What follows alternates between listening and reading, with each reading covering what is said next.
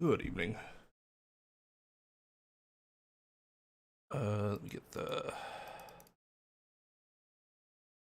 chat up.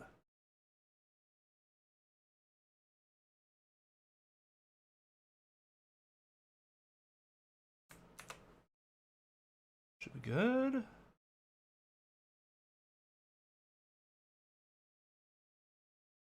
More or less. God, today was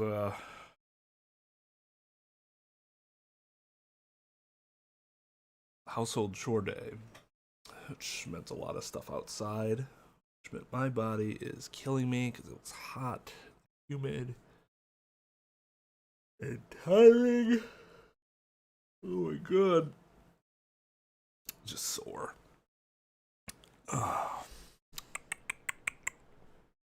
It was fine, just long.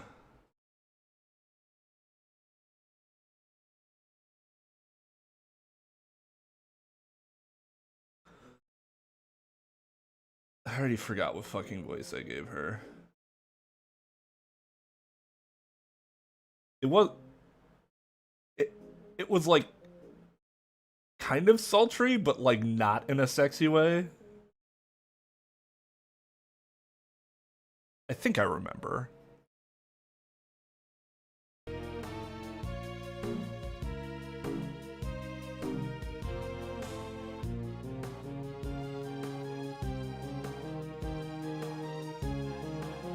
Oh, hey, Bucket Tube. That is a beat that an acquaintance of mine made back when we were like early college, like 06-ish, when we were putting together music. And when I first started the channel, I have like 14, 15, 16 of these like random beats that I just had on my hard drive from then that always like transferred over from hard drive to hard drive. I'm like, hey, this is really cool.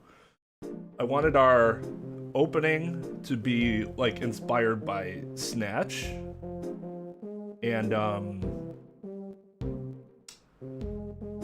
can I remember the name of it? There's an anime that also did something similar.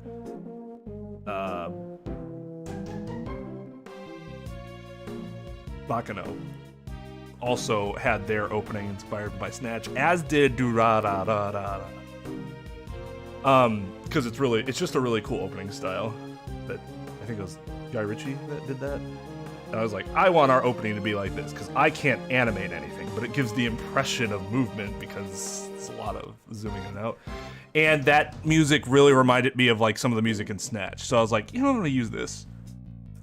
And so I asked him, and I'm like, hey, you don't mind if I use this, right? Like one of these old things that we never really did anything with. He was like, oh no, go for it. So.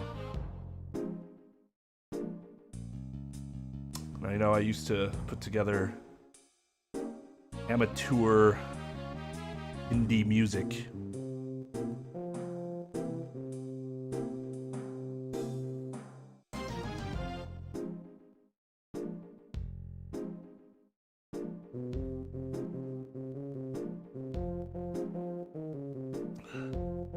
So I guess the short answer is it's not from anything that anybody on the internet would know, since it's from my library that was created by an acquaintance.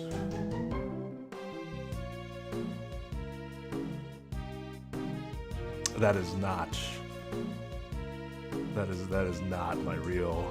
He's more the DJ. I was just sort of a producer. I helped mix the music.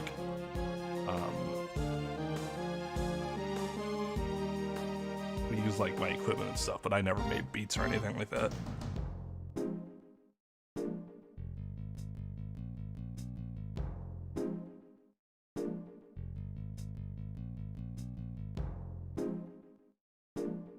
Hey, Tash.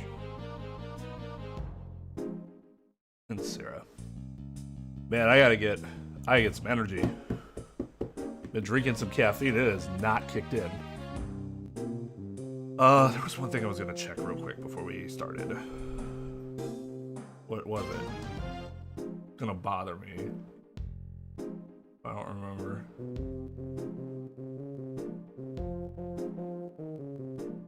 The fuck was it? Everything's good on stream, so I don't think it was that. Oh god, that's gonna bother me.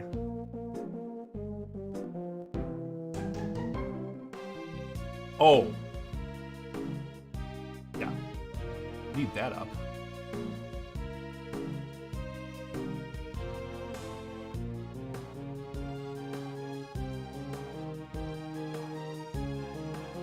Hey, Jimmy.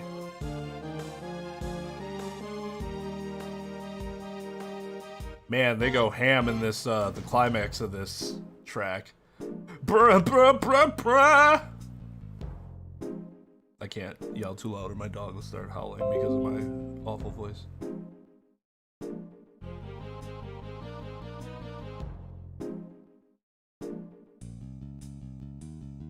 There we go. There we go.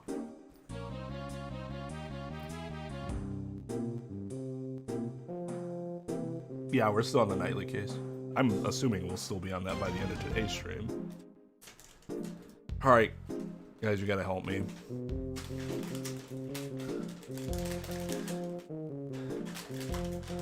I'm actually addicted to these things, and it's becoming kind of a problem. I'm gonna get diabetes continuing to eat these. They're so good!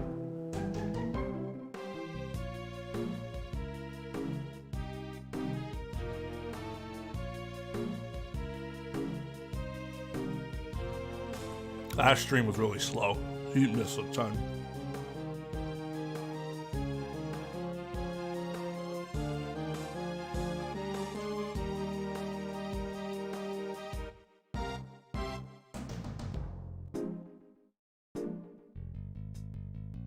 Oh.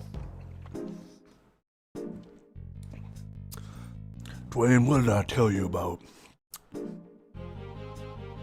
type 2 onset diabetes? I'm sorry, Mr. Brimley. I'm trying, sir. I'm really trying. Hello, Matsu.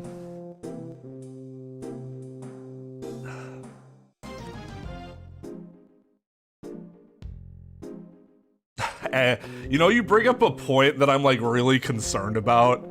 I'm like, man, like, what am I gonna do for like AA content once I'm done playing? Just gotta hope there's more games, right? Because you're right, it really doesn't lend itself to playability. Somebody talked about speedrunning it, I think a couple streams ago, and I'm like, dude, speedrunning Ace Attorney games would be so fucking boring. It'd be boring for me, it'd be boring for you.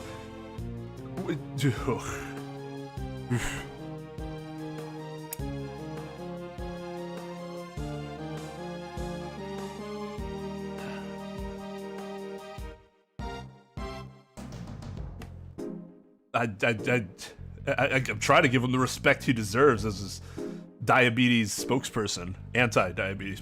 Has made it seem like he's pro-diabetes, right? I'm the diabetes spoke. You see, diabetes is not really as bad as everybody makes it seem. Like, no, that's not what he was. That's not what he was doing.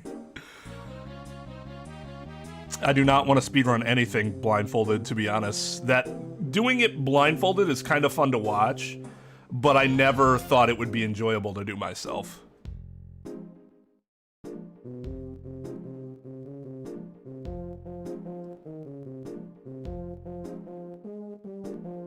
I am not a huge workout person. If I were a huge workout person, I'd still have a lot more energy. Working out feels good, don't get me wrong, but if I work out, I do cardio.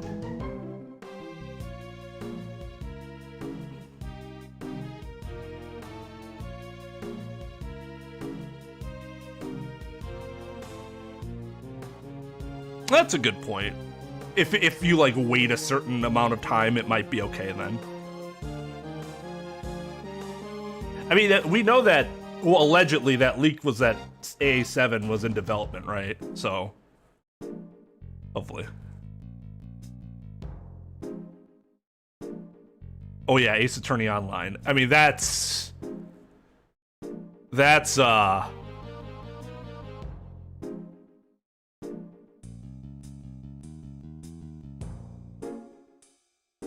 I mean, no, nobody's speedran it in an hour. Well, it's close to an hour. The world record, I think, is like 90 minutes. Because the Rise from the Ashes world record is about the same as all of cases 1 through 4. It's like 90 minutes. So if you did all the games together, it'd be around 3 hours or so. I mean, you can go to speedrun.com and look up Ace Attorney to see what the exact times are.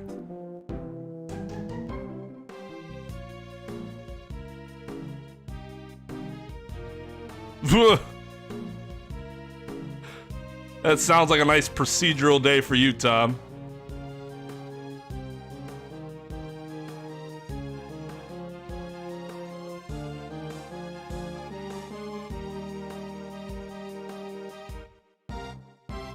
I mean, lawyers swear all the time in real life, so I mean, they're just, but they don't do it in court, right? So I guess that's probably what you mean. Fucking fuck. God damn it, Judge. Hey, you shut your fucking mouth, Mr. Attorney.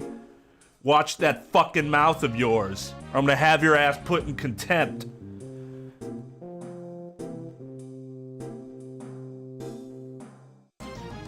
Oh, those sipping tea days. See, man, it sucks because if I have a sipping tea day, it means I'm not making money. Because I'm not doing anything in which to charge somebody for money. The closest I get to that are days when people want me to go into immigration interviews with them. There isn't much an attorney can do in an immigration interview. We're not afforded much latitude. What I would say is one of our most important functions by going into the interview is taking notes in case there is an adverse decision to our client, and then we will have notes as to what happened and what potentially could have caused that to then use later.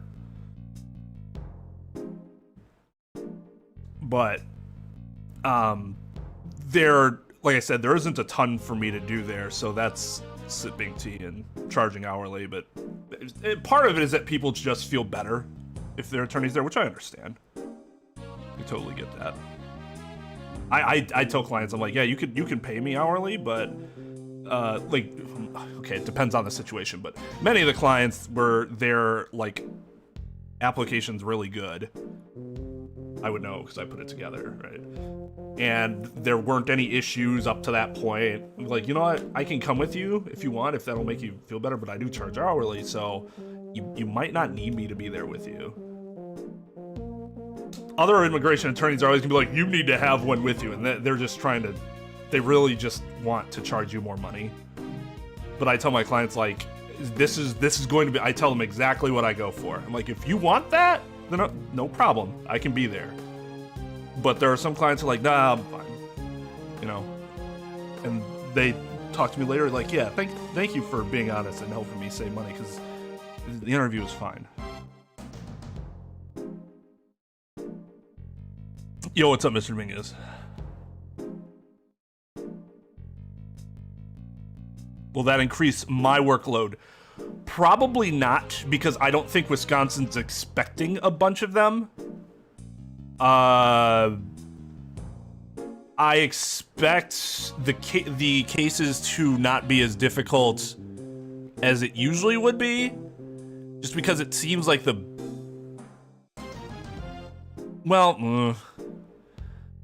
I don't know. It seems like the current administration, for what I've seen, has seemed to be pushing towards like pro-refugee stance, in which case they're the ones that direct the USCIS in terms of policy, and if that means that they're going to promote it, then they might end up loosening the requirements because refugee applications are very difficult to get done successfully.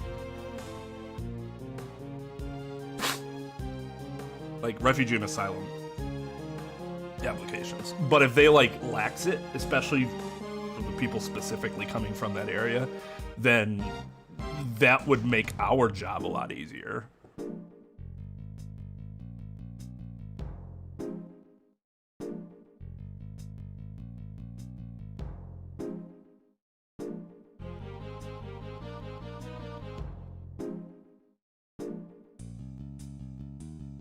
I mean, again, I don't, just a quick refresher on my history. I don't do a lot of criminal at all, and even fewer criminal trials.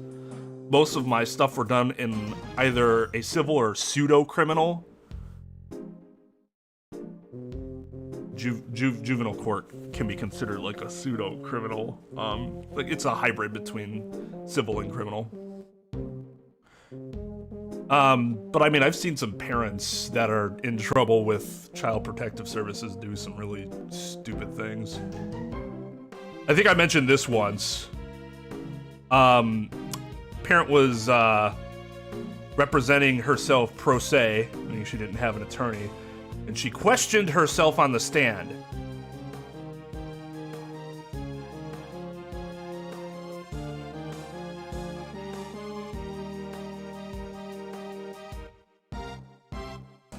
That's just about as ridiculous as you might think it would be.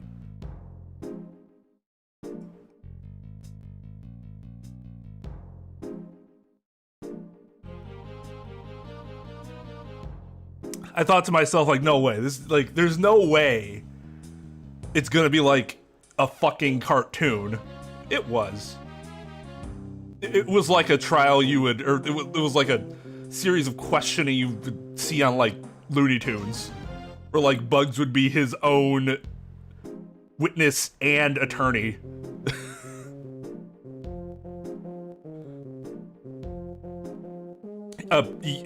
Yes, you can. The judge allowed it. I mean, she was serious. It's not like she was going up there to waste everyone's time. No, you haven't missed anything yet. We've just been discussing a few different topics before we started.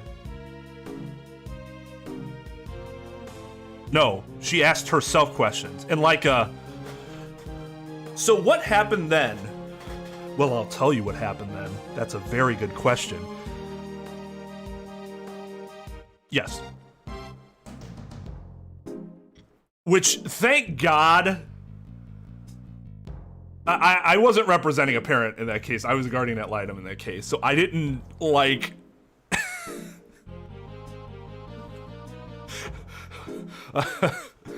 Unfortunately, I was, in line with her position, although when something like that happens, you tend to question yourself. But that just tells you what the issues with the other parent were like. So like, I didn't really have to object to anything, but like, you can tell the other parent's attorney was having real difficulty like keeping it together, because they still have to object if there's anything like, you know, out of line. They can't just let that stuff get through just because it's coming off as silly. That stuff's still all on the record.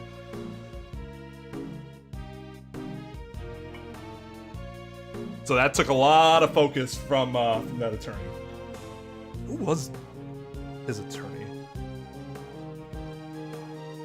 I have to go back and look at my file. I actually did get really familiar with a lot of attorneys because the county I mainly did juvenile court work in, it wasn't Milwaukee County. So I did it in Milwaukee County, but not nearly as often.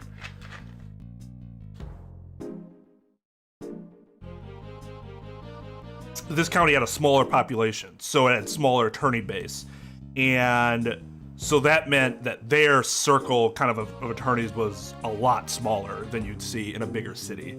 So I got to know most of those attorneys pretty well, having worked with almost all of them on multiple cases. I feel kind of bad not remembering who to give credit to there.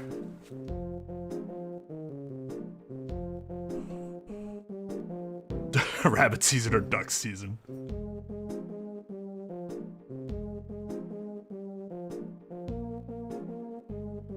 Oh dear. Well, fortunately for us, Tom, movies are not binding precedents. Wouldn't that be a pain in the ass?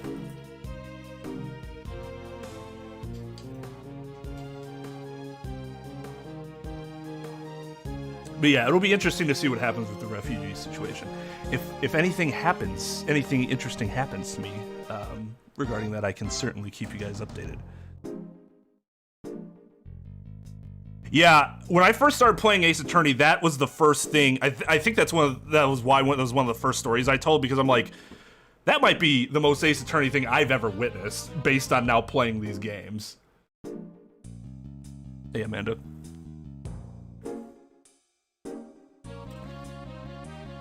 They're not his clients, Tash. He's a hearing officer, so he's the judge in that case. He's acting as the judge. which is better, right? Because you get to sit there and go,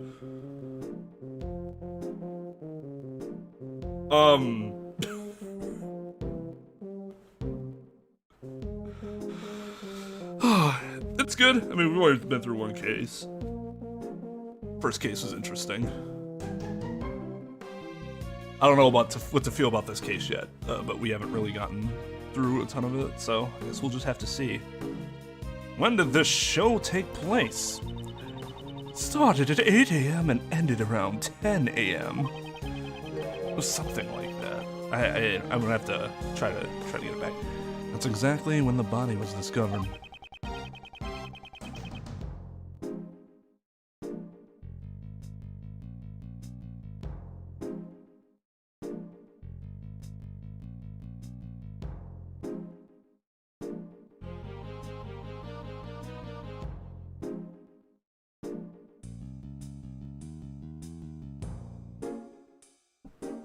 Hog indeed.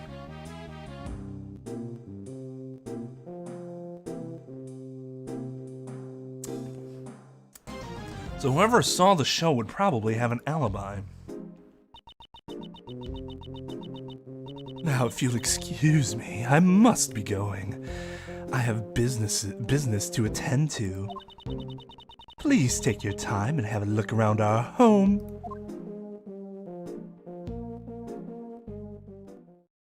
That is a gigantic coat. They must not have central heating.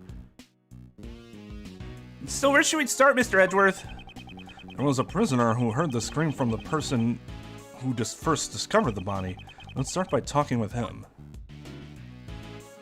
Okay, so it was this person, right?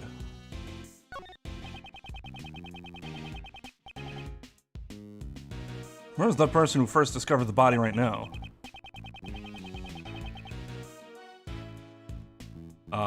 Around this time, I think he should be in the workroom in the back. The workroom? I should go take a look.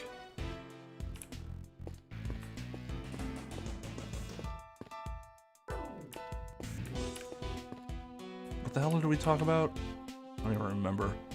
It was last week.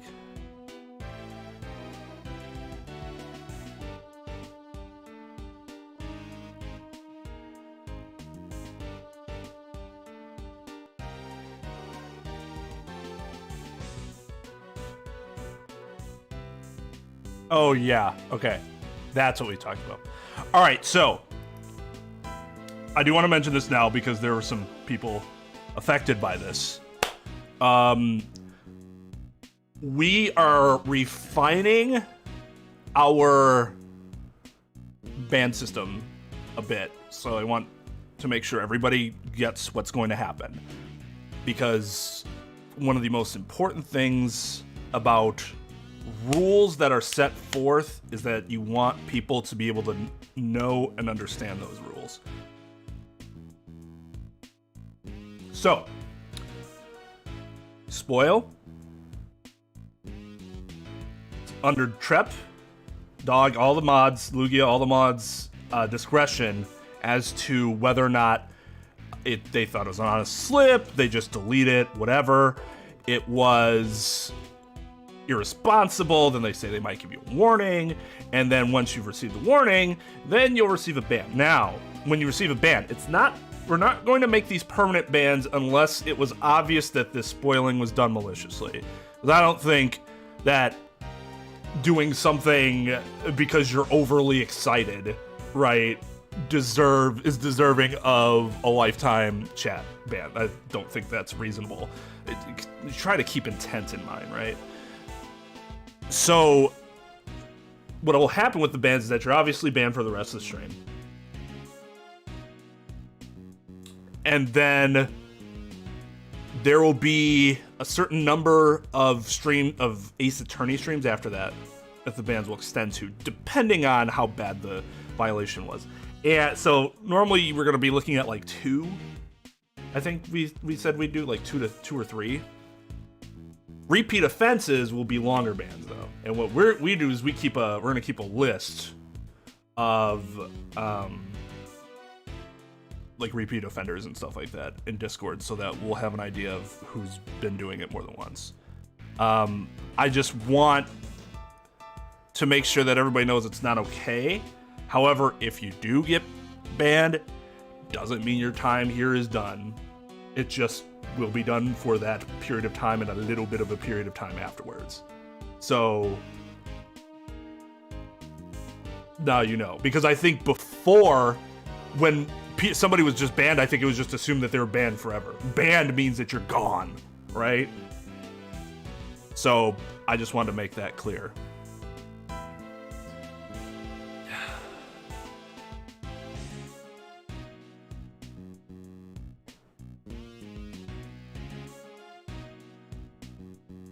Oh God. And you know it's just because at that point she just is so addicted she can't help herself.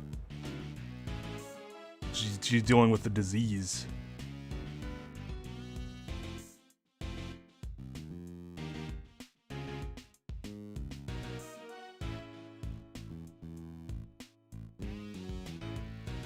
But yeah, I hope everybody's having a good day, and I'm gonna try to make a little more progress than I did last time. Is this the right workroom? Hello, is this occupied? Okay, that's not a restroom. Hey guard, do you have a minute? Sir, what is it? I've just decided to give all guards the Lou from The Simpsons voice. Is anyone using that workroom right now? Presently there's one prisoner working inside. I'm positive he's been in there since the noon roll call. We would like to ask the prisoner a few questions, if that is acceptable. Yes, sir. I will bring him out, so please wait a moment.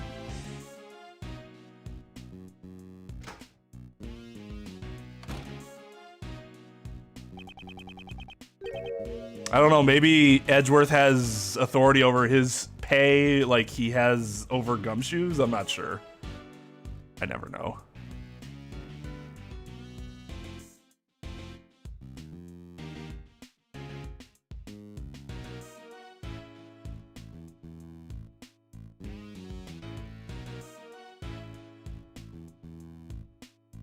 It's like Trep said, but also yes.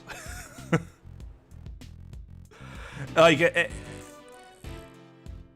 sometimes the younger audience tends to not be able to control themselves out of excitement. And I get that, but you still gotta follow the rules.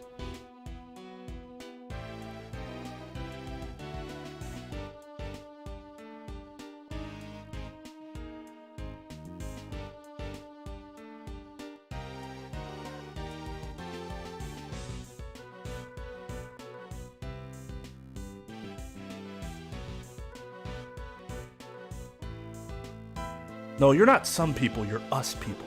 Us people. I leave this one to you, Miles. What do you mean? Because I don't know what kind of scary guy will come out of that room. Mr. Shield, you're a scaredy cat? Even though you're an adult? Same to you, Kay. Kay's not an adult. There he comes.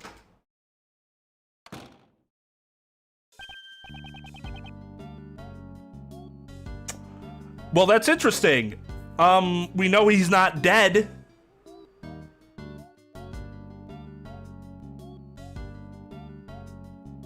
So So how is it determined which people get the deaths, the capital punishment, and who just gets life? I guess in his situation, he never planned on killing her. He planned on robbing her and panicked and killed her, right? If I'm remembering that correctly. Which means the murder wouldn't be premeditated.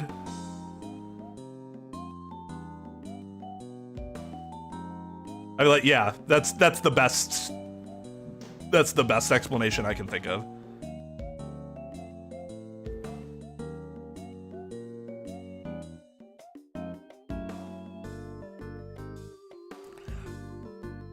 So I mean, if that's the explanation, it makes sense. It's just they don't really ever explain what happens in these games after the fact, you know?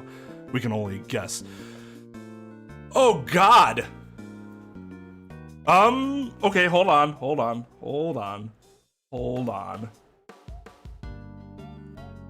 Gonna try for some continuity here.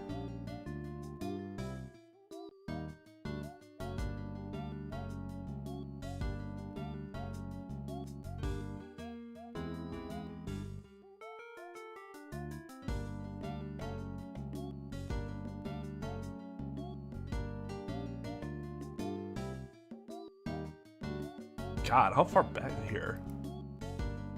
A little nervous. Your conduct during this trial will decide the fate of your client. All right. This Friday, the perfect mind-bending... Oh, God! Sorry about that.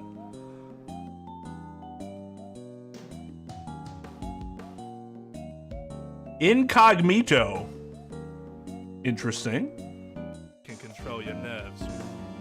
That's kind of fucked up for the judge to just call you out like that. I have never seen a judge call somebody out for it being their first trial or court hearing or whatever. Just to remind everybody. Jeff, words, just you put this one up. Did I give him the Larry voice? That proves why the clock was running slow. No, I didn't give him the Larry voice. Precisely the discrepancy between what Mr. Sewett heard and the actual time of death. So, Mr. Sewett, try to talk your way out of this one.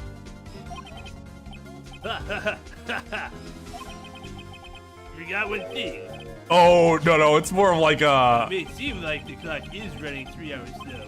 Okay. How do you know It's kind of like Larry's, but not exactly. If you can't prove that, you don't have a case. Oh, God, that fucking guy. Oh, good day to you, sirs. Are you the ones who requested my presence? He doesn't seem like a dangerous criminal. His side profile does look a lot better than his front. His hair looks a lot better.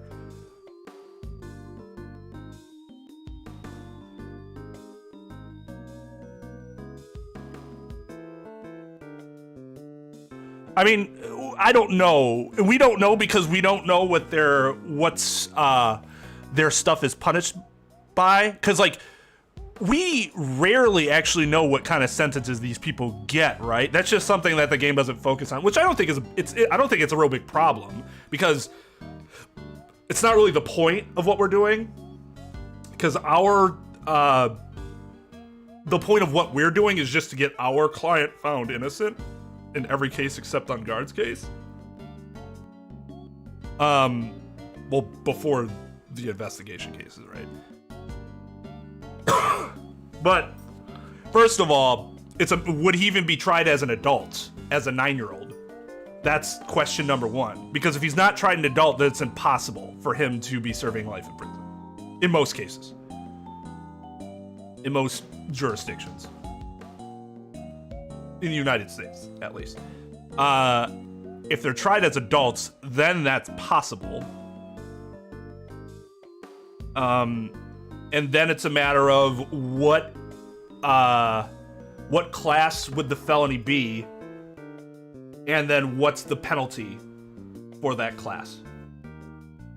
And if there's any mandatory minimums, that will also determine the length. But he would not get capital punishment, and he would not likely get life in prison, I wouldn't think, because again, it's not a premeditated murder. life imprisonment is normally, at least in terms of one charge, extended, found guilty and extended, as opposed to like somebody was found, they're facing life in prison because they sexually assaulted multiple people and they stacked all the sentences.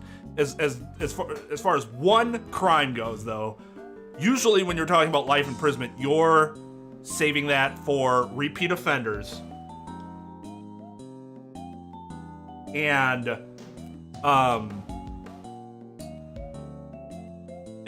stuff that was premeditated. Him killing, if he did kill his father, it was completely by accident. There was no intent there or anything like that. So, no, he would likely not be spending the rest of his life in prison, almost assuredly.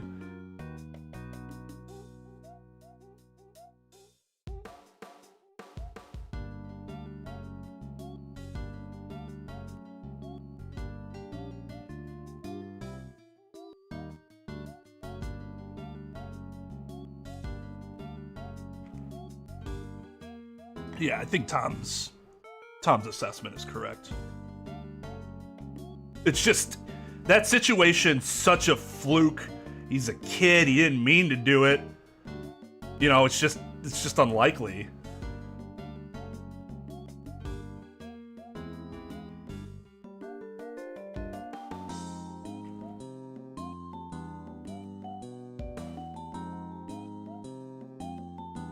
Yeah, 'cause it's a 2-year-old. The 2-year-old obviously didn't mean to kill their mom. Unfortunately, that shit just happens if they get a hold of a gun. They don't really understand the power behind it.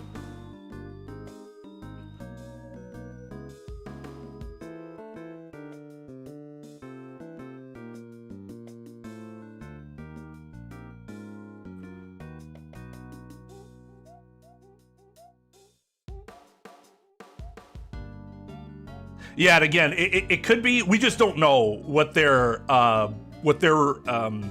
statutes are in terms of how much time, what constitutes a capital crime, or a crime that would call for capital punishment. We don't know. We can guess.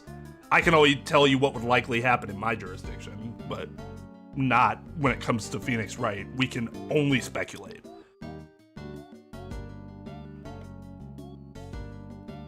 Oh, God. And, well, he's going to regret that for the rest of his life.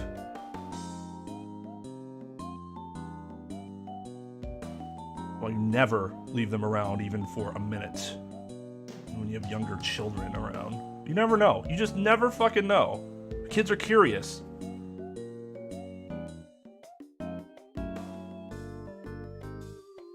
To underscore that point, I always think of Parks and Recreation, where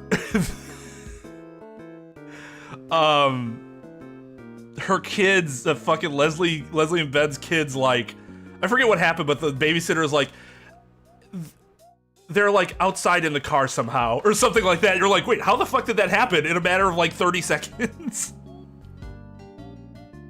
that is, it's like, is that unrealistic? Probably not really.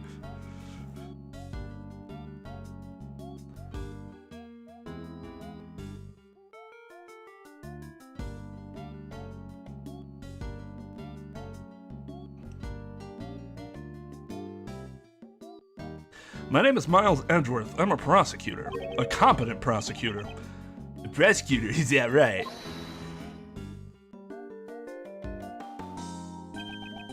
I'm Ray Shields, a defense attorney. Mr. Shields, his demeanor completely changed once he saw who we were dealing with. Sorry about that. My assistant says strange things sometimes.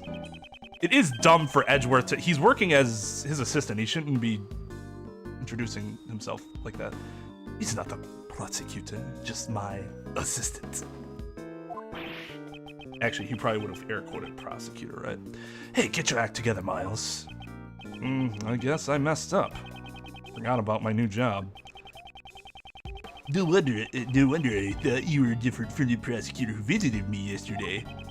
Looks like he's already spoke to the best. May we ask you a few questions? Oh yes, of course you may. My name is Frank Solid. Okay, go for it, Miles. I guess I'll be asking the questions after all. Mr. Solid, you are aware of the murder that occurred here yesterday, correct? Where were you when the body was discovered? I was in this room where I'd been working. What kind of work?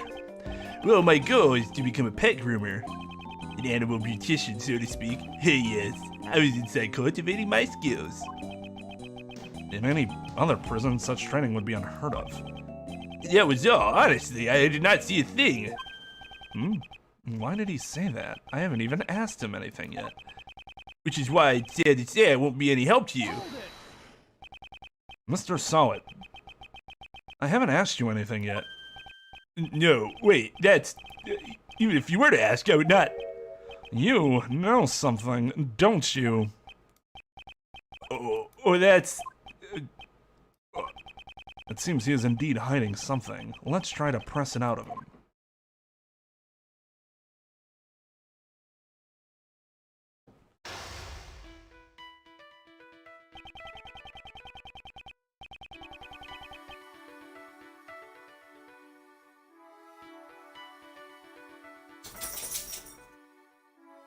Hold on. Her mother isn't asleep yet, so now, every time she comes back downstairs, in that case, you can just stay out there.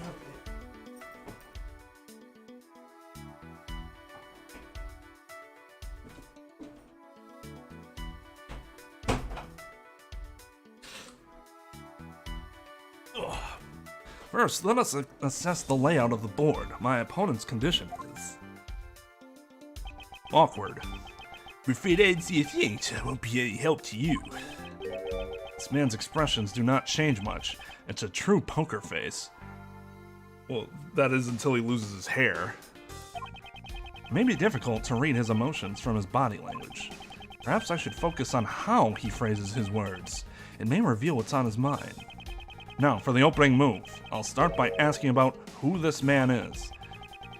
Even if he hides his emotions, if I push the right buttons, I'm sure I'll cause a change.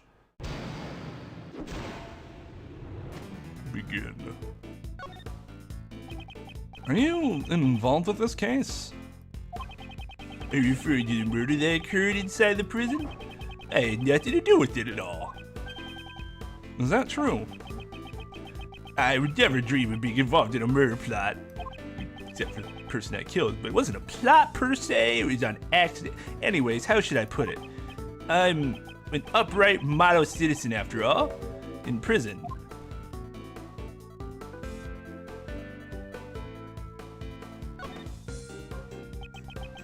Common sense tells me, nope, an upright model citizen would have never ended up behind bars.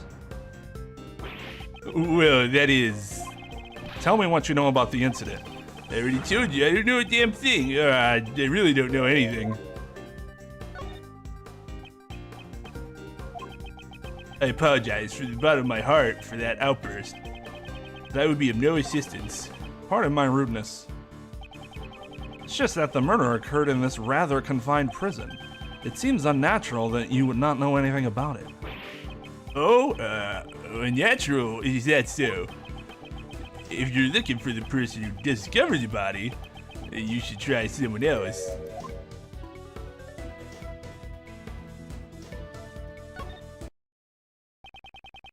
How did you know we were looking for the person who discovered the body? I don't recall saying a word about that.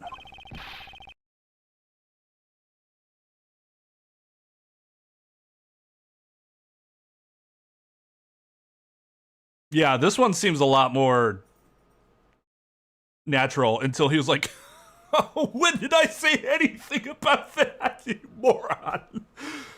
Are you sure you don't know anything? Yo, it was merely a hunch I had, but a humble pet groomer in training. I honestly have no recollection of the murder. I'm positive that this man is hiding something. For my next move, I'll ask him about his movements on the day of the murder. This man has suppressed his emotions. I will expose his true nature hidden beneath that suspicious smile. Let's talk about what happened on the day of the murder. If you truly had nothing to do with it, there shouldn't be a problem, correct? Oh, well, the day of the murder, there was a lot going on.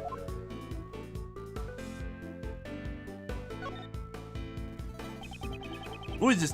What was the... Oh, sorry, you're making me talk like you. Oh yeah, he's really bad.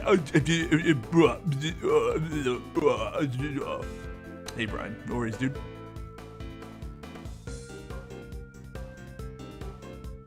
What was the state of the prison at the time? I don't remember it too well. My memory is rather poor. I don't have enough clues to proceed with this line of questioning.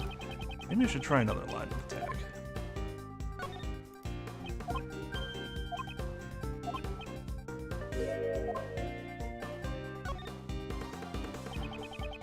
Tell me what you were doing on that day. As I mentioned earlier, I was cultivating my skills as a groomer in training. I was trimming the coats of the animals at the time. Didn't the murder cause a panic? I imagine the entire prison must have been in an uproar. Hey, Tara. Well, but there was no panic. I could even hear someone's voice.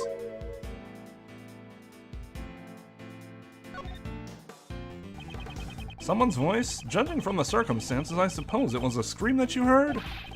So do you have a recollection? So you do have a recollection of the murder. You kept insisting that you knew absolutely nothing about the murder. But you do not give credence to your claims. Well, I thought I heard someone's voice, but in any case, I don't remember it very well. Scream at the time of the murder. It might be a clue. Better keep that in mind.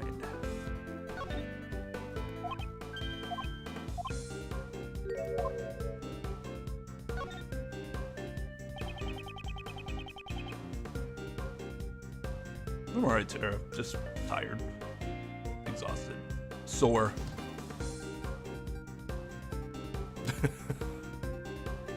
Oh god, good thing Tal's not here, otherwise we'd start a big old war about in and out again. I don't really have to flex my fast food knowledge on people again. You know, it takes a lot of terrible calories to get to where I am. What was the state of the prison at the time? I don't remember too well. My memory's rather poor. Let's try using that clue. Well, you heard a scream. You don't remember? Ridiculous. Didn't you say earlier that you heard a scream? That wasn't. I could very well be mistaken. At any rate, I honestly do not remember. You still do not remember? Enough with your lies. I ain't lying, you. I mean, I'm telling you the truth. In any case, I was absorbed in grooming the animals. By the way, how skilled would you say you are in animal grooming? My technique with the scissors still needs some work, but I'm very confident in my handling of the animals. When the animals became frightened, I calmed them down and calmed them with my gentle hands. Frightened? Why would the animals have become frightened? I don't think that's a common occurrence.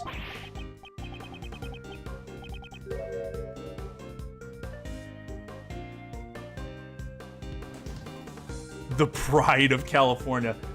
It is, I would say it's the pride of the West Coast. Whenever you're talking to say, like, because it's not just California, like I know Nevada has it. Does Arizona have any? I don't remember.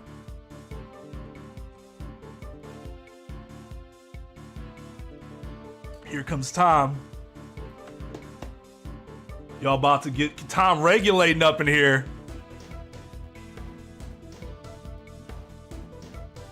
No, you don't have it. Most of the United States doesn't have it, which sort of adds to its mystique.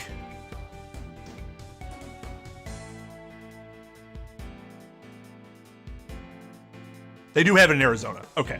I knew they didn't have it have it in Washington, but I wasn't sure if they had it in Oregon or not.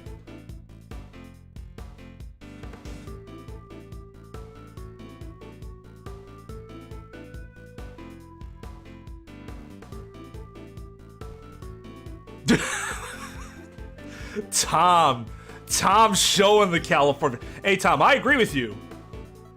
The only thing that for me that's comparable to it in terms of burgers is Culver's. I don't really compare it to Chick-fil-A directly, just because one's best at chicken and one's best at burgers. Kind of different, right? So in that case, which one I would choose to go to is just depending on my mood. I've been shot. That was premeditated. Well, no, that was more of an involuntary manslaughter that time, because that was kind of reactionary, right? It wasn't so he didn't plan to shoot you with it. It just sort of happened from his emotional state.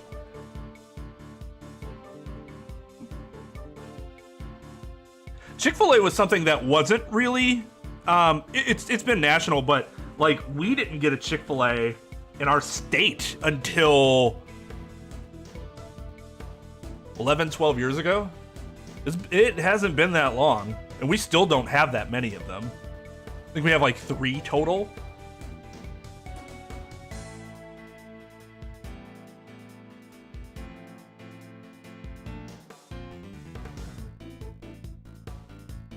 We got a Shake Shack here recently. I know there's a Shake Shack in Vegas. That's just national at this point, I think. But I believe the one we got here is our first Shake Shack. Is Five Guys regional? You know what, the biggest problem I have with Five Guys is that they're way too fucking expensive. Like they're an inconvenient place. They like never have drive-thrus. It's kind of a hassle to go to Five Guys. That, and if you're allergic to peanuts, you can't even step foot into a Five Guys without your face poofing.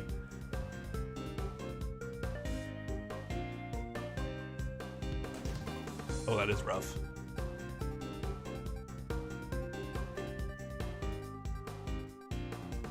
I don't think so, Seth.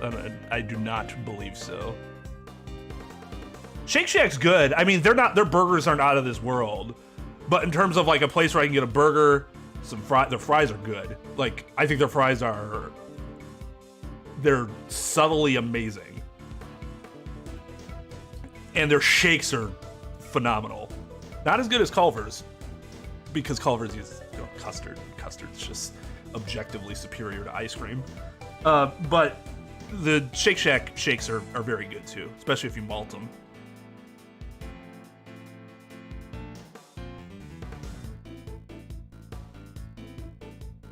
And Shake Shack's a lot. They're a lot more reasonably priced than Five Guys. I'd say you can get all that for like $10. If you were to get all that at Five Guys, it'd be like $16. At that point, I'm just gonna go to a fucking restaurant. Yeah, and the fries that you get is gonna be like, I'll have a small, $5.99. What? And you'll get it. And they're small as like a normal brown paper bag's worth of fries.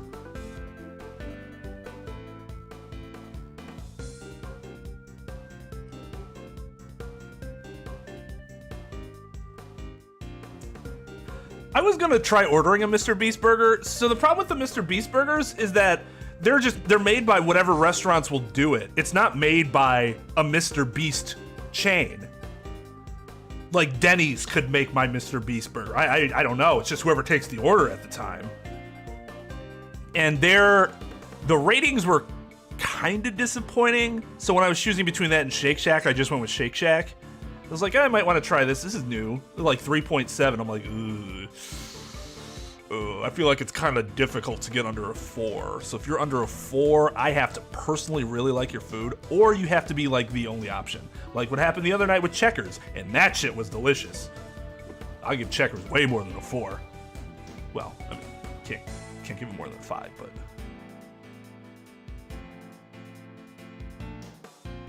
Two largest at McDonald's, yeah, right?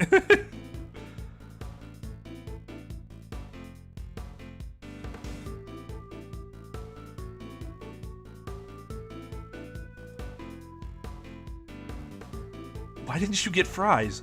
Oh.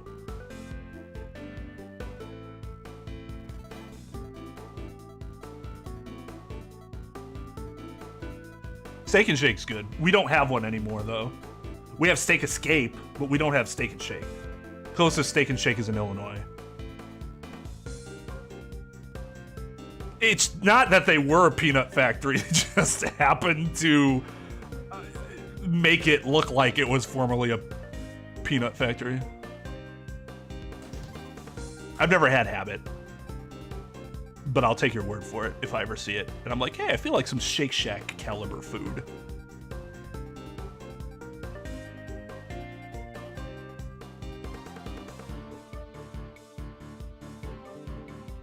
Yep, Nemo, that's exactly right.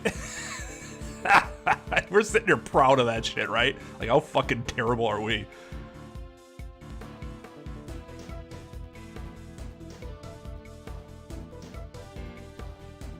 Or were you in Northern Illinois by chance, dog?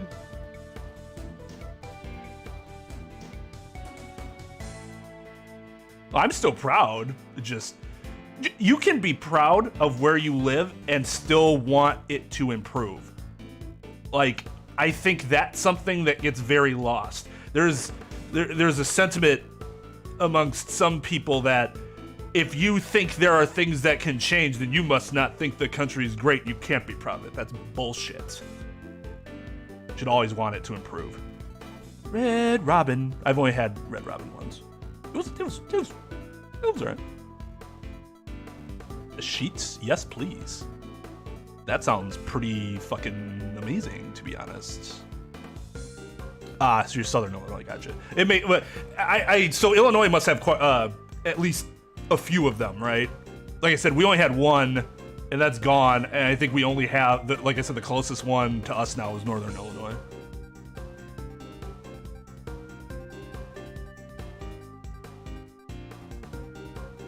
There you go. Tom's gonna be like a stone's throw away from me. A really long stone's throw, but a lot different than fucking California.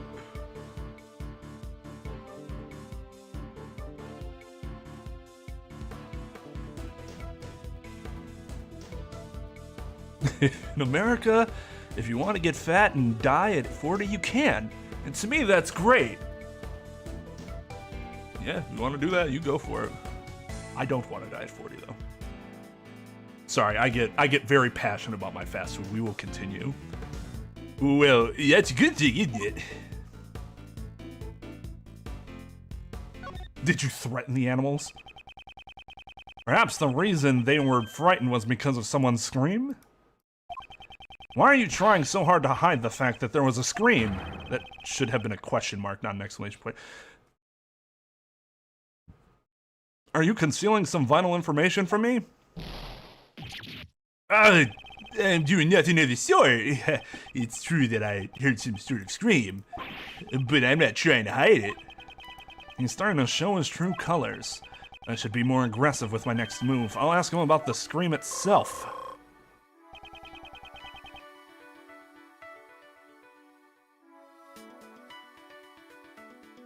Yes, I would consider Dunkin' Donuts fast food, but it's more of breakfast fast food. Because you're not going to get a burger there. But you can get like a sausage, egg, bagel. And it's handled basically in the same way that it would be at a McDonald's or something. So, yes. It's just their menu is more limited in what you can get. You can even get little hash brown circles, which are actually quite delightful. To me, it's still Dunkin' Donuts. They can eat my ass. Dunkin'. I understand why they did it. It's because now they might even be more known for their coffee than the donuts. So it made sense to rebrand, but as somebody that always called it Dunkin' Donuts,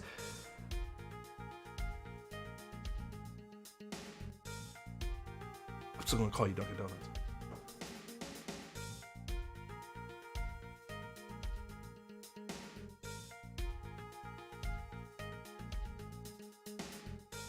I don't personally give corporations the same respect I give to individuals.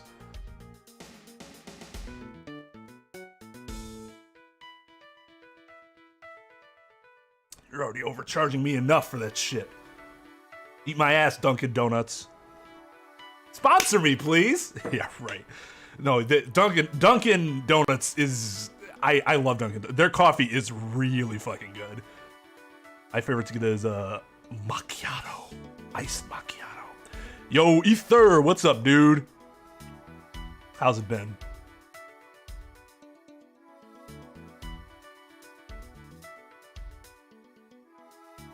Dunkin' Donuts. That's what I called it when I was... Is that what it was called, like, when we were younger? Because I could have sworn that's what I called it, but I thought maybe it's just because I was a kid and didn't know what I was saying.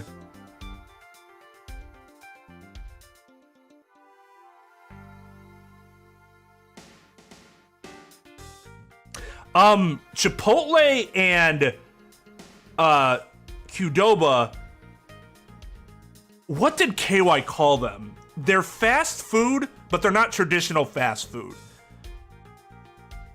God, what did he call it? Not formal. Damn it, it's on an SOG episode, I can't remember what he called it, but he had a very specific type of name for it, which differentiates it from like the McDonald's of the world. Something quick eatery or something like that. It's just like, okay. It had to have been in Breath of the Wild, because I mean that's the last game we played in like the last year and a half. Fast casual. Yep, that's what it was. Yep. So that's why I don't tend to put Chipotle in the same categories as like Arby's and McDonald's and stuff like that, because I do think it's a step above, but also because it's basically its own subgenre.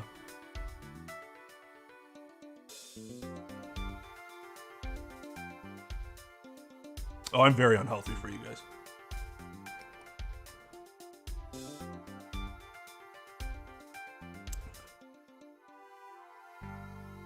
Oh, it was dunking. I see. Okay, so I wasn't just an idiot kid.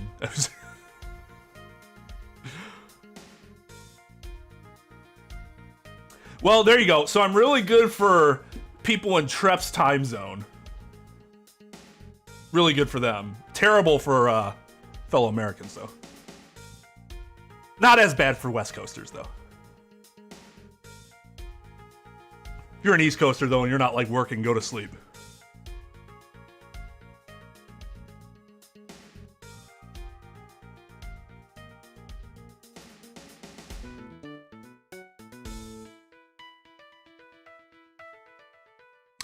We don't have a Moe's.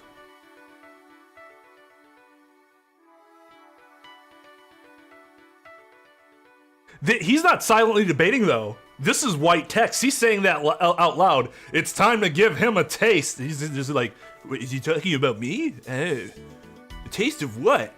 Hope he keeps his pants on. I really don't want him to take his pants off. Love the futility of keeping a secret from me. Oh, thank God. I mean, that's not good either.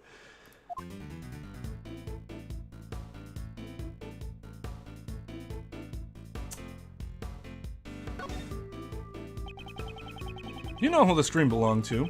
Well, I was mistaken. When the incident occurred, I just happened to be in the courtyard. That's why I did not hear the scream. Wow, that was a huge 180. When did you hear the scream? That's it. I just remembered. At the time of the murder, there was an event going on. It was the animal show. I had gone there to see it. So you're saying that since you were watching the show, you did not hear the scream. That's completely different from everything you've said up until now.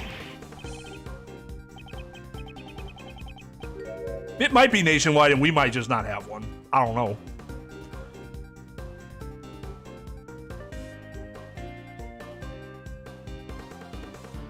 Hey, Tom, but the point is that I'm helping you go to sleep in a good mood. See, wake up. You might be a little groggier than usual, but at least you're groggy like, oh man. Not a pleasant way to end my night. Watching Twain throw his chair through his computer screen in rage at some illogical nonsense in an Ace Attorney game. Just good times, good times. What's on the docket for today?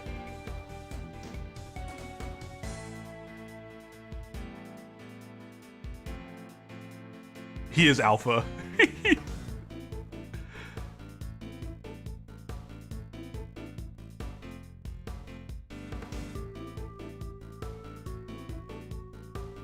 I'm not really a rager though. I can rage, but it isn't for the same reason that other people rage. Like, I mean, I've streamed twice. I've streamed Getting Over It twice, and I haven't, like, completely ripped my hair out.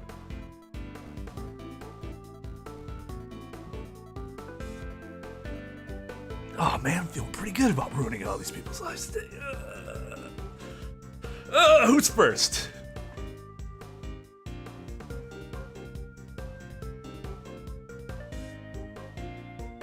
It's evident that you do eat hearty. It's not a bad thing.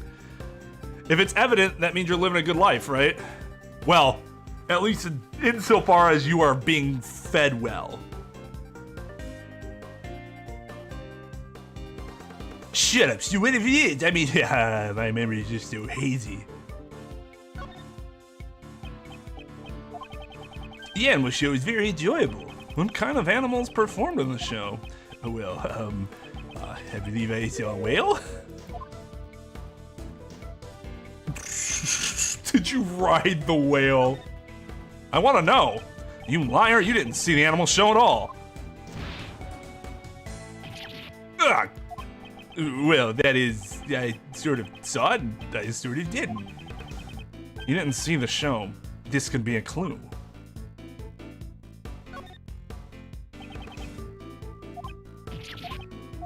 Hey, Ventus.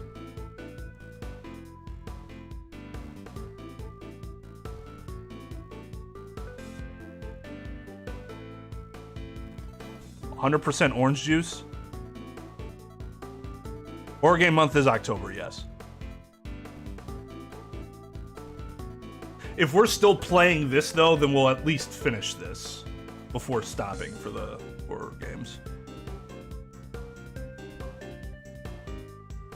You do realize that I will never, ever in my life play a game that is called 100% orange juice, because all I see is 100% dog shit. Hey, Maxim. Somebody actually mentioned 100% orange juice a while ago, I think. And I said the same thing. Simply because of the name. I'll never play it. So I'll never ever play it. Hey, so incentive for 100 members, we're gonna play 100% orange juice for the 100th member. Maybe it was you, Rand, who first mentioned it.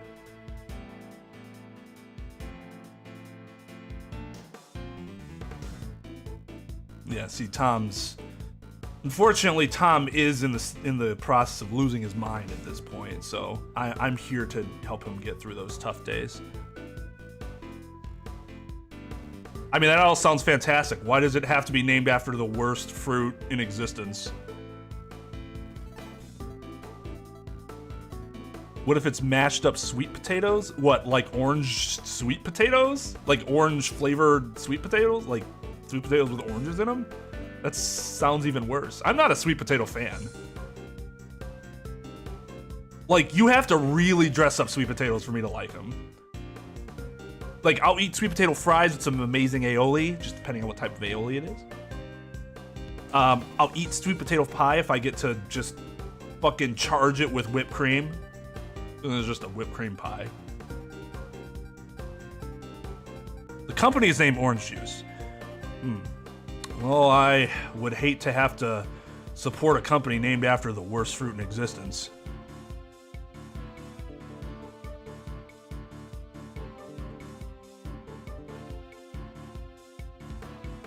Probably, Tom. You'll have met one of the criteria. It is the mass salesman.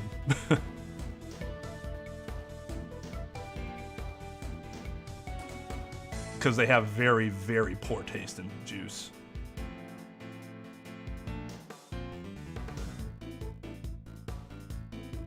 Oh, so I would 200% hate that game instead of just 100%. See. I see. That's why I did not hear the scream. Let's try using that clue. Just how deep are you going to dig your pit of lies? It's obvious that you did not see the animal show. Ugh. There's no way out of this. Tell me what really happened. Confess everything you know about the scream. I cannot answer what I cannot answer. I didn't hear the scream from the person who discovered the body. Okay, come on. Who would say that?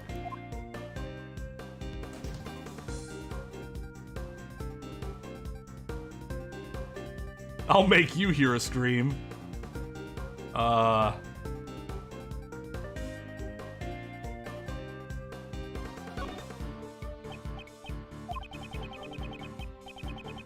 Yeah, I'm supposed to ask about the,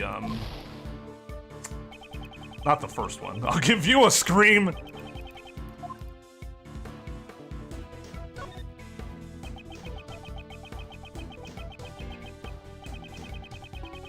Nope. That's right.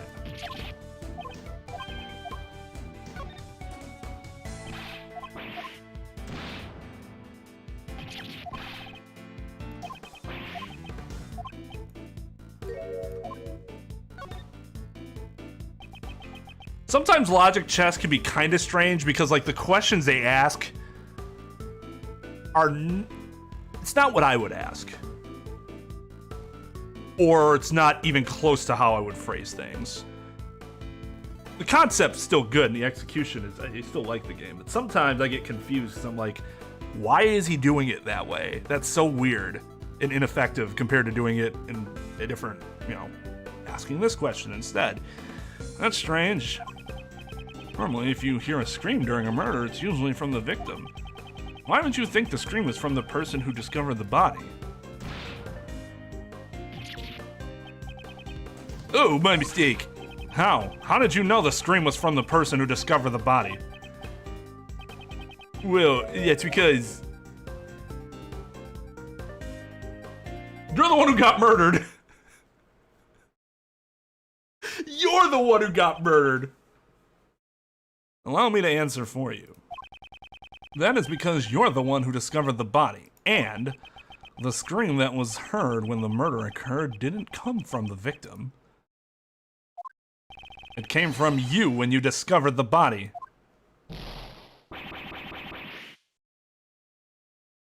who do you think you are? It's just you say, but what gives you the right to do this? Checkmate.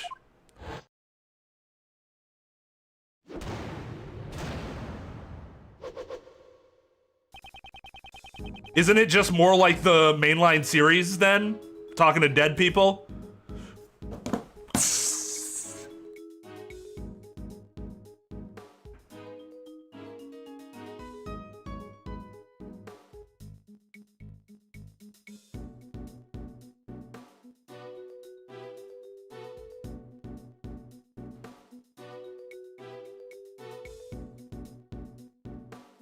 That is expensive DLC because you gotta pay for the entire, like, other game.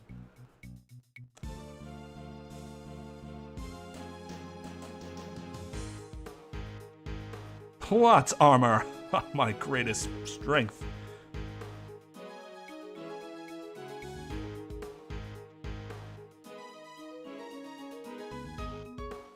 I mean, the characters are just cosmetic, right? Or is there like a benefit to having certain characters?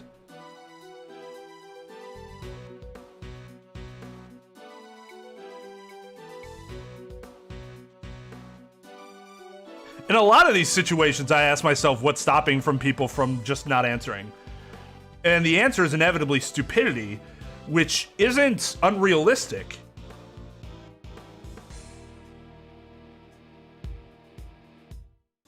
But yeah, he can just be like, subpoena me.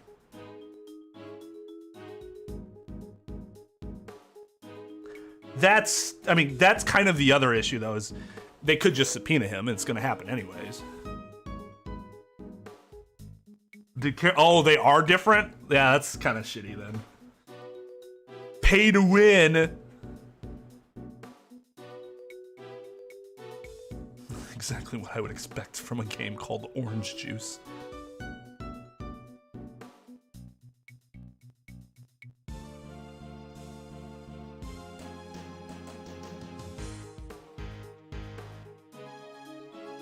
Yo, what's up, man?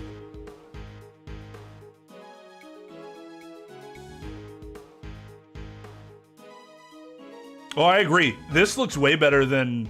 Now, to be fair, I'm pretty sure based on what Trep was telling me, it is sort of upscaled through the program.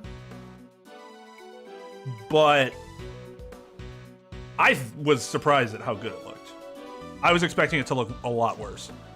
It's now clear who discovered the body. No, because if I use the regular magnification filter, I'm gonna have to re-fucking do all... First of all, it's gonna become this tiny, because that's what it was with the original. Bad air quality, that sucks. We've been having a lot of that. You could be in the Midwest, too. I've been having to take two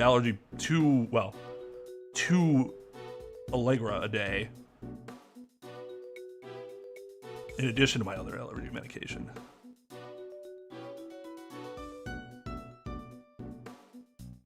Yes, yes it is.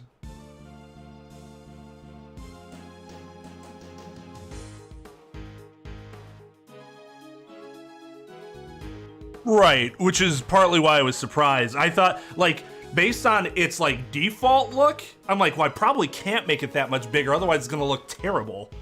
But I think it did a pretty good job.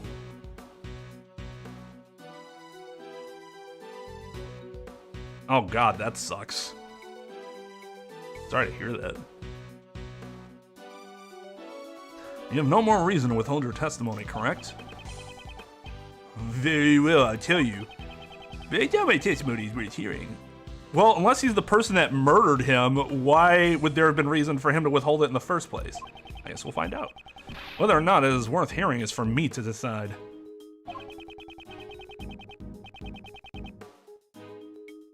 You guys just don't understand. The game could be the greatest game you've ever played. I can't and won't buy it out of principle. Is it dumb? Yes. No debate. I'm just saying.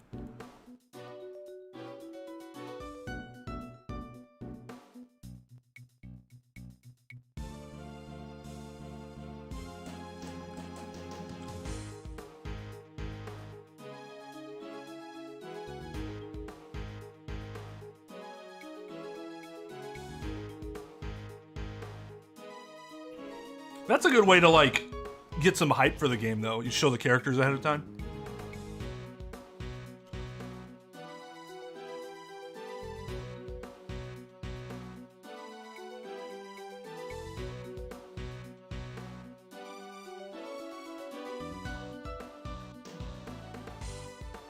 Rip Nemo. I send my condolences to your family. Okay, that's a long time. That game might just not be released ever.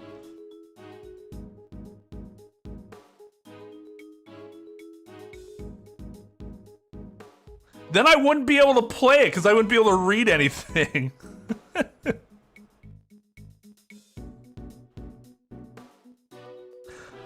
I have had a mimosa.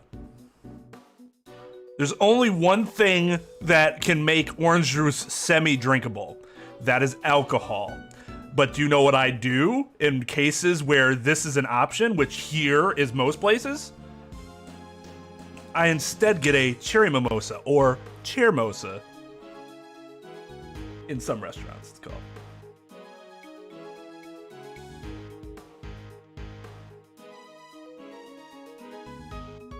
You get a lot of cherries from northern Wisconsin.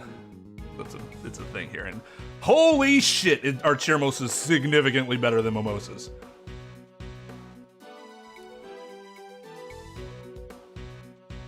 Of course you can't imagine. You're used to having those mediocre mimosas.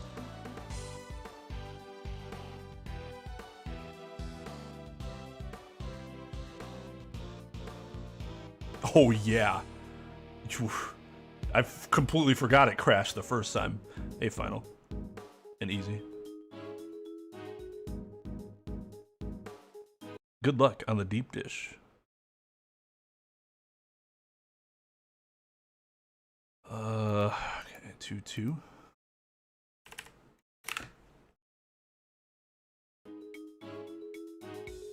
I'll expose the truth with my own hands. That is my sole duty. I think you're a little off there, Mr. Edgeworth. What do you mean? We're not trying to expose the truth. We're trying to save Simon. Isn't our goal to help our clients? I mean, you're not a prosecutor right now. You're a defense attorney's assistant. Yes, it's so awkward and unlikely to ever actually be allowed to happen that I keep forgetting that fact. Well said there, Kay. She's right on the money, Miles.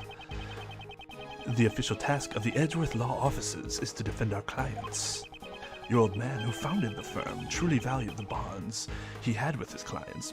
Did he really need to add that part? Like, we know this was mentioned already. So, if you're not willing to do the same, maybe you aren't cut out for this job. I don't want to fire you on the spot either, so have a heart, okay? Never been threatened of being fired before. The heart of a defense attorney, huh? In any case, it's important that we hear the testimony of the person who discovered the body. Start talking, Mr. Sowett. Tell me what happened when you found the body.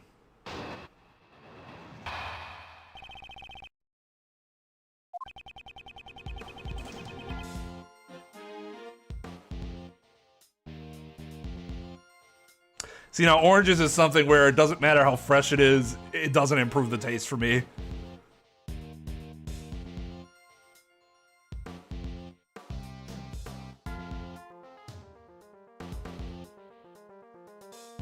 Oh no, he's not getting paid for this.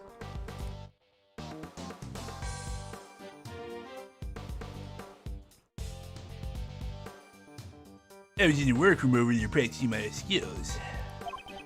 By some chance, I got curious about the adjacent workroom and went up to the door. I peeked in through the small window on the door. Then I saw him lying there, a man not moving, dead. I quailed in fright and found myself letting out a scream. Oh yeah, you could definitely be fired as an intern. If I may confirm one thing. You were in the room, right next to the one where the dead body was found? In the prison, we call it Workroom B. And you were in there the whole time on the day of the murder? Yes, after the 7 a.m. roll call, I remained inside the whole time. In this prison, we have roll call 3 times a day. 7 a.m., noon, and 9 p.m. And I checked the workrooms during those times too? Exactly. I see, so during the 7 a.m. roll call, there was nothing amiss. And Knightley's body was not in the workroom yet.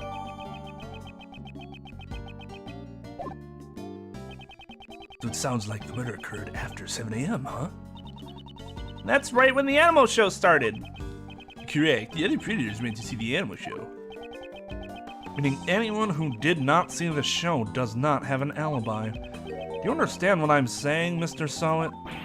Yes, that is certainly true. However, I merely discovered the body. Testimony has a clear contradiction. I should press him about that first.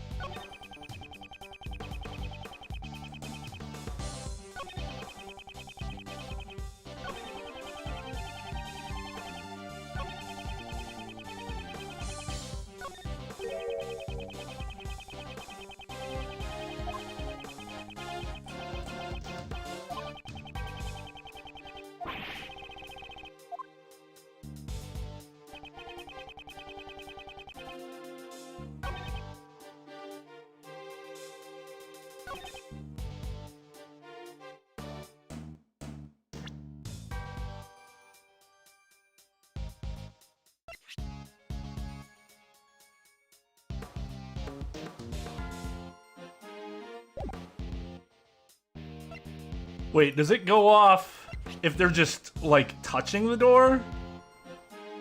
Or is it when they open the door?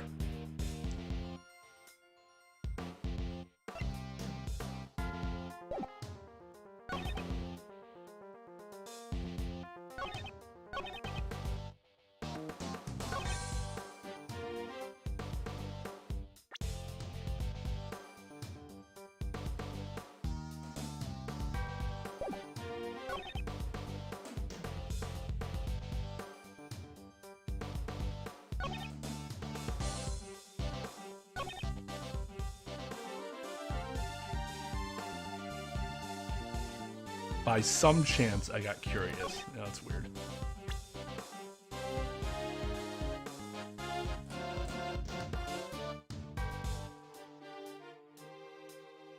Trying to refamiliarize myself with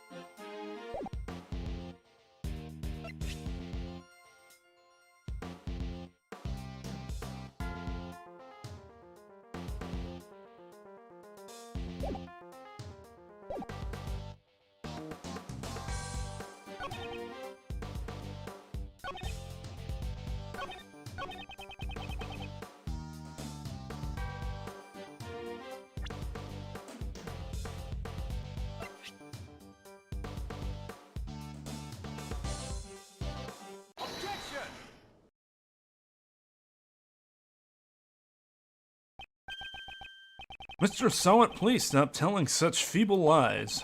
You don't seem to understand your position. My position? I used to be a newspaper salesman, but then I took up the pet grooming training after killing somebody on the job. What about that bracelet on your wrist? It proves that you are unmistakably a prisoner. And as long as you wear that bracelet, you should not be able to move around as you please. As soon as you went through the door, the sensor would have sounded the alarm. Oh, that is... Peeking into the adjacent room is impossible, when you couldn't even leave the one you were in. Oh, wee, a nice one, Miles. That was a real humdinger. But does that mean Mr. Sowett didn't see the body? I'm not sure, perhaps. We should let the man himself explain it to us. Huh? You see, that is, well, forgive me, it appears my previous explanation was lacking. I shall clearly explain how I was able to see the body. Very well, let us hear your revised testimony.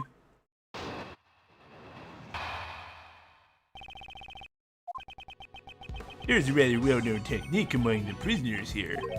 If the hand with the bracelet stays in the room, you can step out without sounding the alarm. That's how I was able to peek into the adjacent room. The moment I realized the man inside was dead, I let out a scream. So that means... He kept his arm inside workroom B while he peeked into the adjacent room. I'd appreciate it if you didn't mention this to anyone, especially the guards, okay? Was that what he was trying to hide earlier? I should try asking him for more details about a few other things as well.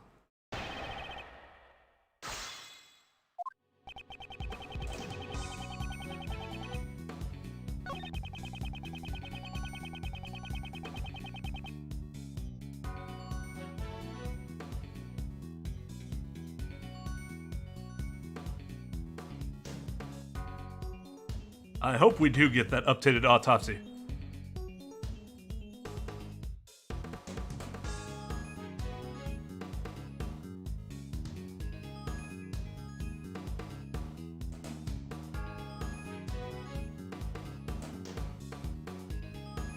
No. maybe it is in Japan. Here, something's considered testimony under deposition, or in court, or you're being placed under oath. Whenever you're being placed under oath, it's testimony. In this situation, it's more akin to like a witness's statement.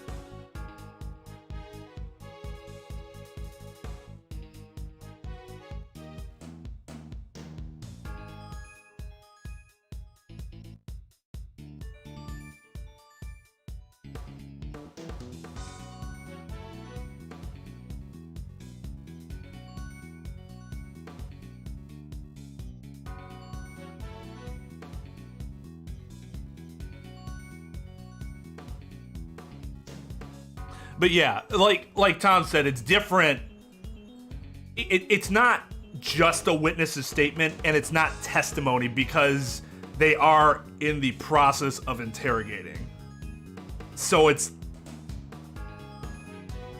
higher than just a normal, we took a witness's statement, but then lower than, this is testimony that is punishable by, perjury if you were found to be lying under oath. That's sort of me. That's what I mean.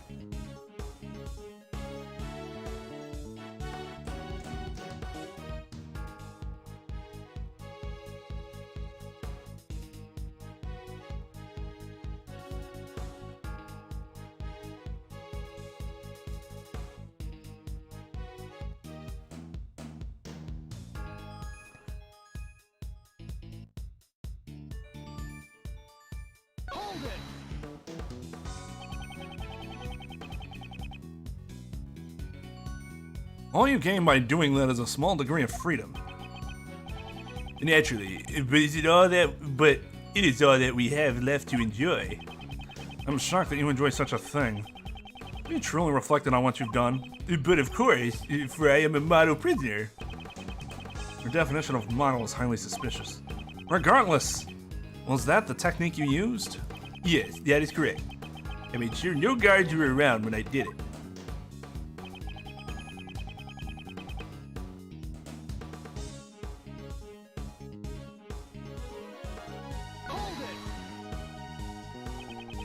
Why would you do something so troublesome and potentially dangerous?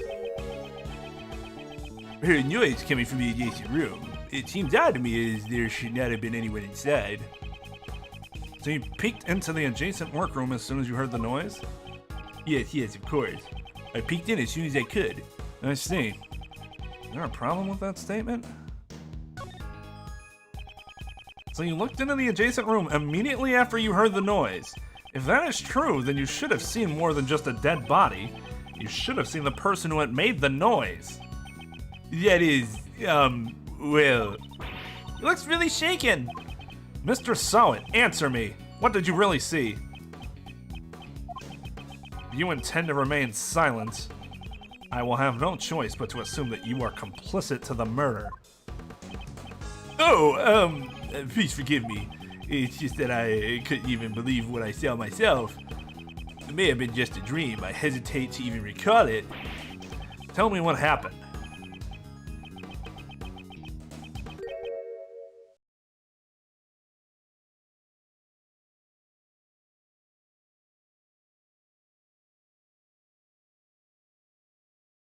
That is a potential avenue.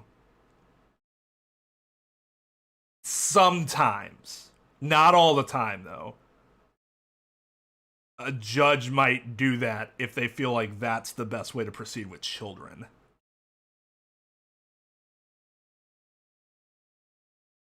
But again, that's really... a lot goes into that decision.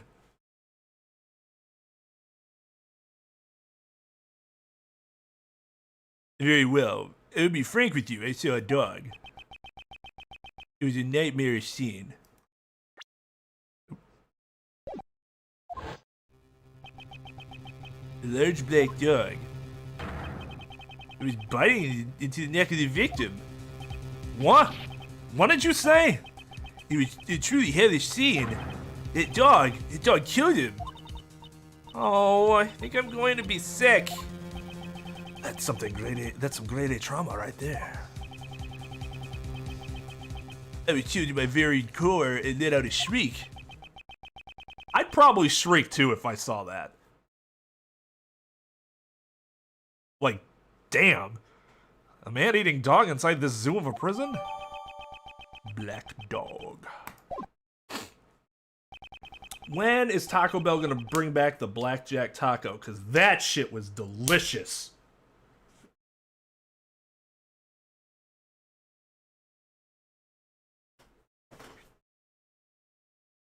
I don't even know. That was like 10 years ago, right? That was everything I saw. Do you believe me now? Yes, I do. I doubt one would be able to lie about something like that. Would you add that to your testimony? Certainly.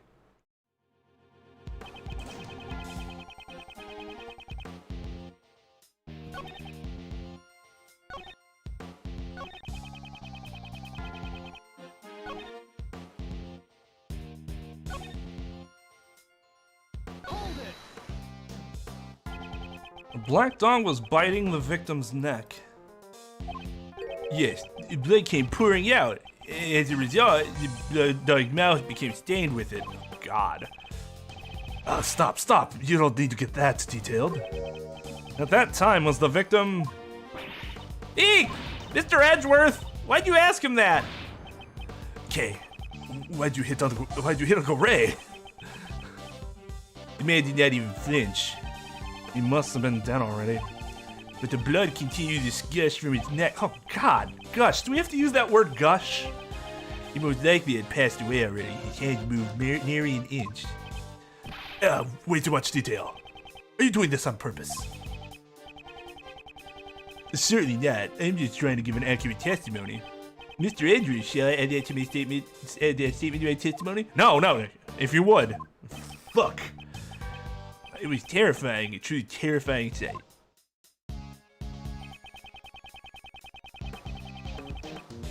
It was not made out of playing cards. It was a black taco, and the,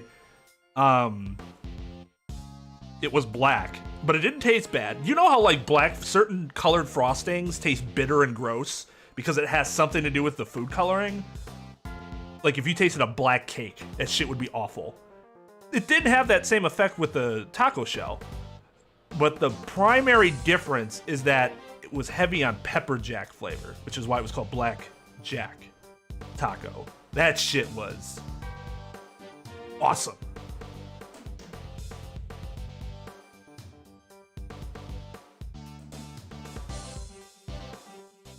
Generally, I do okay. I say generally I do really well with horror. There are some things from childhood that will still get to me more than something else of a similar circumstance would. Downtime. What's up? Resident Evil 2 is a really good example of that. That game will always terrify me because it terrified me as a kid. Silent Hill 1 will always terrify me. Any of the other Silent Hills? No, not really. Any of the other Resident Evil? 3, because I also played that as a kid. But like 4, 5, 6, 1? No.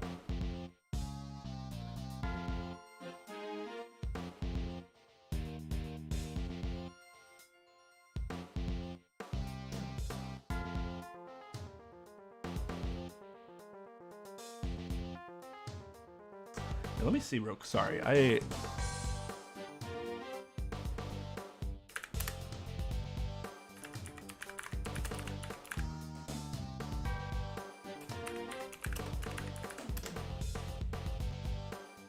$0.89! Holy shit, that was a long time ago. Okay, the Blackjack Taco was a limited edition Halloween-themed taco that consisted of a black taco shell filled with beef, Baja sauce, lettuce, and blackjack pepper jack cheese. Premiered in 2009 and has not made a return since. It's a part of the Taco Bell wiki, which I didn't realize was a thing. There you go. There it is.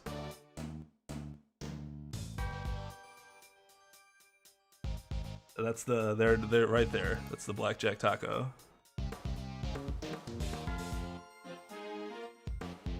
Them shits was good.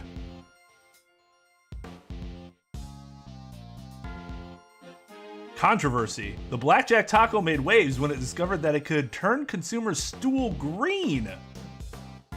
Similar to Burger King's Halloween Whopper in 2015, the black dye is thought to be responsible for the color change. Well, yeah, I would think so. I do not remember having that problem.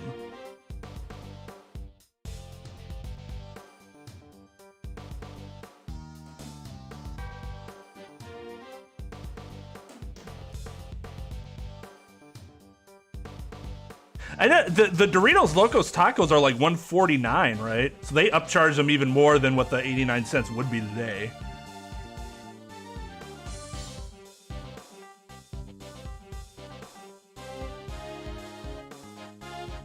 Because I'm not an it. Hey, that's a good comeback. Though Students of Gaming is an it. That's true. That makes sense. Blackjack Taco doesn't have a specific brand associated with it, whereas Doritos Locos, you have to pay for the Doritos brand being attached to it. That makes sense. Aren't we they? We are an incorporated limited liability company, which means we're an it.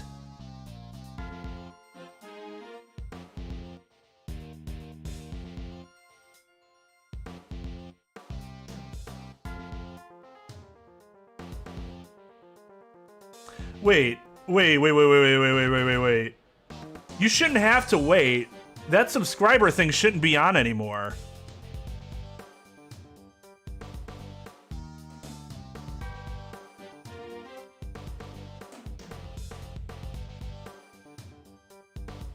Why did that switch again? I turned this off when I set the fucking... Okay, sorry about that. That shouldn't have been a thing anymore. I guess that's what happened last time too, though. Like, I turned it on, and it didn't turn on until I did it a second time. Congratulations! Thank you. Okay, now. Had to wait 20 minutes to ask this question. I'm looking for people who play Danganronpa 1 and 2 and also play the Ace Attorney trilogy. Could you tell me which one is better? So that's kind of difficult. I will tell you how I feel about both trilogies, and I think you'll be able to figure out which one you would like more based on your preference. So, both of them deal with wackiness, right? It's like anime-style visual novel. Phoenix Wright has more actual courtroom stuff, more stuff that you'd actually see in the legal system.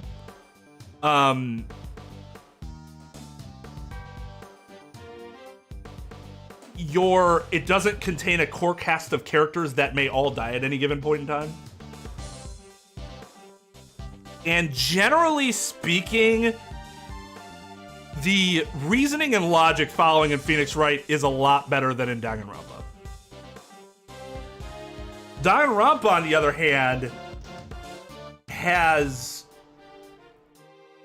arguably more thrilling circumstances.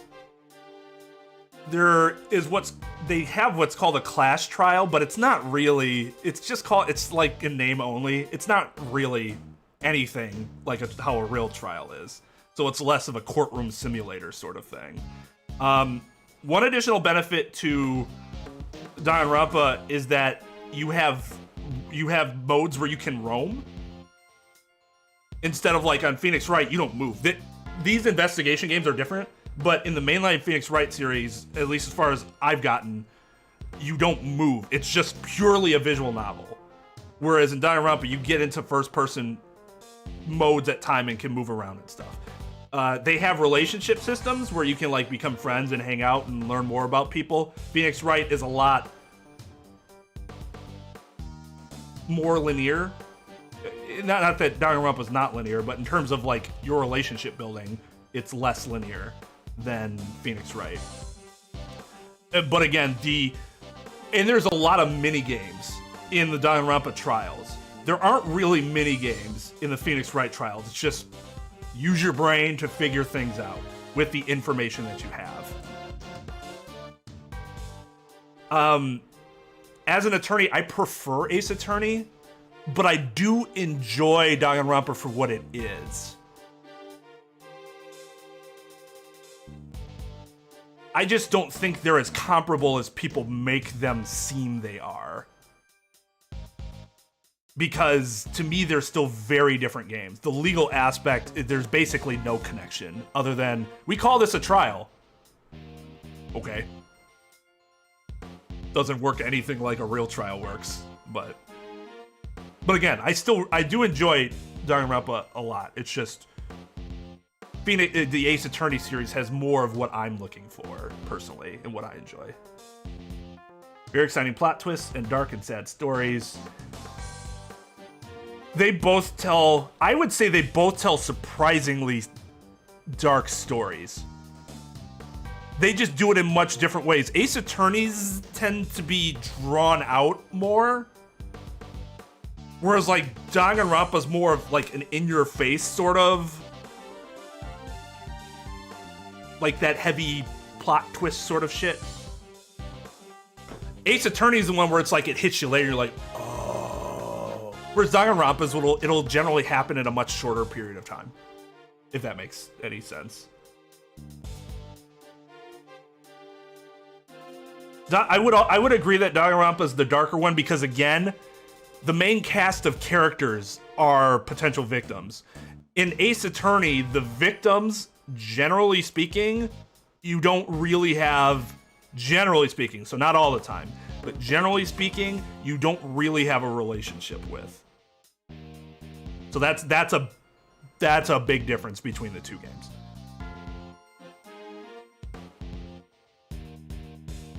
I also hear Zero Escapes too, but I haven't played it, so I have no idea. Yeah, like that, like kind of what I was saying earlier. I would say Danganronpa is the more thrilling of the two, because things tend to happen a lot faster and a lot harsher.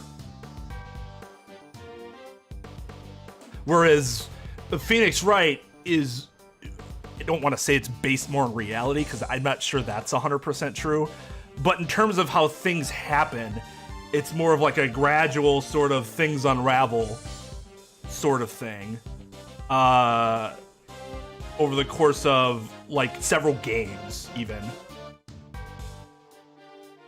As opposed to a mystery happens, there's always like an overarching mystery, but it's like, otherwise there's mystery that happened in the case. We have to figure out what caused this to happen, and we're unraveling that mystery, and by the end of that case, that chapter, we figured it out. Like in these investigation games, the mystery goes throughout the entirety of the game. Like, it's all tied together. As opposed to the murders in Danganronpa aren't really tied together. Beyond that we were all put in this situation and have the same directive.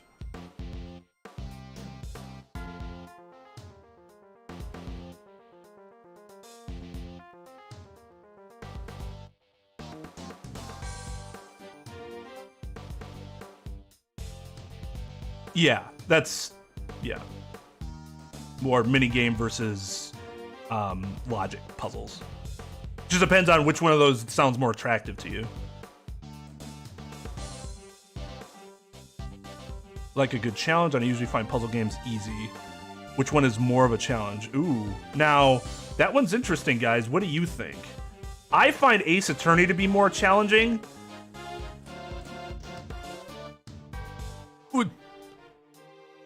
Actually, what I should say is a lot of the times I find Danganronpa puzzle challenging is because either the logic is bad or because I'm just having trouble with the minigame for one reason or another.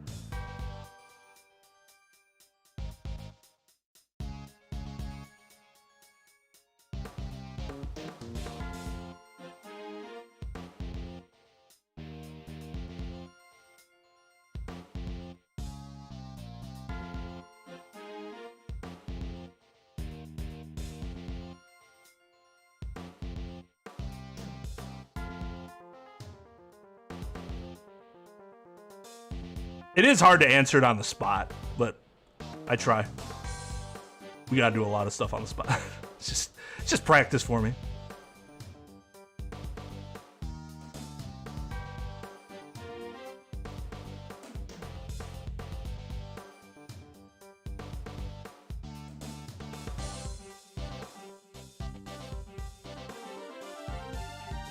Yeah, there are many more logical leaps in Danganronpa than there is in Ace Attorney, which does bother me. Again, it doesn't. I still enjoy the games, but when I talk about flaws with Danganronpa, that's normally at the forefront. Yeah, no problem. Glad we could help. And thank you for assisting, chat, as well. Because it is hard to fully answer a question like that by yourself on the spot.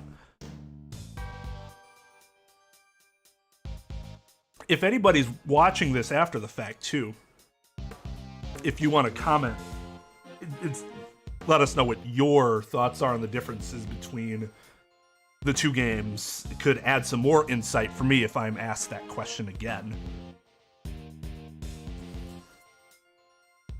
Or you could help, or that man with glasses could check out the video later, too, and see what other people say. The other thing is, too, there's a lot more Ace Attorney games than there are Danganronpa games. So I don't know if that has any sort of effect on what you want to do. But I think that would affect some people's decision.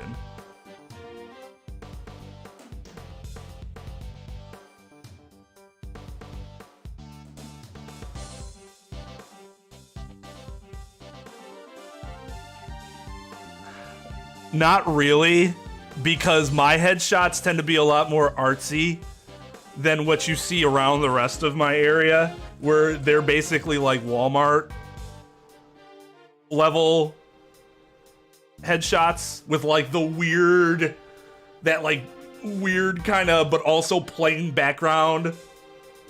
I've never been a fan of those types of pictures. They seem super fake to me.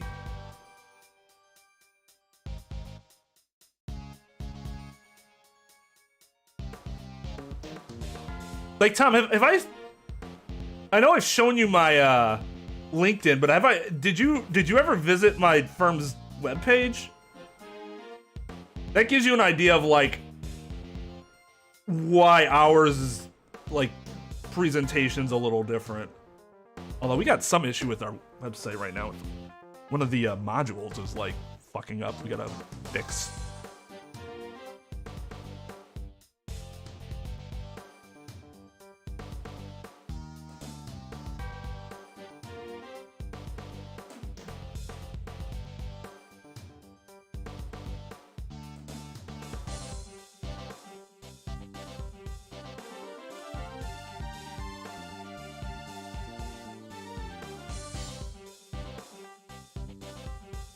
Thank you, Chris.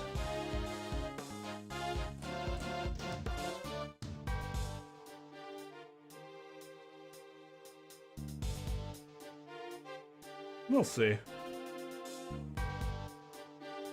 I already had my alert box off, which I forgot to do. I should have turned that back on, but now I'll leave it off.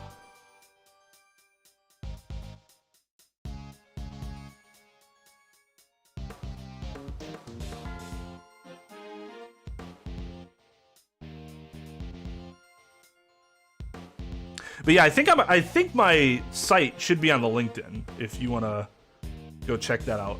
Again, ours are not conventional,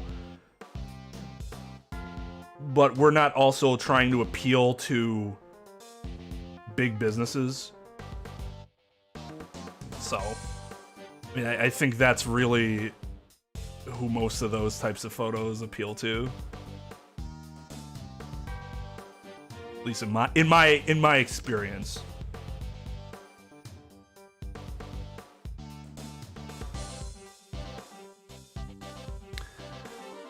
All right.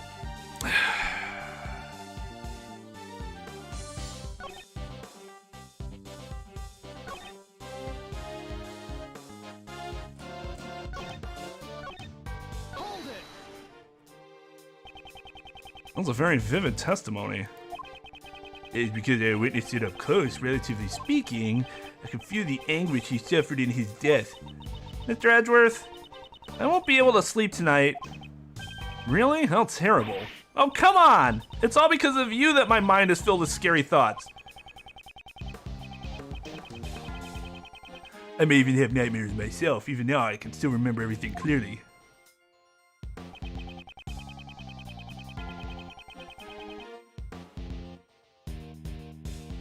Oh, that's interesting. The ring with the snowflake insignia glimmered, with no purpose but to catch my eye. A ring with the snowflake insignia? Impressive memory. I was formerly a newspaper salesman. I had to quickly identify what a customer wanted based on his appearance and attitude. In order to form a successful sales strategy, the most basic of the basics. But you were dealing with a corpse, not a customer. Are you like that with everyone? Yes, it has already become an ingrained habit of mine. I could sort of buy that.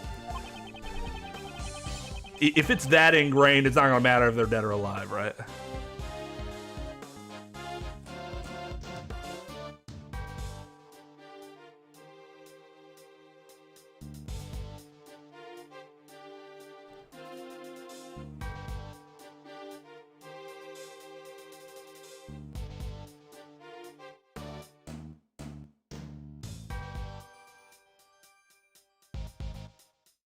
It was an important point that could determine the success or failure of a sale. Just to give an example, like the way I argue with other attorneys, I have an issue turning that off when dealing with people that aren't attorneys, that are not trying to get into legal debates.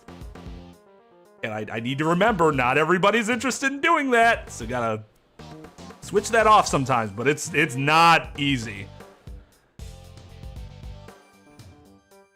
That's how you were able to easily recall such a minor detail. Precisely. Even the engraved insignia is crystal clear. Is that really possible? What was the state of the body when we found it? I should review my evidence. He had it, like, in his hand, right? Like, he shouldn't have been able to see it. I have an unerring eye, that much I can declare. So Knightley was killed by a dog that was being kept here in the prison? I find that hard to believe. They say that pets take after their owners, yeah?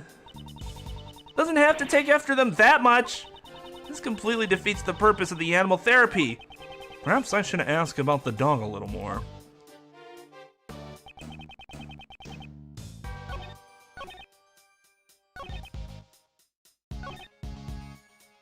I thought we did ask about the dog, maybe not. I'd like to hear the details about that again. Very well. That fearsome beast was gnawing away at the... Ah, enough already! I don't want to hear anymore. And then the blood gushing out of the... did you hear the lady? Uncle Ray's got goosebumps too.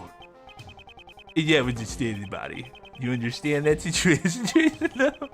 Those two were so noisy I couldn't hear them very well. Mr. Sowett, please speak a little more about the state of the victim.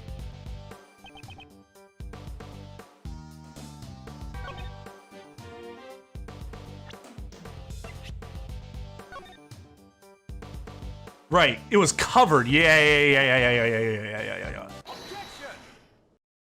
We didn't see the ring until we lifted the sheet. Forgot that we moved the sheet.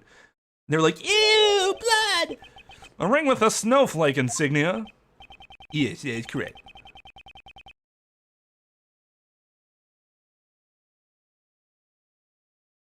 Yeah, which I would... I know I do it, so I try to understand when other people do it too, as to not like, be like, why'd you do that? It's so rude. I'm like, I've probably done that myself too. It's sort of just instinctive. I don't think the people are trying to be dicks. That's just what they're trained to do. You know?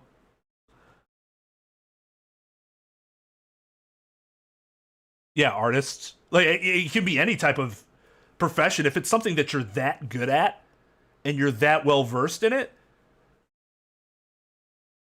it wouldn't surprise me if something like that happened. But some people, you know, will get very offended by it. Twain, stop being so intense. And I'm like, I'm not being intense. I'm just much better at this than you are, that it seems more intense. But I'm sorry, I know I shouldn't be going about things this way. My bad. I am being a dick. But it's not because I'm being intense. It's because you suck.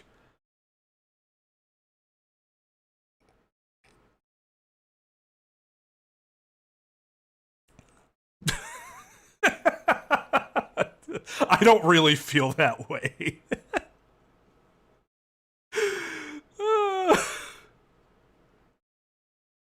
Oh, he looks way better than I do. His suit game's on point. But yeah, so you can see our pictures are more artsy, I guess is the way to, like, it's not really the best way to describe it, but in terms of, like,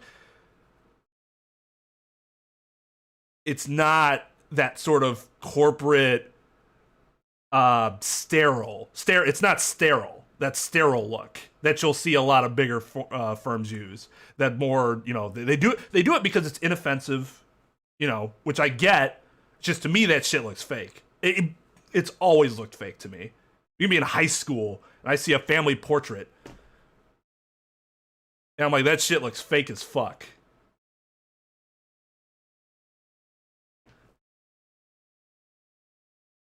I'm just not a fan of those types of photos. Yeah, so instead of like having generic backgrounds, we have like brick backgrounds. Even some vegetation backgrounds. More dealing with natural sunlight instead of being like a studio with, like, you know, manipulated light.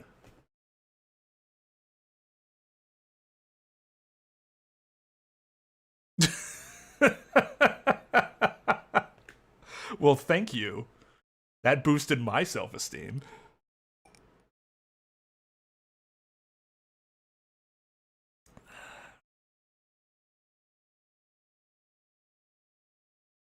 Yeah, I just let him pick. I got the photographer because I knew her style. And then I just let him pick whatever ones that he liked the best when he was setting up the site. I'm kind of surprised he picked that one, because even I was like, is that maybe being a little too artsy? But I guess not. I guess it's fine. I mean, it's not like I'm in a cornfield. But yeah. I do need more self-esteem, but I'm not. It's my problem, not your duty. I appreciate the sentiment, but the problem is my own insecurities that I must work on. There's a command. What is it? JMT knows what it is. What is it? Is it this?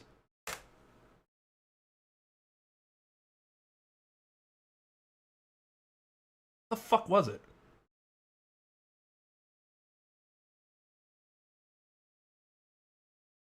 Oh, I'm fucking stupid. Oh, I put the S there. Yeah. Yeah, Trep did it. It's just, there's no S.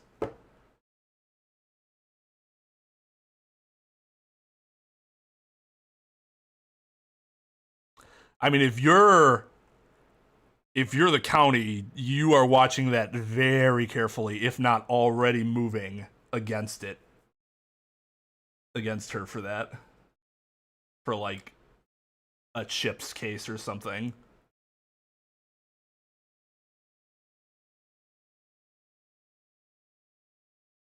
I put in a lot of these commands a long time ago because I didn't know what the fuck to add. So there's like...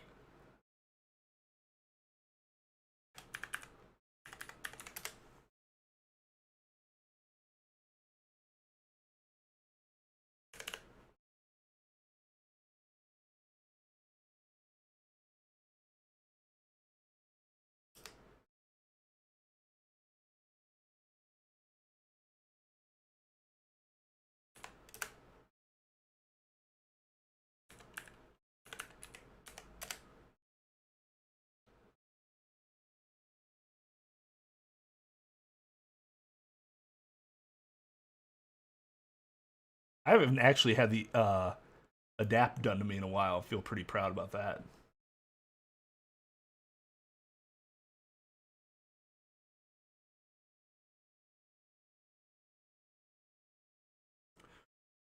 I should have a command for the command list. That is what I should have, or have a link in the description, but I don't because I'm bad. This used to be the most popular command, but there's been no reason to call me out recently, I guess. Mostly because I haven't been playing games where I absolutely suck.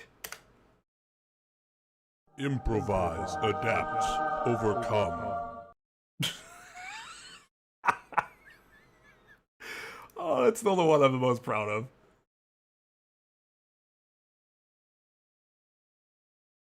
Jesus fucking, are you kidding me? There's also the KY.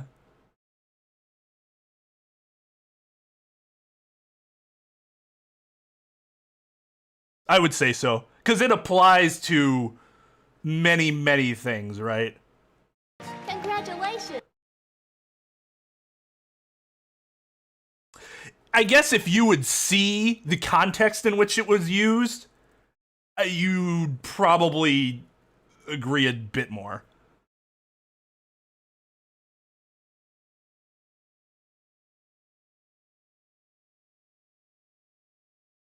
No, we're not doing a command string. But there are some Danganronpa string commands and Ace Attorney commands that I have, like... I have a list of things that I want to add. I just haven't had a chance. I can't even... I want to finish some of the VODs before I get back in any of that. Honestly, I want to not stream for like the next 3 weeks so I can finish those VODs, but I can't do that either.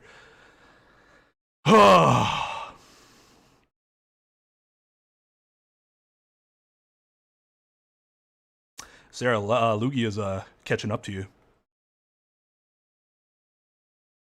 Possum jumped back up, too.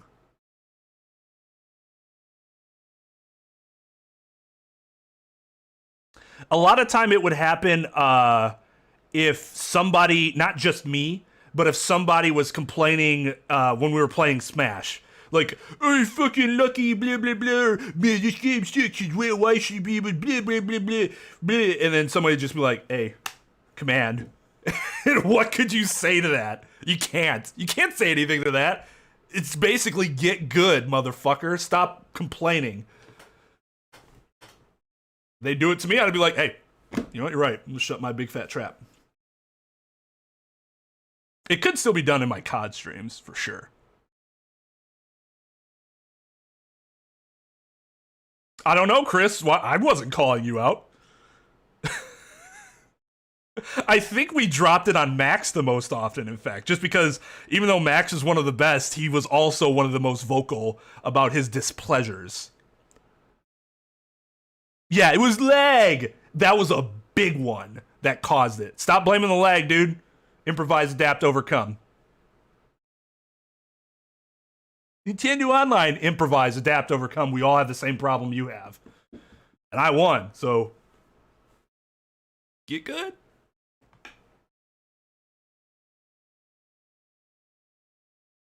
Yeah, and I mean, we don't even play Smash anymore because that sort of thing got really grinded on my gears quite a bit. It got grating after a while. There would be people that I loved playing with, and so whenever they're around, I'm like, hey, you know, this is a good time. And there's some people I hated playing with. But, like, I'm not somebody that's going to get rid of somebody just because I dislike playing with them if they're not doing anything wrong. You know? Chris, no need to send me a DM like, hey, which category did I fall under? I think you know. Obviously, I hated playing.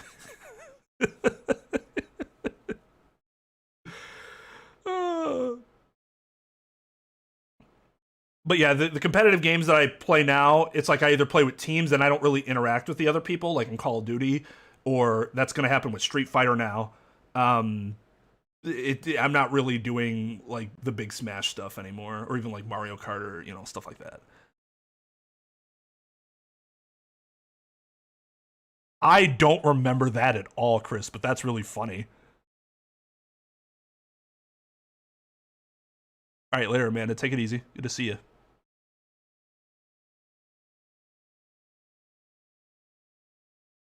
Yeah, camping, cheesy. Like, that's why I never complain. Like, for me, it's I just gotta beat it. I have to learn to beat that strategy.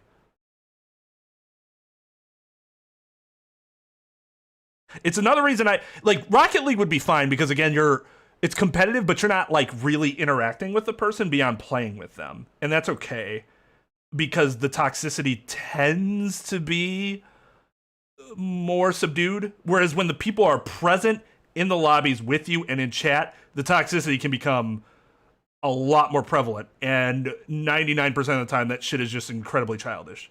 I call my own teammates out for it. You guys have seen me play Call of Duty and watch Tal or Ren or Switch or teabag somebody, and I'm like, so you got that little dick energy out today. Come on, act like you've been there. Part of it's in good fun. But, I mean, I'm consistent. Consistent across the board.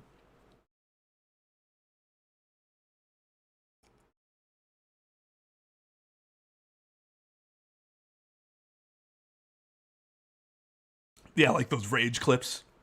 Smash rage clips can be really funny.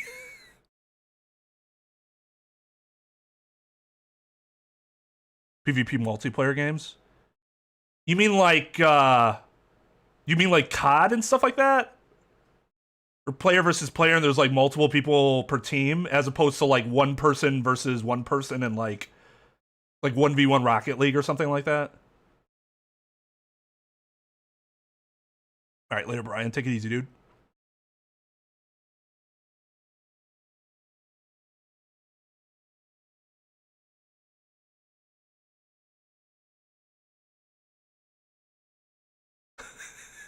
Did I do that? I am not infallible. That game brings out the idiot in me sometimes too. Gotcha. Yeah, I completely understand. For me, it's less the competition and more the socialization. But I like socializing in a competitive setting because that's how I've done a lot of my gaming growing up, playing like card games and stuff like that competitively. Yes, that's correct. It was clearly engraved on the surface. Let's see, your testimony is very accurate, but it's a little too accurate if you ask me. And which round being accurate? You state that you saw a ring with a snowflake insignia engraved onto it. And if it is true that the victim was wearing such a ring, see, was I not accurate? That is not the issue I have with your testimony. Take a look at this picture. As you can see, the right hand is covered by a sheet. It should not have been possible for you to see the engraving on the ring, unless you had approached the body and lifted up the sheet for yourself. You said you only looked into the workroom through the door, and yet you gave such a detailed account of what you saw. Who do you think you are? Acting all high and mighty. I'm telling you the truth. I saw what I saw. Oh, the victim must have moved his arm after I saw it. You said he was dead. He didn't move nary an inch. I don't think so. You said as much earlier. Let's go back to 2 minutes ago. I guess in the stream, it's more reasonable, right? Because it was like an hour ago. You saw it.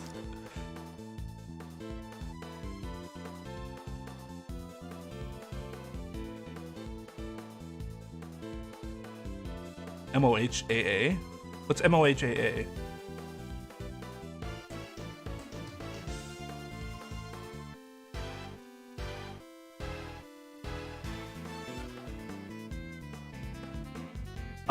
What is OSU? I'm really bad with gaming acronyms.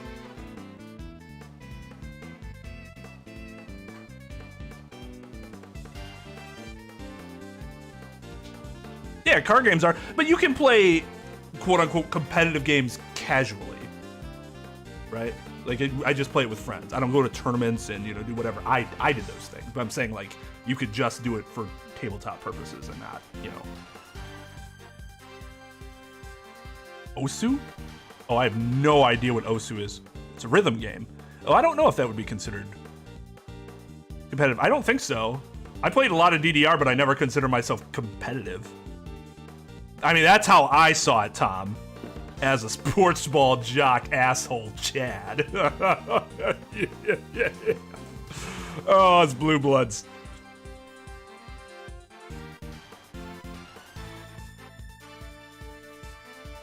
Do I want to do competitive math? No, I'm bad at math.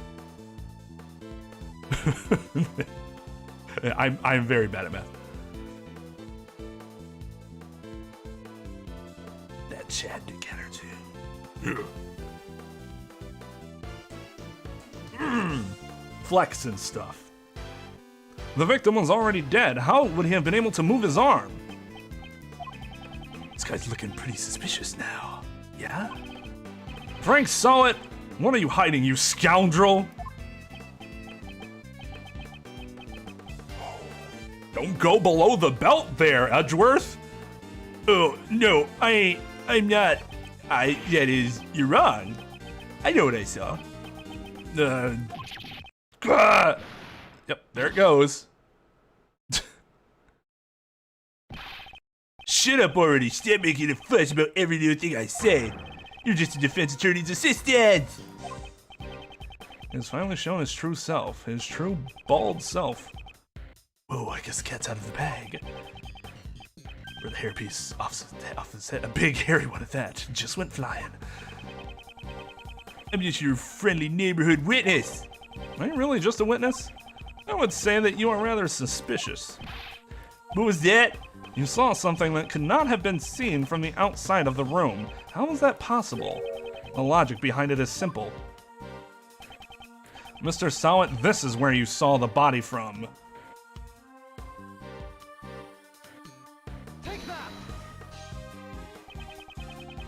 When you discovered the body, you went inside the room where it laid. Since you saw the engraving on the ring, that is the only possibility. Even if you say that, you ain't got no evidence, do you? Where's the evidence that shows that I was in that room? I was grooming pets at that time. In the room adjacent to where the body was found. I even went so far as to borrow some rubber gloves. Show me the evidence that proves I was in the room where the body was found. What, the rubber gloves?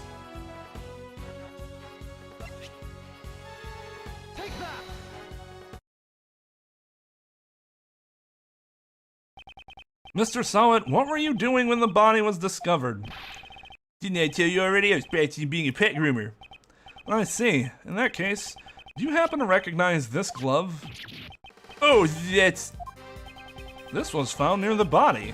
It is believed to have been dropped by the culprit. By the way, I noticed that you also have a rubber glove hanging out of your apron pocket. No, this is something else.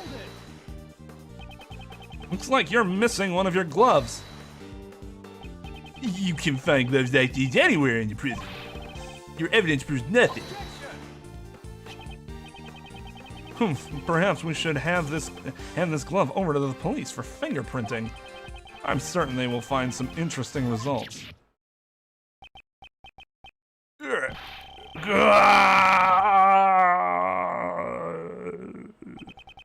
It's over. Objection. What the? I love his objection. Objection.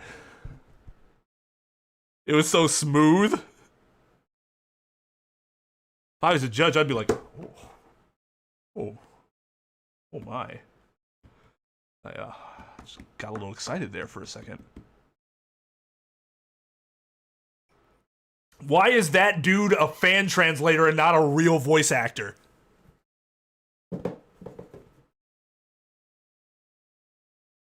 Did you hear that voice?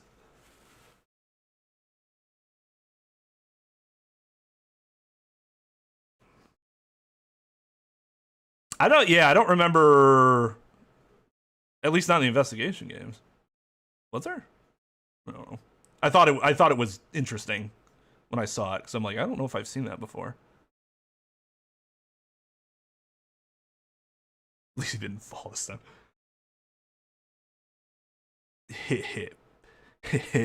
Pretty cool, right? My objection voice. Mr. Shields, could you save the jokes for later? I'm not joking, because it's not over yet. There's still something else. Something that's clearly odd. That guy's a prisoner, you know? He's got the bracelet and all. That's right. How did he get into the other workroom?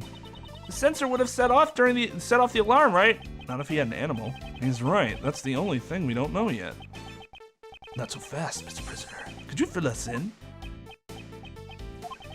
That's pretty weird. The bracelet should have been his last line of defense. Fence?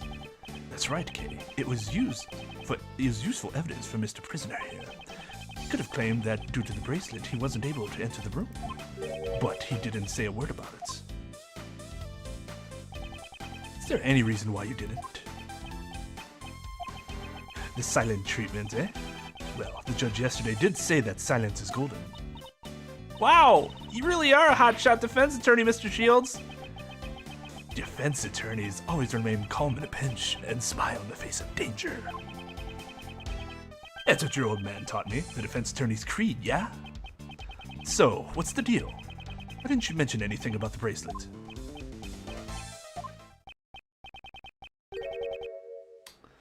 Does he have like magical powers where it like summons the hairpiece back to him?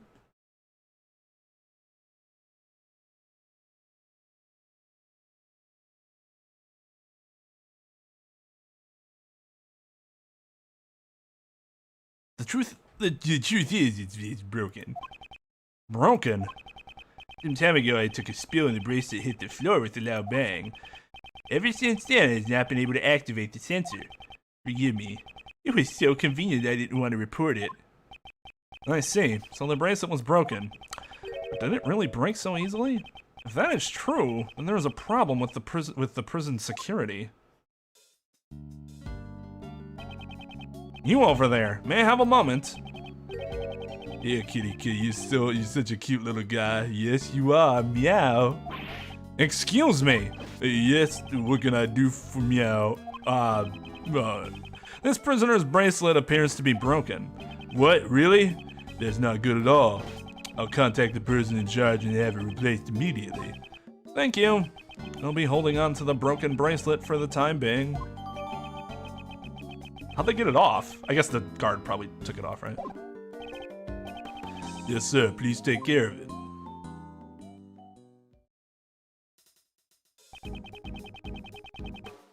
Now that the bracelet's been taken care of, shall we move on to arresting you for murder? What? Perish the thought. I didn't kill anyone. But your bracelet was broken, right? Doesn't that mean you could have gone anywhere you wanted during the animal show? But all I did was find the body, honest. It is true that I saw the dog biting his neck. However, I entered the workroom after the dog had left. Why did you do that?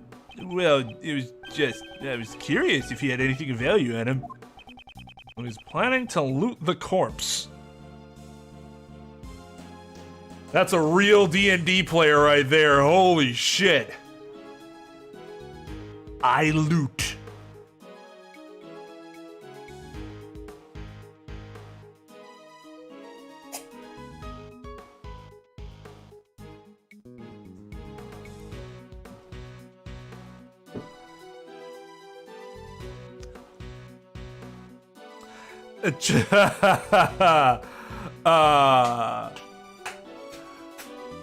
Tom, can we, I know Trep's an innocent, but I don't think he knows just what certain things can get you in prison.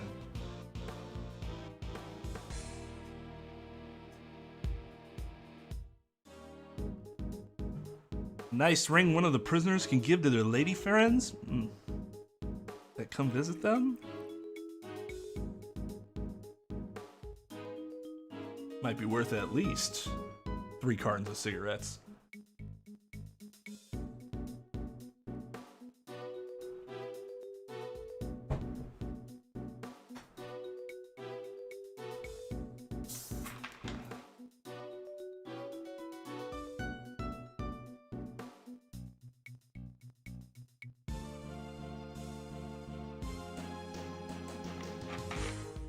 When it's signs of misinformation that's like clearly just a matter of not being exposed to some of the horrors of the world, yes.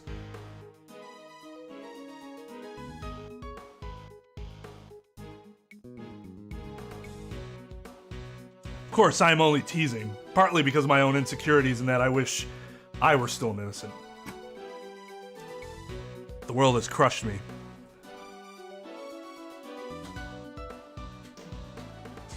Exactly. It's a good thing.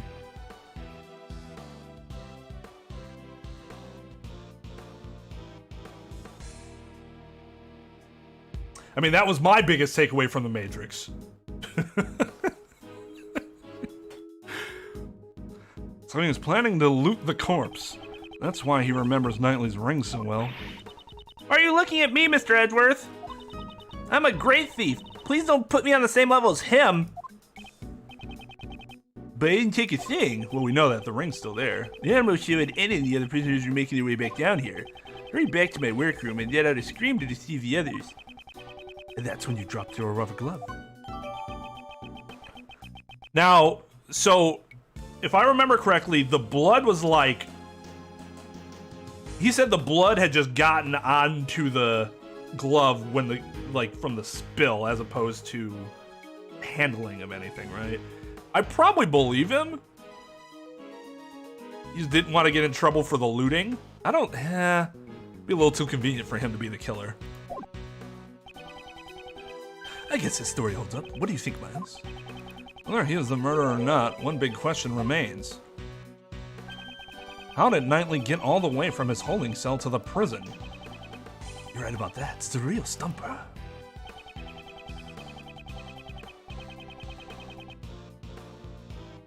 Oh God, Tom.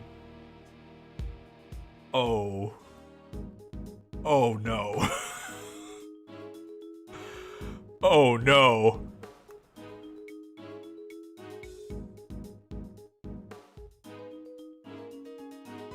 I mean, I thirst for knowledge too, but here is an excellent situation in which I had wished I had never been thirsty for knowledge, because I just got a reference, I think at least, that he's making that I never want to ever think about.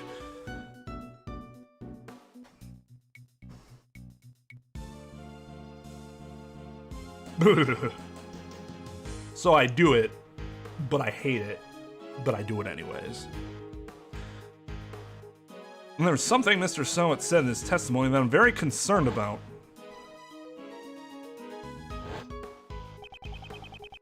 That dog had any part in the murder. I'll see it behind bars. Mr. Sowett. Yes? What is it? Were there any other prisoners who didn't see the animal show? Yes, there's only one other that I know of. And this prisoner wouldn't have been able to see the show even if he wanted to, correct? Yes, that's correct. Why do you ask? Just as I thought. I had my suspicion as soon as I saw that black dog. That fiendish criminal. I never expected him to be held here in this prison. Where is his cell? You intend to meet him? Who's him? He's a very special man. He receives very special treatment, and oh, forgive me, I need to watch what I say about him. However, if you value your lives, I would advise you to stay away from him. Hey, cut it out already! You're giving me the creeps! A puppet master in the shadows, huh? Yeah, I still value my life. He's being held in a special cell. Who is this person? Over there, in that direction.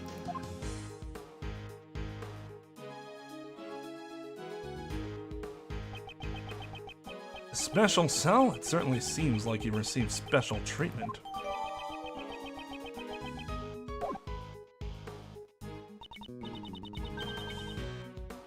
Also, just who is this him anyway? To protect my own life, I can tell you that he is the oldest prisoner here.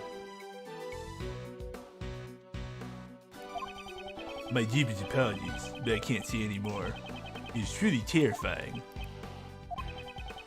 Can you fill me in? Feels like you're leaving Uncle Ray behind here. You know, someone I knew in the past.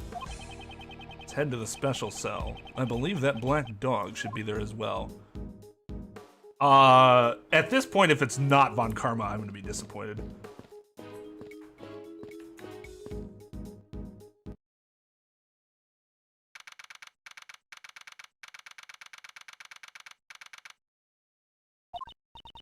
Hey, it's pitch black in here. I can't see a thing at all. Aren't you always talking about how the Yagatarasu is able to flap even in the darkest night? Even in the depths of night, when no other bird dares to take flight. One alone soars to shine the light of righteousness on the world's blight. And that one is me, for I am the great thief Yatagarasu. Oh, that was pretty cool. But still, I can't see what I can't see. I'm still just a human. Eek! Ah!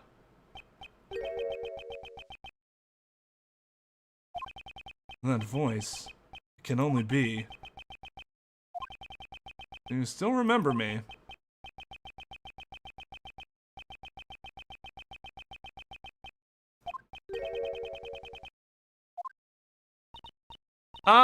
Don't tell me that the dog is talking to you, Mr. Edgeworth. That'd be pretty funny, but yeah, I can't give it a voice because I don't know who he's talking to. There's someone else there? I can't see anything, though. No, it's not Von Karma.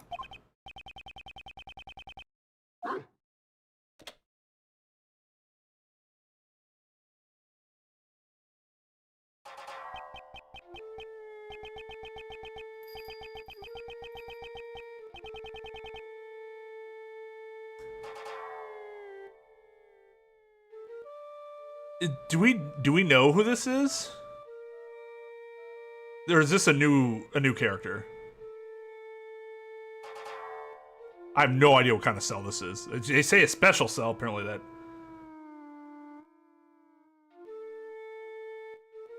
I guess not. I guess that is an answer in and of itself. Because if it was somebody new, you just say, it's somebody new. I don't know what voice to give him because I don't know if he's ever been around.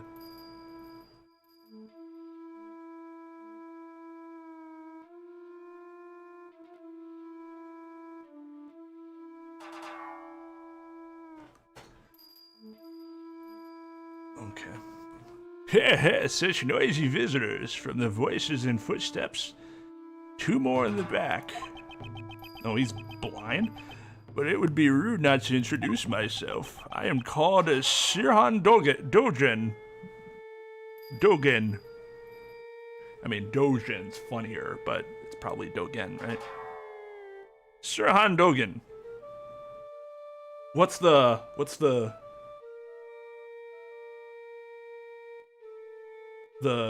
pun?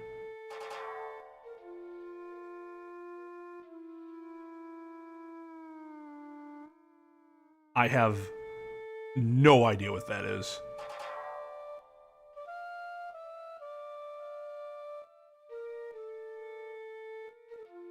Well, I know now. Apparently he's Sirhan Dogen, and I have no fucking idea who he is. Yeah, it says boss. Boss in Leet speak. We know Ace Attorney loves its Leet speak. Mr. Edgeworth and I, we're old acquaintances.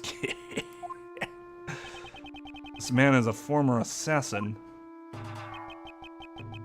The blind assassin, Sirhan Dogen. His weapons are sharp knives and a ferocious dog.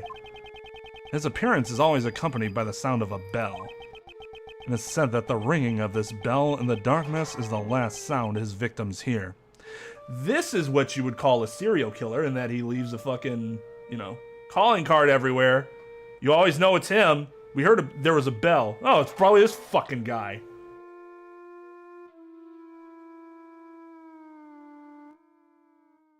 Oh, really? Man, apparently I need to brush up on my U.S. assassination history. That's fair. No need to call me boss if I'm not paying you shit.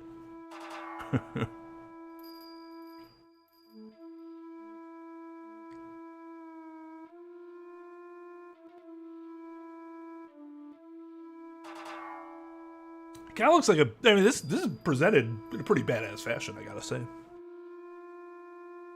This said that the ringing of this bell in the darkness is the last sound his victims hear. Would you be so kind as to share the reason why you have come, Mr. Edgeworth? That will not be necessary. You are already well aware of why we're here. It seems we know each other quite well.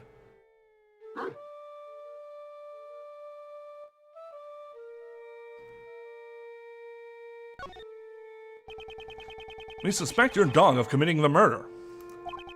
The witness who discovered the body saw him biting it. There must be some mistake. My boy is obedient. Well, yeah, and if you told him to go kill the person, then he probably would do it. He would never do such a thing, right, Anubis? To be honest, the number one most badass thing you could name a dog. So, 10 out of 10 there. Good boy, good boy, good boy. Anubis may be your guide dog, but you raised him to be a vicious killer. He was one of the weapons you used as an assassin. To begin with, is the witness the reliable sort? I'm really surprised they didn't put that dog down. Really surprised.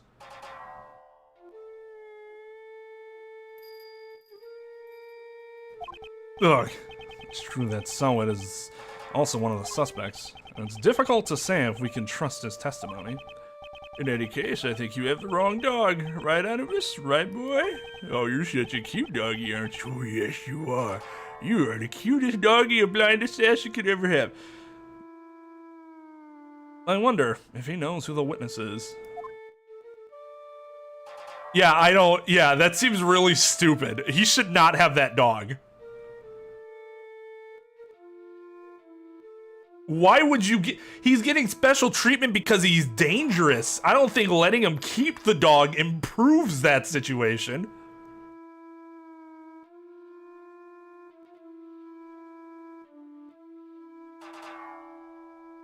That's possible. We don't really know the answer to that. Generally speaking, though, convicted killers don't get to bring their dogs with them.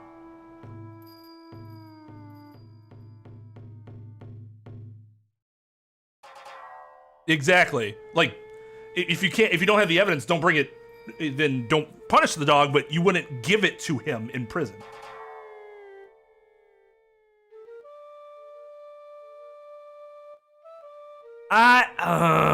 I mean, yeah, I'm assuming that's the argument, is because it's a guide dog. But I'm not sure that actually still happens. Yeah, give him a cane, exactly. Not all blind people need guide dogs. Especially not one that is literally able to kill people.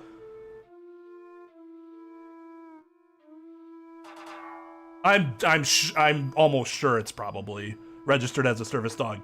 But our point is that even if it is, it doesn't mean he would get the dog in prison.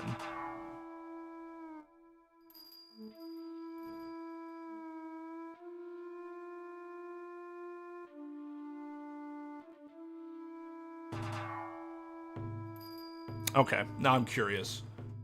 So let's assume they weren't able to prove that the dog killed anybody, so we can't actually call the dog a killer.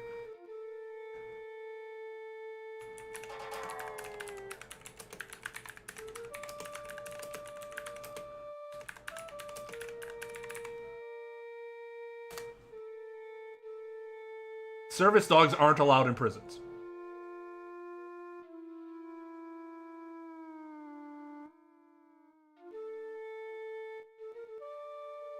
The only authorized dogs allowed in the prison are the dogs that are used by prison guards. Now, I suppose that could change from jurisdiction to jurisdiction, but that's... We're looking at generally speaking, right?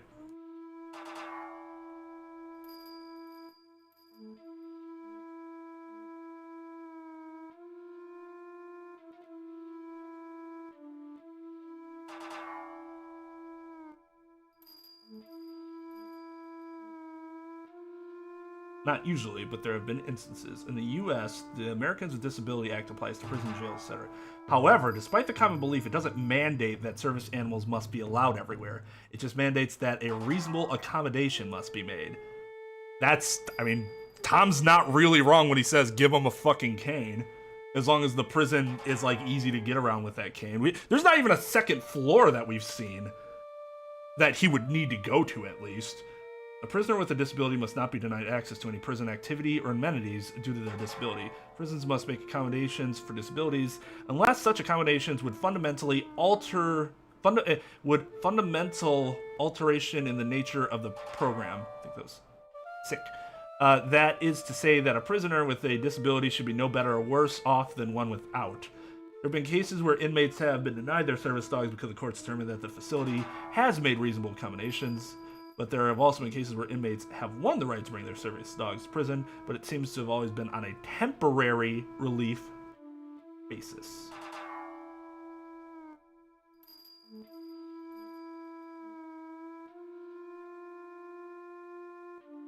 Inmates are known to train as part of programs service dogs, but they don't keep the service dogs.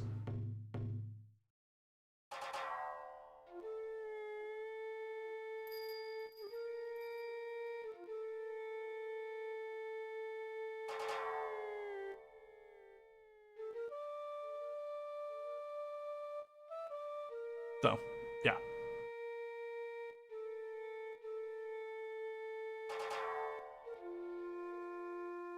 Yes, yes. I used the Google.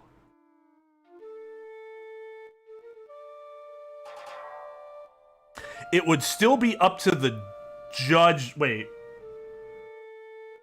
Actually, that's a good question. If it's up to the judge, then it doesn't matter what the prison's policy is. This doesn't specifically say, but the way it's worded makes it seem like a judge has to allow it. And if it's on the judge, it does not matter what the state of this prison is. And again, like I just said, there are service animals that are helped trained by prisoners in programs, but that doesn't mean then that they're allowed to have more animals and bring their own animals. Give them a gerbil.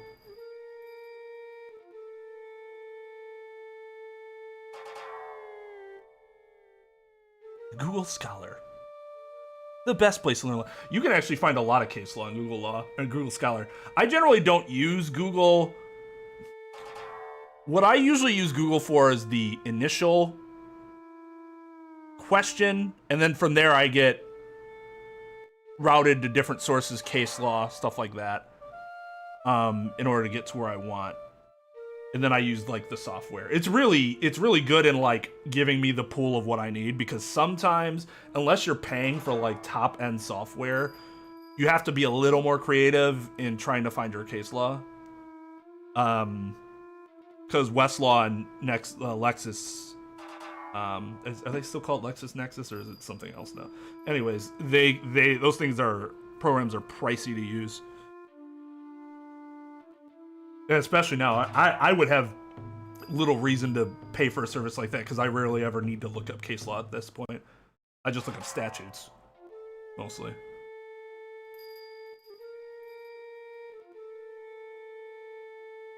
It's 34th volume of the California... Wait, it's 34th volume. Appeals Court of California, or California Court of Appeals... Fourth, no. The last one's the page number. Oh God, why can't I remember this? That tells you how long it's been since I had to look up a case. 578's the page number.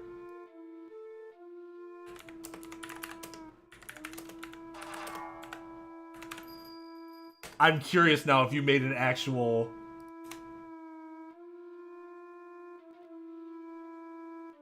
Oh, here we go.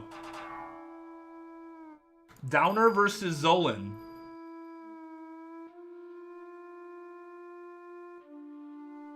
A laboratory report of the analysis of a driver's urine sample lacked a signature near the statement of certification, and it was questionable whether the report was dated. Oh. Department of Motor Vehicle. Ah, okay, so this is actually something that you probably have referenced or is a part of your like usual reference.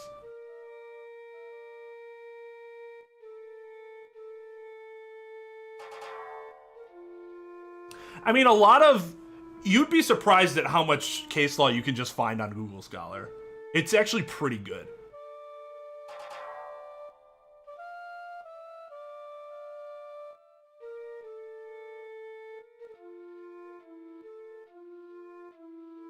That's also true. This judge is an idiot, and I could see him allowing it.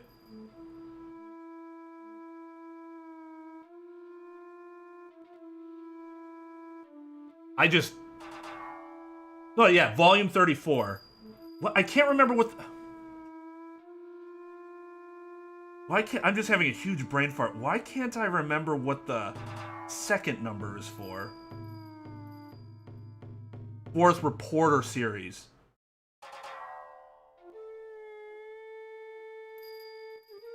Okay, so the way Tom just posted, it's a citation, short form citation, for a specific case. The first number is the volume number. The Cal app means the California Court of Appeals. Fourth is the fourth register of the series case law.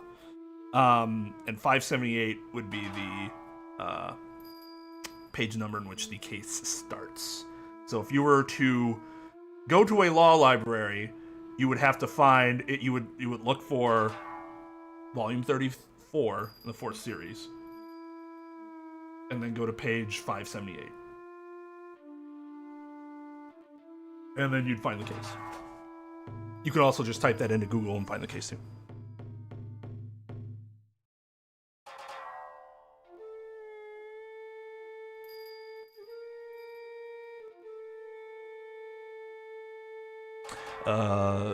So many hearsay exceptions. The report has to be made at or near the time of the test. Okay, so that's why the date was interesting. I might have to read that case. There are some cases where I just get enthralled with. I'm like, I want to know everything about this case.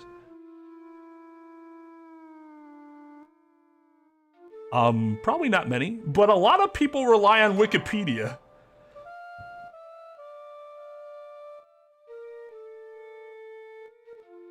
Which, I mean, if you see something that has a citation on it, and you use that citation and you go and you double check the information, that can be fine. You just don't quote Wikipedia.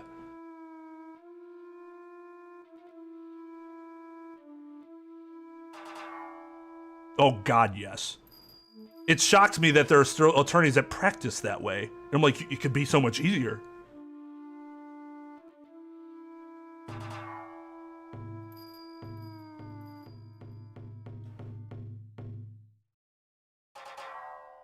I view it as stupidity.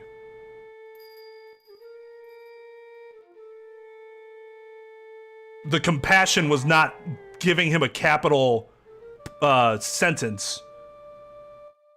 I don't have to go one step further. If this is a place with the death penalty, and this dude's a known assassin, he should probably just be dead. So I think that's the compassion right there.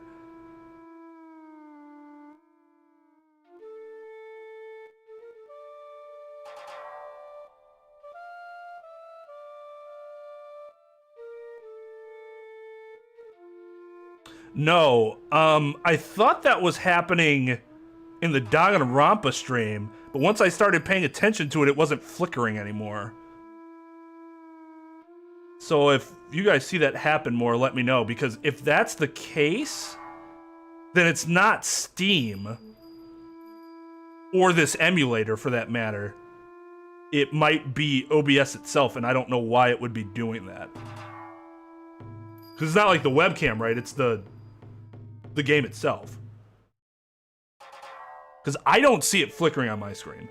The game itself does not flicker. But if it flickers on OBS, I would be able to see it, but I don't look at OBS to play the game.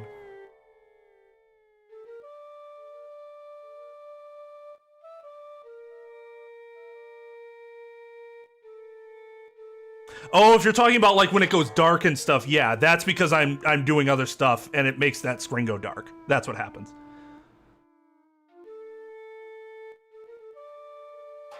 Exactly. It's a good starting source. I start at Wikipedia sometimes, but you just can't rely on the plain words alone, right?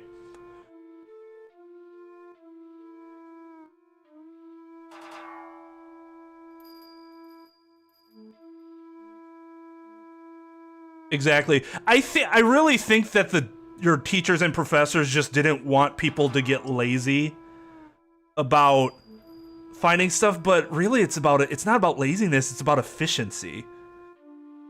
And as an attorney, we are Taught efficiency.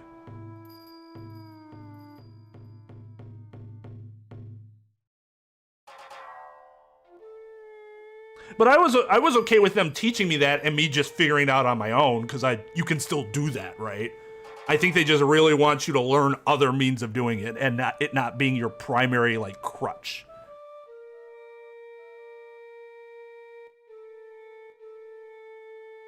I know what you're talking about, Trep, so you don't have to clip it.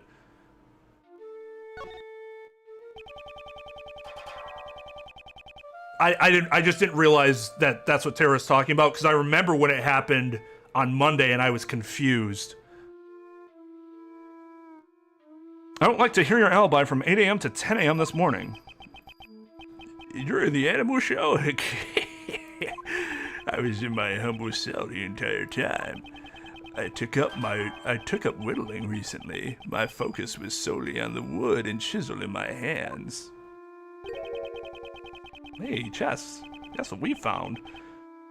The prisoners have free access to chisels here? Normally, that's not allowed. Well, I mean, if they're gonna give him fucking chisels, might as well give him his goddamn dog. Oh my god.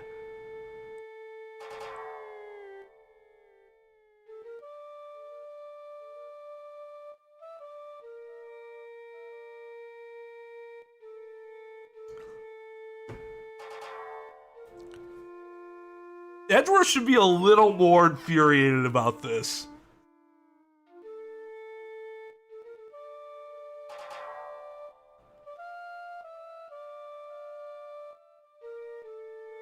Yeah, no, we were actually taught to use Google Scholar in law school because they're like, your two primary ways of doing things are LexisNexis and Westlaw.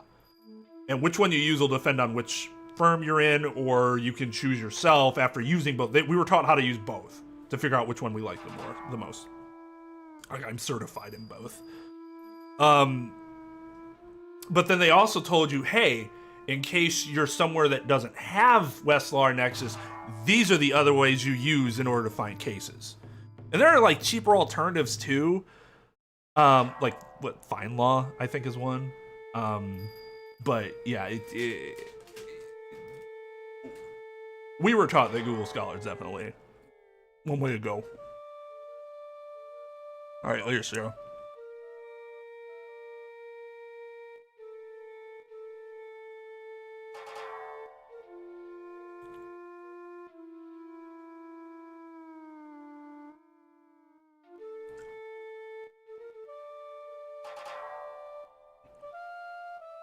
The warden is a kind soul. She has given me special permission. Kind? Ridiculous. Even 5 metal chisels would become deadly weapons in his hands. It'd be deadly weapons in my hands. Or chisels.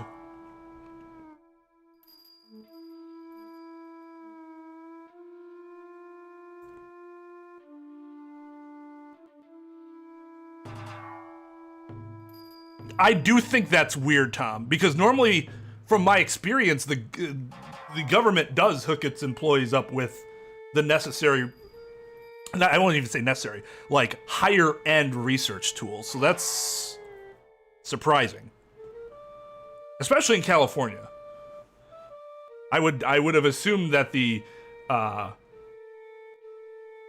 spending would be a little higher.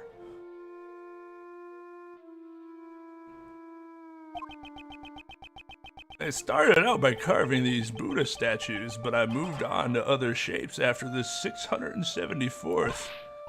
Really, that many? All it takes is time, which I have plenty of. Here's what I'm working on now. I did not know that you played chess. Why would you? Like, I don't know what my fucking clients do for hobbies. Oh, did I mention I played chess? No, why would I need to know that information? Unless it becomes relevant. You play as well, Mr. Edgeworth. I'd like to test your wits in a game sometime. I only started playing since my arrival here, so I am still inexperienced. What is this piece? It's a three-headed dog? Cerberus. Just for the fun of it, I carved this hound piece. Chess is a game of war, pawns, knights, and castles. Each side pushing their forces to the limits to take the life of the enemy's king. However, I found the absence of dogs to be strange. Hounds are an indispensable part of warfare.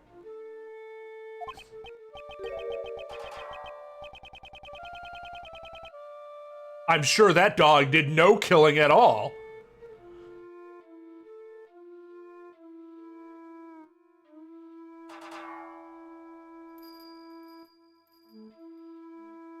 Sure, but that almost seems like anime-ish, well,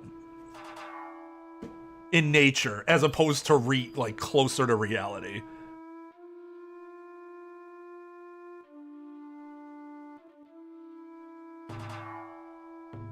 A very hateable teacher.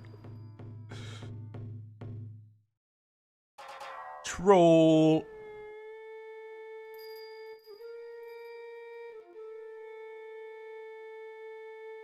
Warden is not great, to be sure.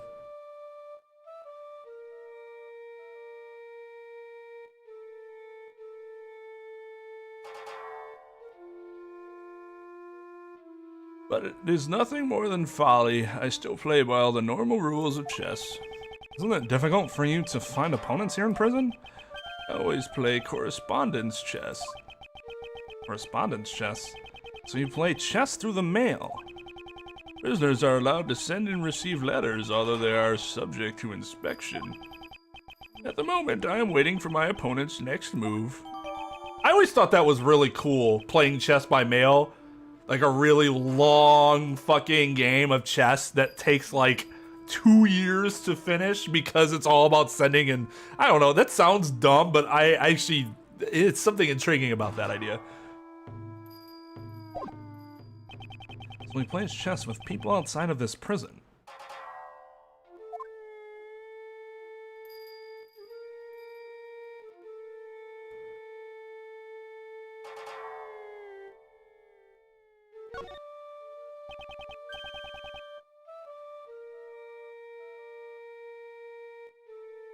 Do you know who was murdered? It was Horace Knightley, a most unfortunate lad. Your ears are as sharp as ever. They are all I can rely on. As I thought, he has full knowledge of everything that goes on in this prison. On second thought, he might be fortunate after all. Fortunate? How so? He committed a grave crime, but he was able to avoid punishment for it. An assassination attempt on the president. What a bold man. Assassination attempt? Hey, Mr. Edgeworth, didn't Mr. Knightley just... He may have killed his own superior, but he never attempted to take the president's life. Are they trying to conceal the fact that the assassination was staged by the president? Whoa, whoa, whoa, hold your horses. Knightley didn't attack the president. Hold your horses. Knightley didn't attack the president? But Uncle Ray was requested to defend him in court on charges of attempted assassination. You didn't know either, Uncle Ray? So they're trying to pin the whole thing on Mr. Knightley. Now I see why the PIC is taking action. Ah, so that's why they removed you from the case. That DePest, get it? Uncle Ray is so funny. DePest guy was going to indict him on charges of attempted assassination. And in doing so, they would have twisted the truth. I suspected it was a false charge. I heard about it from one of the guards, about Knightley. He kept desperately insisting I didn't assassinate anyone. But the courts are supposed to bring the truth to light. I may not be well versed in law, but I can say one thing for certain. Some of the prisoners here were convicted on false charges. Oh, but guess what? Guess what? The judge has never gotten one conviction wrong, and I'm supposed to believe that bullshit. That's one thing that always infuriated me about how they describe him. He's fair because he's never wrong. How the fuck would you know if he's ever wrong? Does everybody confess at the end of every one of his trials? That has nothing to do with the judge. Then that's amazing attorney work.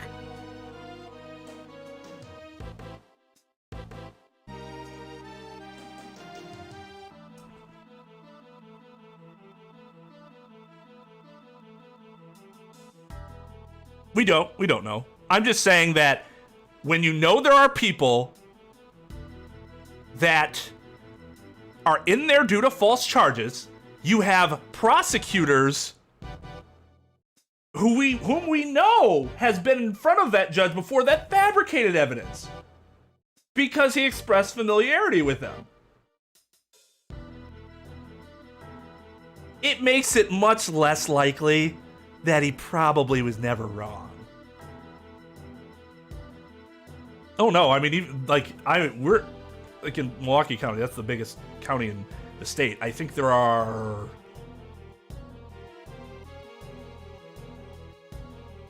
how many criminal judges are there at a time? They rotate across different disciplines. So they'll be in like criminal for 2 years, then they'll move to no.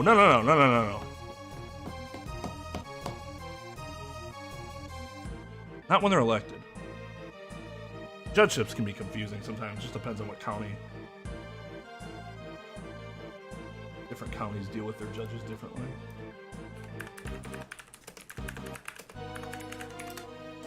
I actually don't know how many judges are involved. Let's see. 1, 2, 3, 4, 5, 6, 7, 8, 9, 10, 11, 12, 13, 14, 15, 16, 17, 18, 19, 20, 21, 22, 23, 24, 25, 26, 27, 28, 29, 30, 31, 32, 33, 34, 35, 36, 37, 38, 39, 40, 41, 42, 43, 44, 45, 46, 47, 48, 49, 50? And at least, let's see. Felony, felony, felony,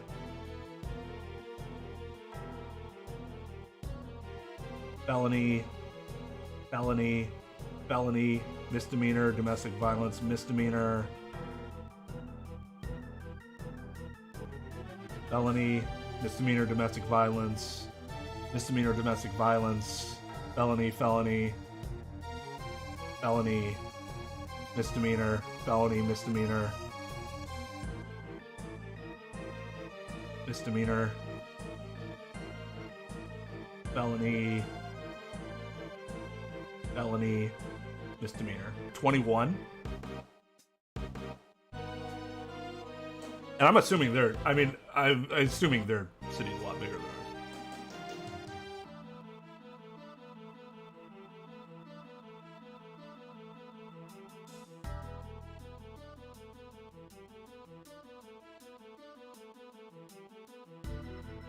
Yeah, Trep, I think you're right.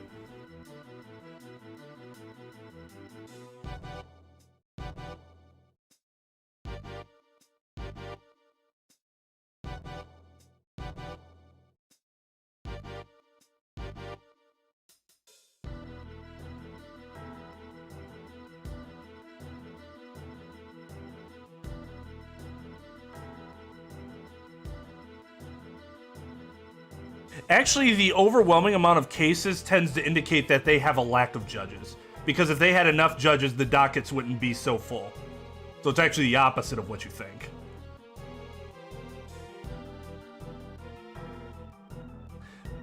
But in general, my point isn't that this is clear evidence that he's gotten some wrong. It's that it makes it much less likely that that claim was ever correct. Just makes my stance stronger. Had Von Karma been in front of him? Yeah, probably. They made it seem like they knew each other. Maybe even Edgeworth. Did we ever know? Was it ever revealed whether Edgeworth actually fabricated evidence?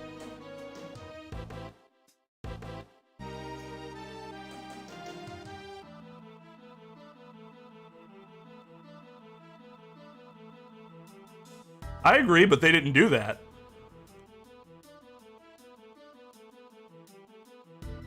It's like when a hospital has a policy where they're like, all right, so we're getting too many patients because we don't have enough doctors or nurses to deal with them all, as opposed to like rooms, because rooms would be an issue, right? You can't just build another fucking wing of the hospital. So we are putting in a system to let them out as soon as they reach X benchmark. Well, how about instead you just bring in more fucking nurses and doctors?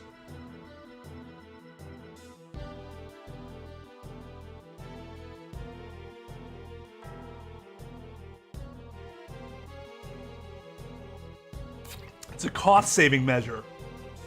It saves them, it saves the municipality a lot of money to do it the way that they did it.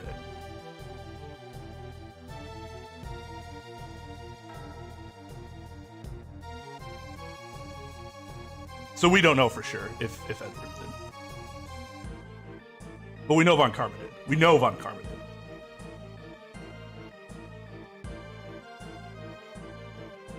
But yeah. It's like I said, this evidence goes directly against the claim.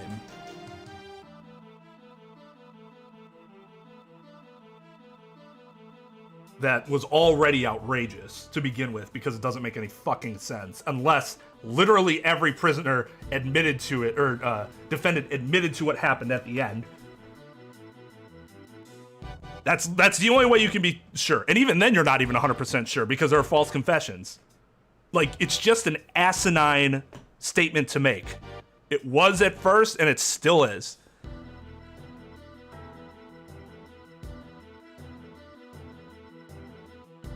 Some of the prisoners here were convicted on false charges. That's the reality of it. Right, Anubis? Right, boy?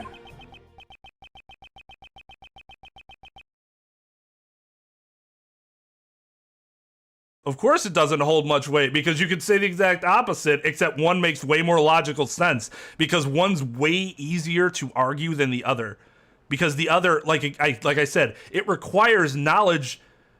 Every case would have to require a confession of some sort, and even then it might not be correct.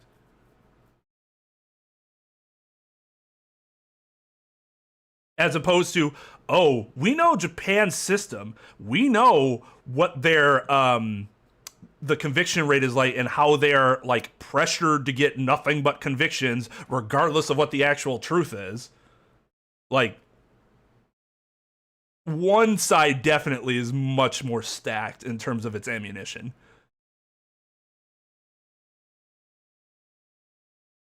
I mean, look what happened with Godot. Oh, he's amazing because he's never lost a case.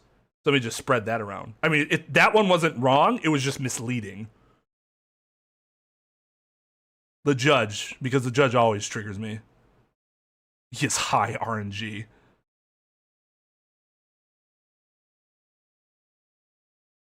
Leaving the truth in the care of the court can be dangerous. Leaving the truth in the care of the court is dangerous, huh? There was someone who said that exact same thing before. That investigation from the Interpol who doesn't trust prosecutors. Would you say the Interpol there? That's what's tripping me up, or is it just Interpol? That investigator from Interpol? Or would you really say I don't know, who doesn't trust prosecutors? Wolfman, you're not twisting the truth behind those closed courtroom doors too, are you? Fueled by those ideas, is it any wonder that courts produce nothing but falsities and lies? Rest assured, the next time we meet, I won't be so forgiving.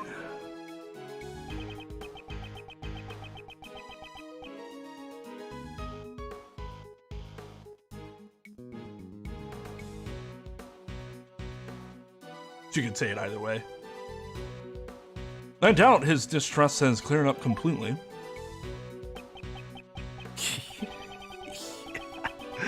You feel the same way, don't you, Anubis? The truth of the courts and Mr. Edgeworth's reasoning both can't be trusted, right? Sounds like you're just butthurt that I caught you. There's nothing to be upset about. You're not the only one who suspects me. Yesterday, the other prosecutor and that judge came here too. They brought the warden along. How they despise me. Oh, it must have been those two rude people from before. Yeah, they're the reason. They're the jerks for despising him. Prosecutor DeBest and Judge Courtney.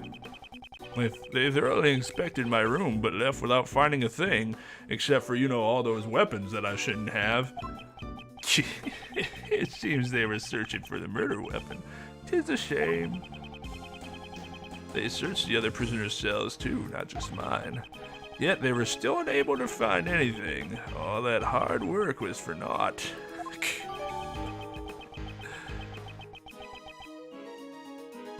The Facebook. Drop the the. It's cleaner.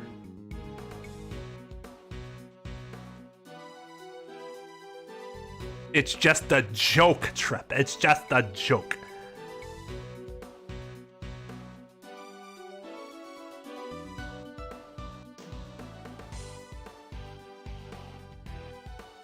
It is what it is already a terribly fucking cliche platitude, which is redundant, I think. But now you just made it even worse. It's what it's.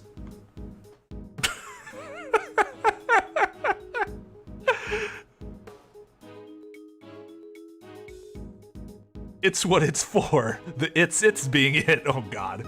Now I have a headache.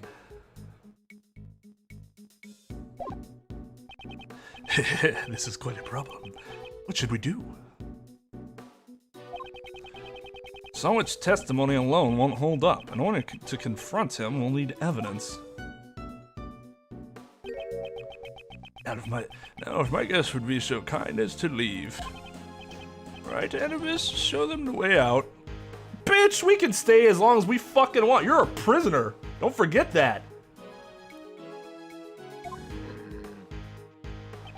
Look at Edgeworth. Badass. You bore me, dog. You bore me. Does this mean what I think it means? Let's get going, Mr. Edgeworth. Fuck a dog. We shall meet again, Dogan. It would be a shame for a long-awaited reunion to end so soon. I'll be waiting.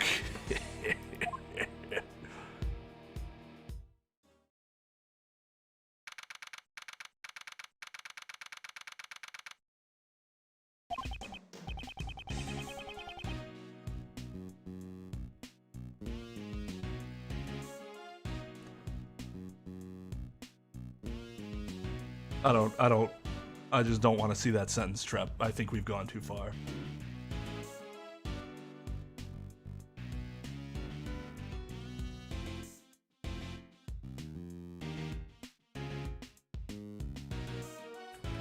Now then, we still need to find that murder weapon. Mr. Edgeworth! I don't know what that is either.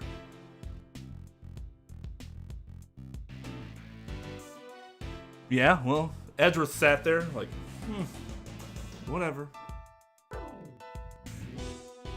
She went all the way up there. It's fine now, Kay. Come down from there. I've done that before, get away from a dog. Like I said, I was scared of dogs when I was younger. Where's Mr. Shields? Beats me. He just took off running like death was after him. Good grief, that man. What should we do now, Mr. Edgeworth? We'll continue investigating. First, we should start by solving that one mystery. Knightley's body was found in a workroom inside the prison. However, he was supposed to be in the detention center's holding cell. How did he get to the prison under such tight security?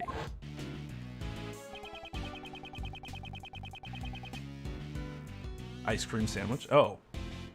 Maybe I've had one and I just didn't know what it was called.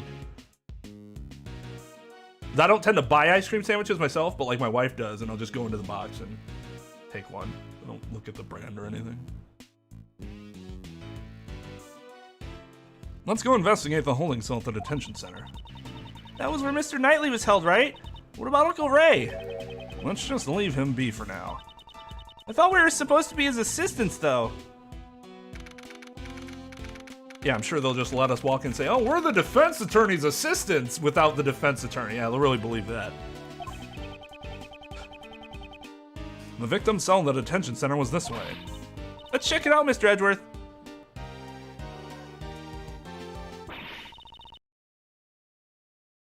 This is truly just dreadful. What happened? This is truly just dreadful. That's the warden, Miss Rowland. She must have come from behind that no entry sign. So he still won't talk? Even after all the trouble you went through to get the evidence transferred from the precinct? That's right. I don't know how many times I've tried. I can't report back empty-handed. That assassin sure is one tough cookie, huh? Did he just say assassin? Oh my! Pardon me, but were you talking about Sirhan Dogan just now? Oh, eavesdropping, were you? You naughty boy. Did you question him personally, Warden Roland? Not just him. I tried to have a heart-to-heart with all the prisoners and suspects. In my home, we're all family here. It's only fair I invite them to my warden's office. The warden's office? Oh, have you taken an interest in my room as well? It's just down this hallway, but outsiders are not allowed past this point. Down the hallway, so around there. It's such a lovely room. People do so enjoy being invited back there.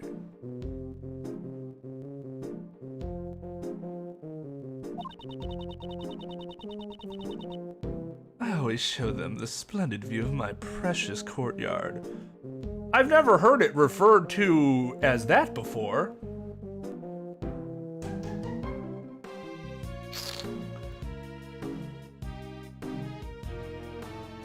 I'll ask my wife if she's ever called it that before. My precious courtyard. Klondikes are good. I like the Reese's and the Heath.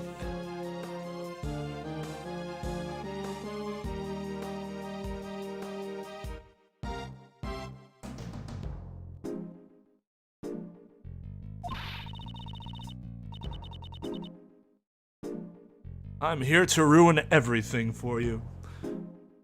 The courtyard of this animal field prison, I'd sure love to see.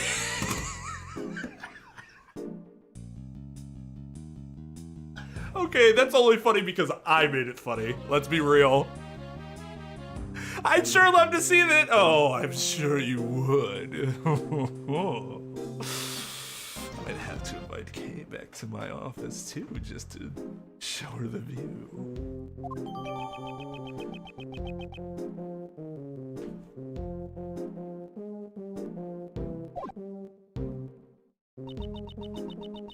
I'm delighted that you want to see it. However, I cannot invite you.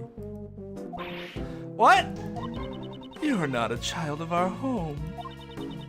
If you want to come to my room, you'll have to be convicted first.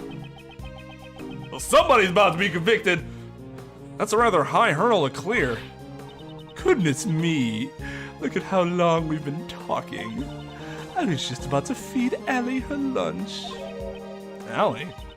She is my favorite little angel. Now, if you'll excuse me, I must be off to the courtyard. Toodaloo.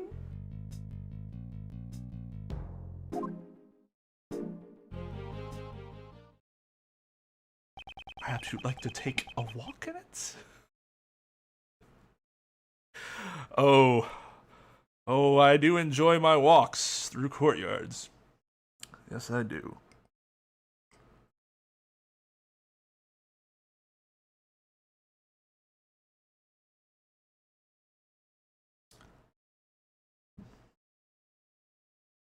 I always inspect the courtyards and the rear entrances. Leave no stone unturned. As I always say. I never got a chance to ask her about Dogan. Well, let's head over to Knightley's cell. Going to court to a whole new level. Hell yeah. Litigation would be so much better.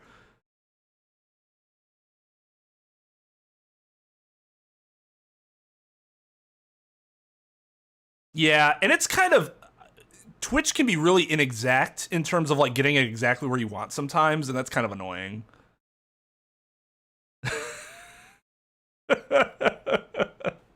All right, later, Nemo. Have a good night.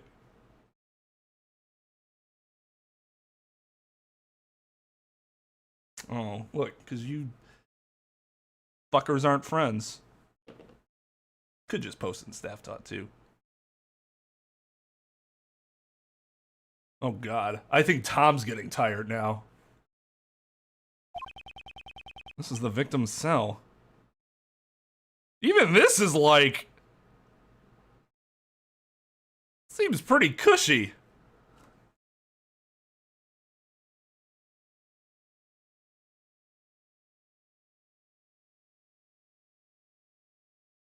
YouTube emojis?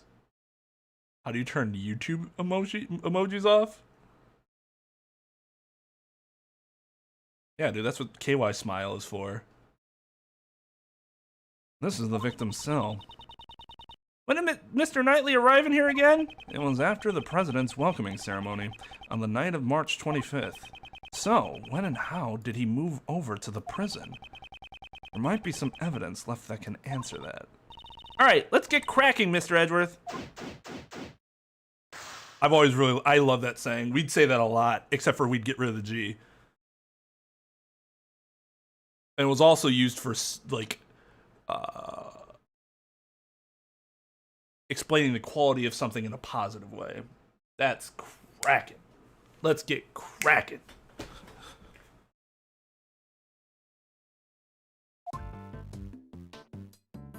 Just like our versatile word at school was smash. Smash could mean you're literally smashing something. It could mean that you were eating something in a aggressive fashion.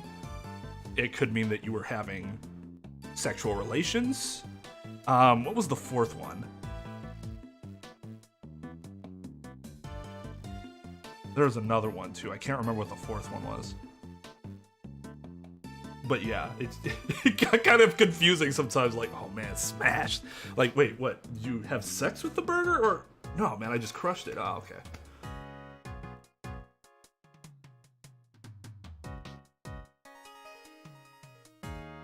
Well, just use KY Smile then. And then we can get to 50 members and you can just use KXD. Then you don't have to worry about that at all. Yeah, the dividers are pretty nice touch.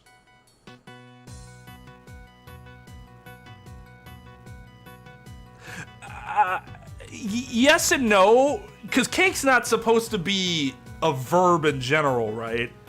We just took a noun and made it a verb. Caking. Cake. Woo! Let's go cake Mia. Oh shit, she's dead. Never mind. That's Phoenix caking Maya now. K, you cannot be caked. You are under the age of legal cakeability. Be gone. That bed does look super fucking uncomfortable. Won't rest until I've inspected every suspicious looking Crook and Lanny. Wait, Rook and Nanny. Yeah. Crook and Nanny.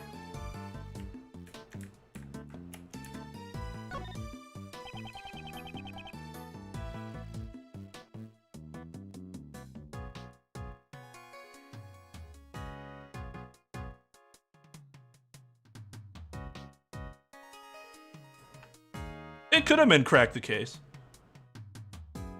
I think it works either way, the more generic version or Crack the Case.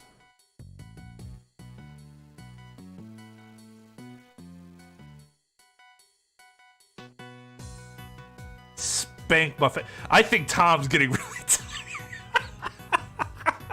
Where's this Tom been? I'm not gonna rest until it spanks my fanny. It's Horace Knightley's suit. According to the results of my investigation, What'd you find out? man who looks good in the suit leaves a more flavorful impression with the ladies. Ah! Next time I'll investigate men who look good in frills. Please don't bother.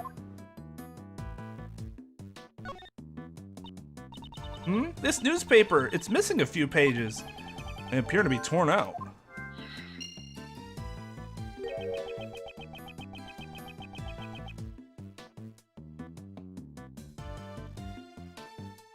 What? You can clip what I said and just have it over and over again. What, the Spank My Fanny thing? Why would someone tear out the pages from a newspaper? Maybe they used it to clean the cell instead of a rag? Clean the cell? Quite possible. Like here. Something seems off. The floor here is clean. Was it mopped recently? It seems strange that only the area in front of the bed has been wiped clean. The rest of it's a filthy fucking mess still. Looks like an uncomfortable bed to sleep in. But the pillow covers are clean, not a speck of dust on them. This what the bed at Gummy's place looks like as well? No, if my hunch is correct, he has an old beat-up mattress lying around in his room. That's really unfortunate.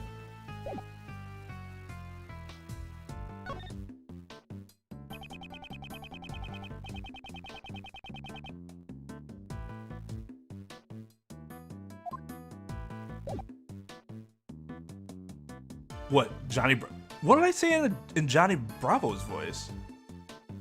Probably has a blow-up mattress. Oh God, you're gonna make me cry.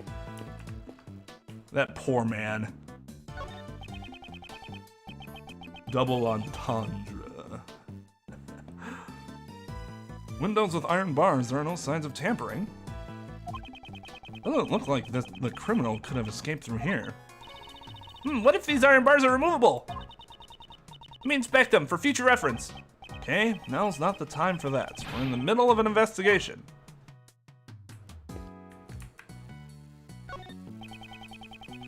It's not as dirty as I thought it would be. I demand these prisoners are treated like garbage. What is all this clean living? And the toilet paper shows no sign of use.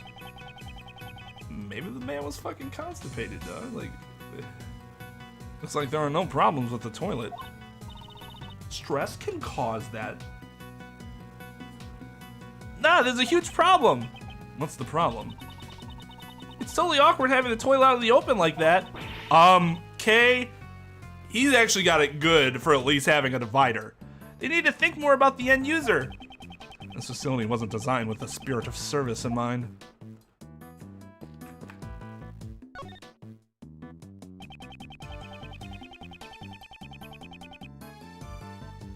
Crookin' nanny. Cookin' ranny.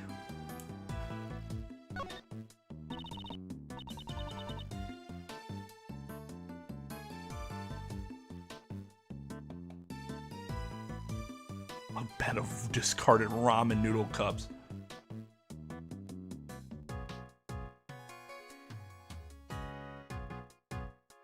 Mr. Edgeworth, is this a dining menu?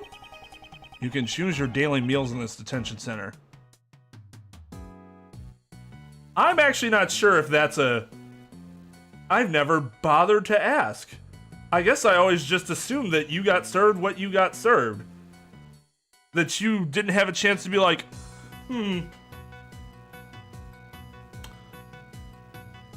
believe I will be having the... No, hold on. No, actually, I changed my mind. I was going to say the filet, but I think instead I will have the lobster today. Thank you.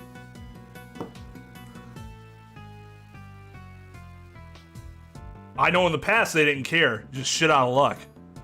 They might have like an alternate option, but that's really all you would have to do for someone with allergies. Or what they could do is have a special section, a special meal for those with allergies. That's already like set aside. Like they know they have to make X amount of meals with no peanut oil or something, right?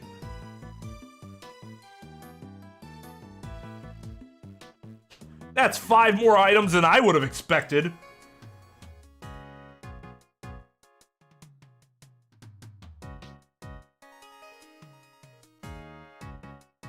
Yeah, because you got your tray and you're like, you want this? Yes. You want this? Nah. You want this? Yeah.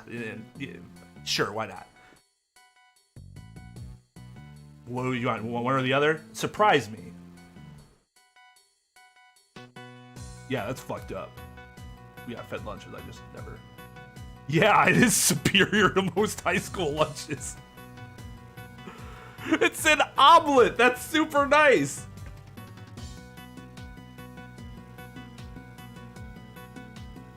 So there's for your vegetarians. This looks like a... This looks like a... Is that a steak with an egg on top of it? Or a potato with an egg on top of it? I don't know what this is supposed to be. This thing in the bottom right. Yeah, dude, fucking steak and eggs! I want steak and eggs. Of course, I have the freedom to do that if I want. I just choose not to. You can choose your daily meals in this detention center. However, unless you have the money, you won't be able to choose what you want to eat.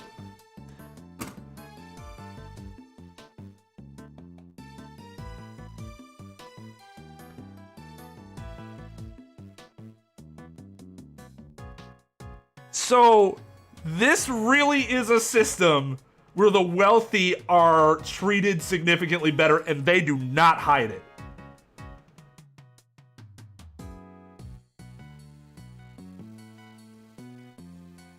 At all.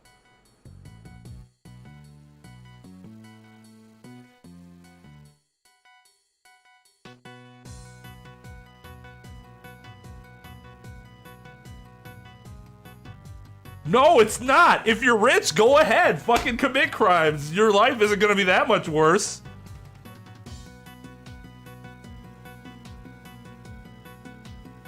Well, of course, they get something, but being able to choose steak and eggs just because you can afford it? You fucking kidding me?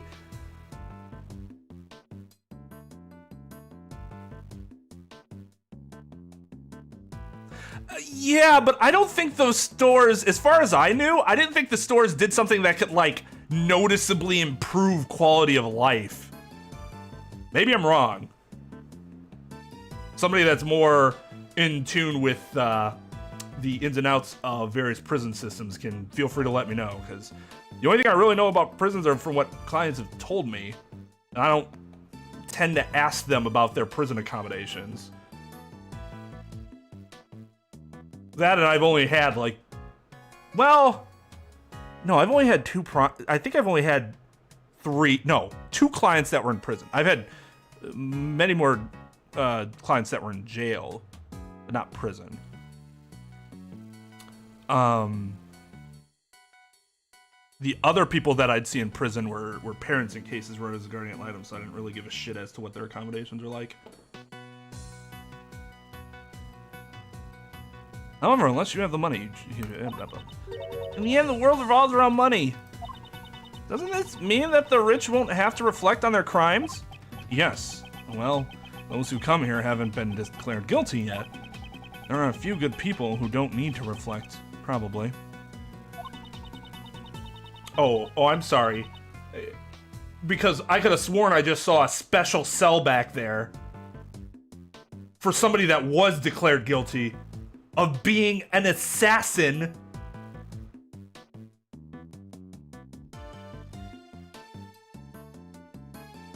Oh, hell yeah. I'd love to hear what he has to say.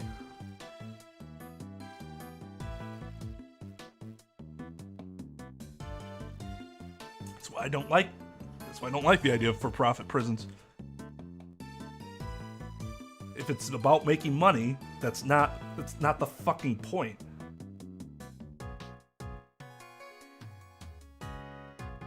Sounds like you're just making excuses for them, Mr. Edgeworth. Why should I have to come up with excuses for the detention center?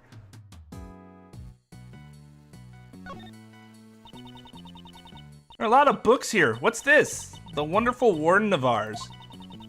The Hound Whistler, The Animal Shack Redemption. That's funny. Mr. Knightley, he was a surprisingly good person. No, the detention center provides these books for the visitor's own edification.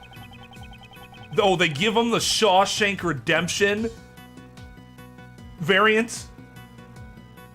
So, about a story about a dude who escapes prison. These books are supposed to help you grow as a human being.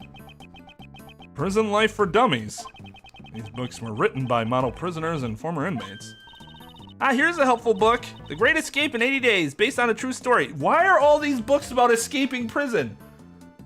They should be about, like, you're not going anywhere. Reflect upon yourself. The fuck? It's funny. It is funny. It just doesn't make any sense. Oh, check this one out. Crime and Establishment. How to make money in prison. Fucking, are you kidding me? That was well timed.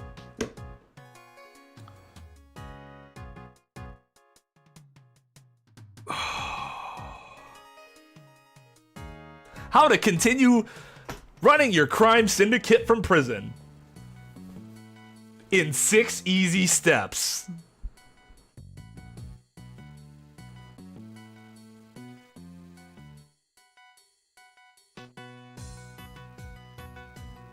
Give him Animal Farm.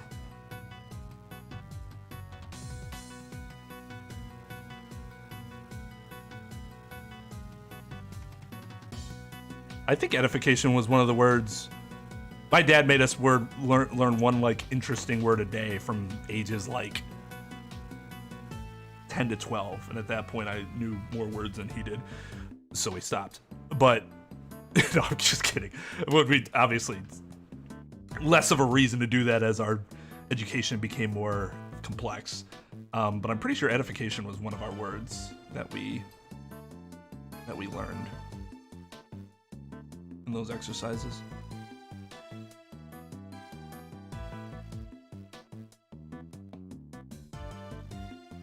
Yeah, that's a great resource to have for sure. Yeah, Christoph Cell. I mean, are you...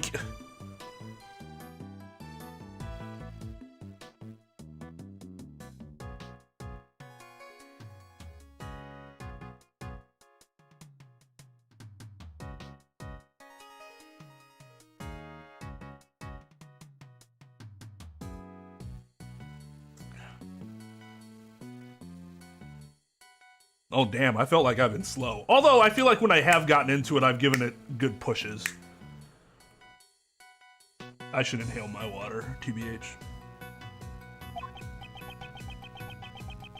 Problems with the detention center may run deeper than I thought. Yeah, for-profit prisons aren't fucking stupid.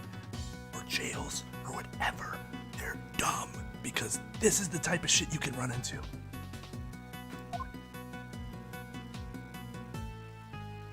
I await your dissension in the comments section. Whether I actually get to those comments, obviously is a different story, as I have like 230 comments backed up, which is actually like 300 and something, but the first 150 went away just because they went away from the notifications for some reason. I'm just so bad. And I know you guys have been a lot of kind comments. Hey, don't worry about it. We know you're trying your best and we want to interact with us as much as you can, etc. I appreciate that, but I still kick my own ass for doing that. I have expectations of myself. Ah, there's something on the desk. It seems to be some kind of memo. Let's take a closer look.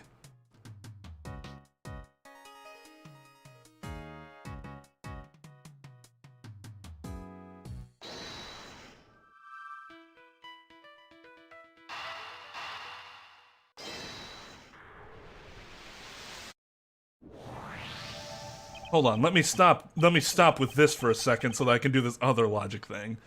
The floor here is clean. It was probably wiped down with something. Did someone spill grape juice here? Nice, keeping up that running joke. I don't know exactly what was wiped away, but I can imagine what was used to wipe it.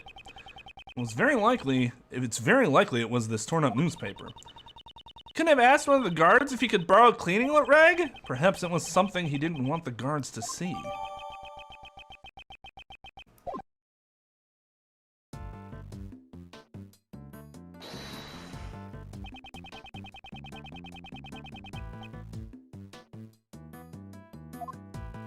Oh, I gotta pick a specific spot, I suppose.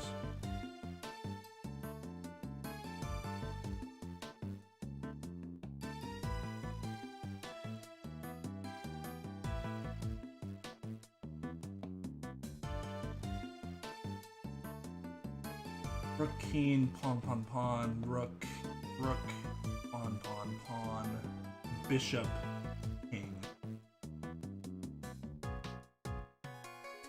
Okay.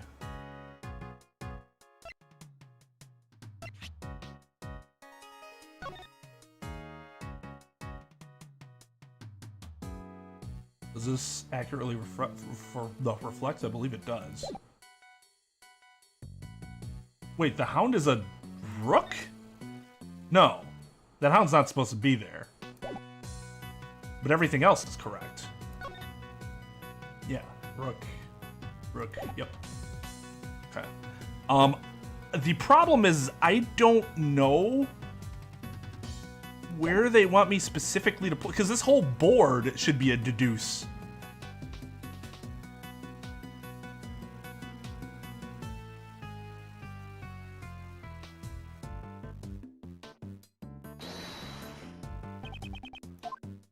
But I bet it's like a specific spot, and I'm not sure what makes the specific spot correct. This chess notation, I've seen it before. You're still thinking about chess. Focus on the investigation. Focus!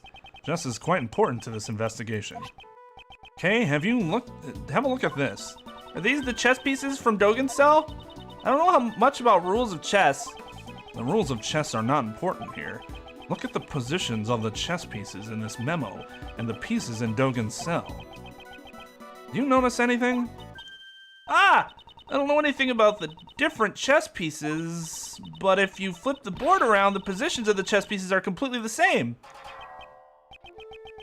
Yes, although the memo doesn't include the Cerberus chess piece. The positions of the other chess pieces are identical. What's going on here?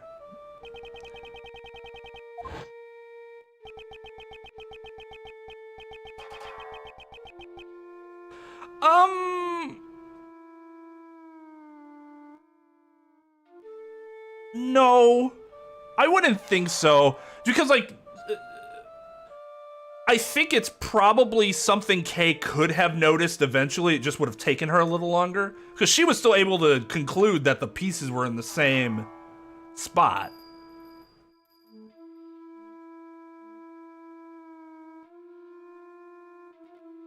Yeah, I think it's the positions that are the more important part of that.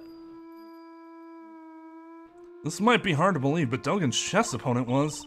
Are you saying he was playing against Mr. Knightley? With this, we now have the evidence to link Dogen with the victim. Damn, he killed him over that chess game? That's a little intense, bruh. Is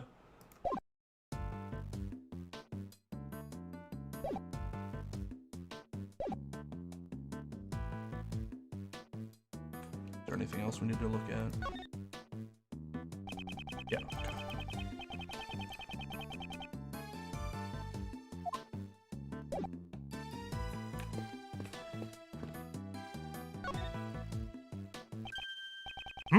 The reflection in this mirror.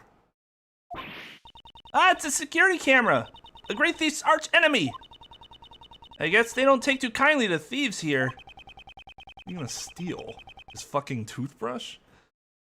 No, it's not about thieves. They just don't want people getting out. There's no reason for a detention center to be kind to thieves. Guard! I would like you to check the footage on the security camera. If you find any problems, report to me at once. Understood, sir. How have they not checked that already? Like, that should have been done immediately. So, this is what our investigation turned up. It seems we found a major connection between the victim and Dogen. This is terrible. What happened? This is terrible. What happened? The security camera recorded something terrible. What? Can you let me see it? Of course, sir. I have a portable playback device right here. Let me see it right away.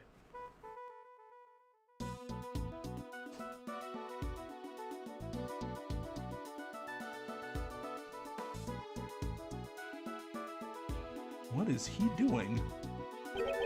This black thing has got to be that doggy, right?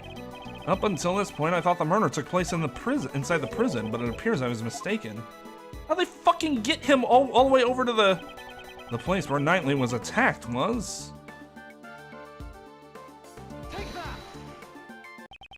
It was the detention center. And furthermore, he was attacked by Dogen's dog. This is the decisive evidence. How? Okay, I'm honestly confused as to how they moved the body then. If Knightley was killed in this room, we know that the dog is able to open the doors, right? But wouldn't have he had to have opened the door from the detention center to the prison?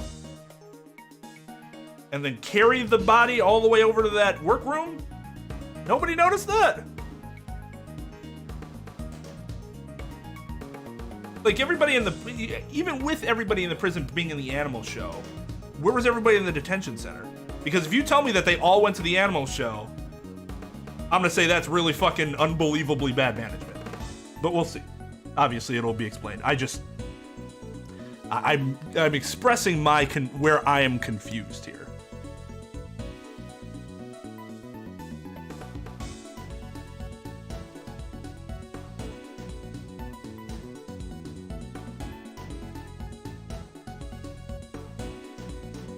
If Knightley was killed in this room, then this piece of evidence we found in the cell takes on a new meaning. Which piece of evidence takes on a new meaning if the murder occurred in the holding cell? Well, this was brought with him.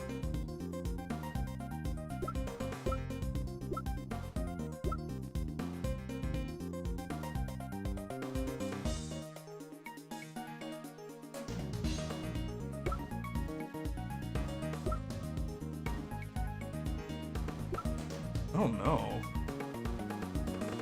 So it could be the chess pieces because it's related to Dogen. It could be the dog because that means so it definitely saw that dude was dead and the dog was still gnawing at him even though he had already killed him.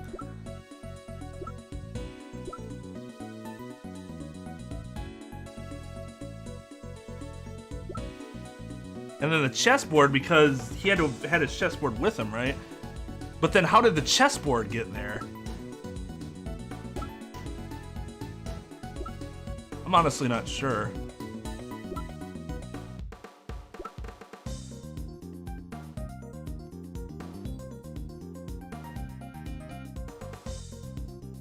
Used to tie up the victim.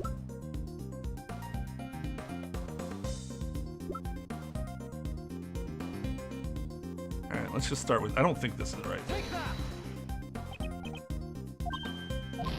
Nothing. Okay.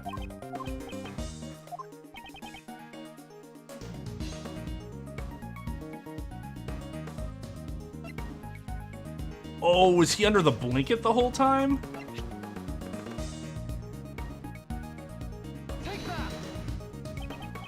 No, that's not it. Okay. Thought I had big brained myself.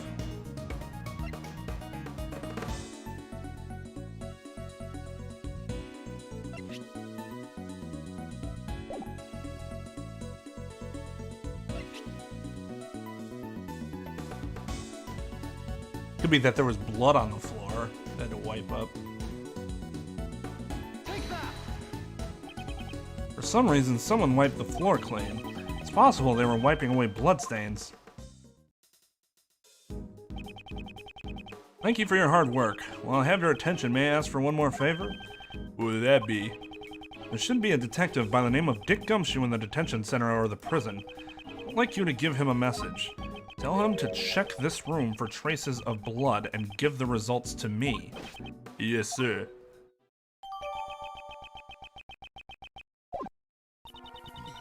This should corner that old coot! No, not yet. We still don't know how Knightley and the dog moved from here to the prison. That's true. But once we figure that out, where should we check our next? Where should we check out next, Mr. Edgeworth? The guards here might know something about the murder. Let's see if we can learn any new details from them.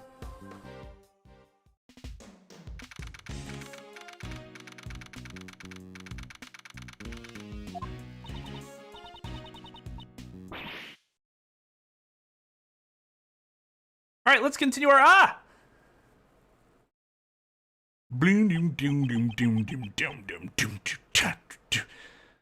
Oh, sorry to intrude.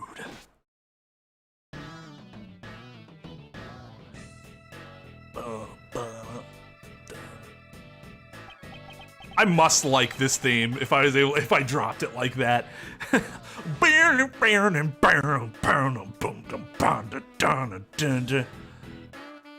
Alright. You know what? You know what? This is a great time to call it a night. Next episode, next week, we'll talk to Lang.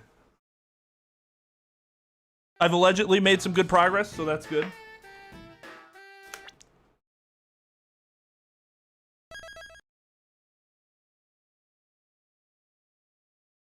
But yeah, I feel like we blew through that 4 hours too.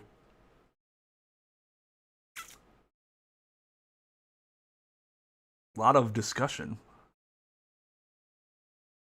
No. Yes and no.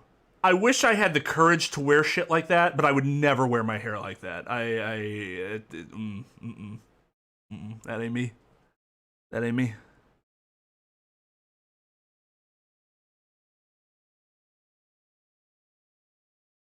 So we had like 2 more hours of, well, I mean, sometimes I go 6 hours, 5-6 hours, but normally I try to keep it at 4. And I'm especially going to be focusing on trying to do that more often for the rest of this month so that I can get more shit done. I'm just slugging, man. As much as I do like 2-4 is another case that goes on a little too long. Like I edited through that Will Powers testimony. I'm just like, maybe I'm forgetting something later, but I feel like this was fucking worthless. Like, you could have completely taken this out and the case would still be the same. Really, it seemed like that part of the case was, oh shit, I just need to buy us time, so let's, like, run around in circles. Oh no, they found out that the butler had stitches up his face.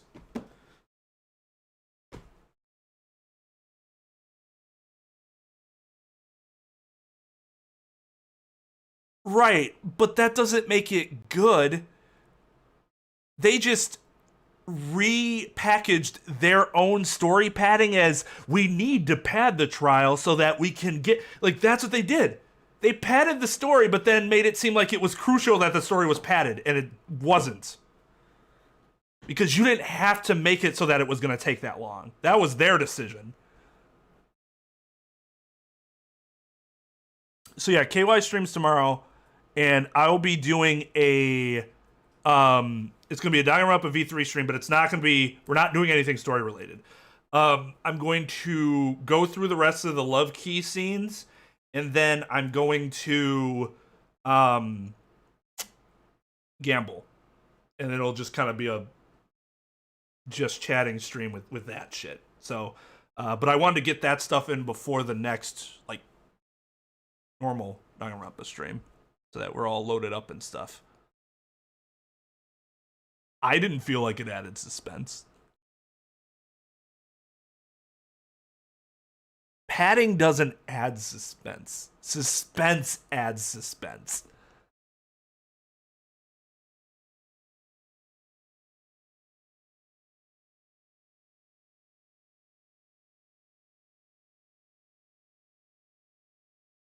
I'm just getting to the killer's testimony. I do remember that dragging out too, but I don't remember exactly how yet. Like, I have to actually go through it. But I do remember that being that whole last part of that trial just took too long. And now it's a slog to edit through.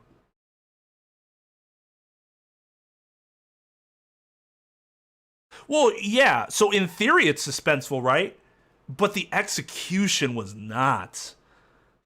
It just felt worthless the whole time, just like, oh god.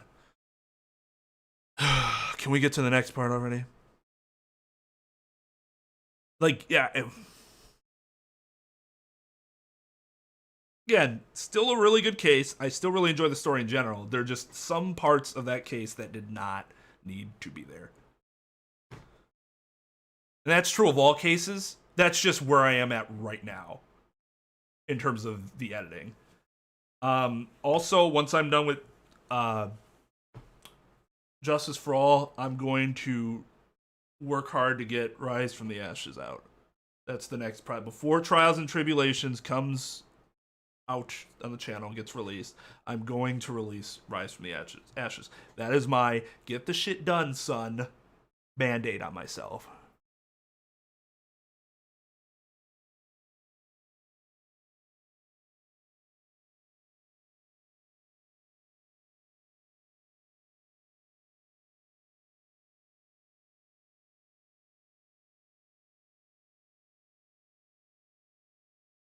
I mean, maybe. I honestly don't know how I felt.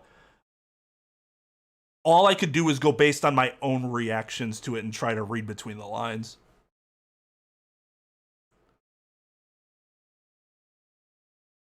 Yeah, that was more of a gameplay problem in that everything I did felt counterintuitive to what I should be doing based on how the game was presenting it. Hey, Amiro.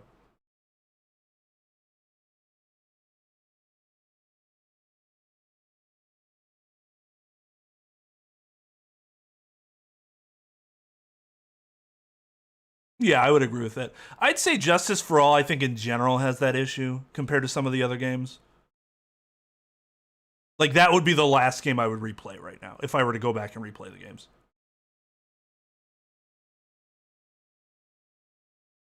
Doesn't mean it wasn't good initially. It's just some things are better, have better replay value than others, right?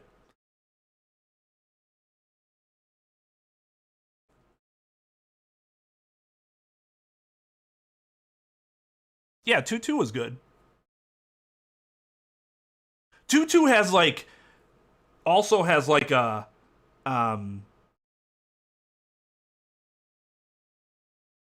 substantial effect on later games, right? So it makes it seem more important. Thus, it seems like it's just more important to replay. 2-4 doesn't have as much of an effect like that. It does a little bit, but not nearly as much. And fucking 2-3 is worthless. 2-1's great because it introduces you to Maggie. That's good.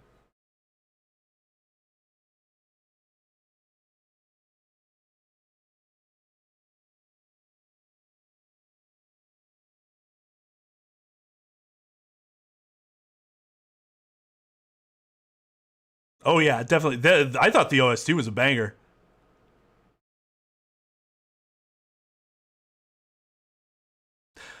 See, I think I'd play AAI 1. I'd replay AAI 1 before Justice for All, but maybe not. Maybe after I put those VODs together, I'll feel differently. I think that's probably some recency bias.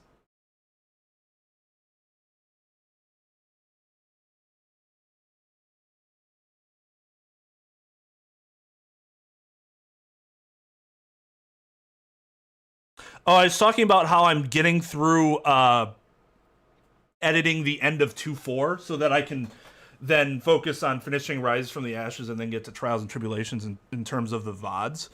And just how 2-4, I've realized that I do really like 2-4, but 2-4 has a few parts of the case where I just don't think those elements were necessary at all for the case. Like, you could have cut them out, and I don't think the case would have felt any different.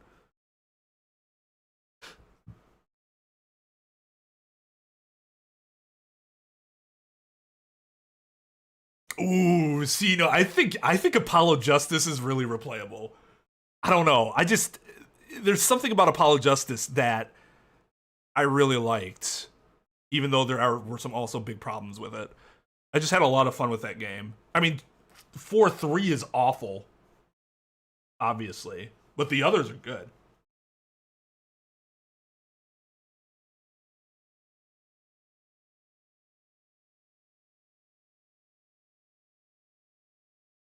That's probably just a, that's going to be a very, very subjective thing. I would love to watch Phoenix destroy Kristoff over and over again. I love seeing competent Phoenix. I can't get enough of competent Phoenix. Oh my God. Keep it. Let me just watch let me go back and watch myself play it. No, that's ultimate narcissism. Let me watch somebody else play it. Oh. I don't know. Maybe 4-4 would be really annoying to replay.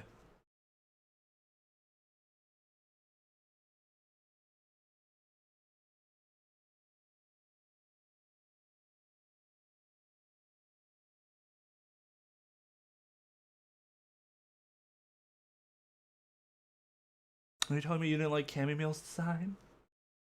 I loved her design. Like her whole, like, she's sleeping or whatever all the time. Oh yeah, it was awful. But man, seeing him be able to actually be competent in the courtroom it was amazing. That's how frustrated I was by the end of 3-3 or 3-5 with the lack of competence behind Phoenix. That I just like he could have murdered somebody in that case, and I still would have been like, but competent Phoenix in court though. Oh, baby. Rapala Justice would probably be 4-2. For the first game, it'd probably be 1-4. Von Karma is always going to be replayable because he's such a great character. 1-2 is probably pretty good too, but I think Von Karma just is a much better villain than Red White. And Red White's good. It's just Von Karma's fucking elite tier villain. Probably 2-2 and then 3-4. 3-4 is my favorite in that case, but I don't know if that's the one with the most replayability.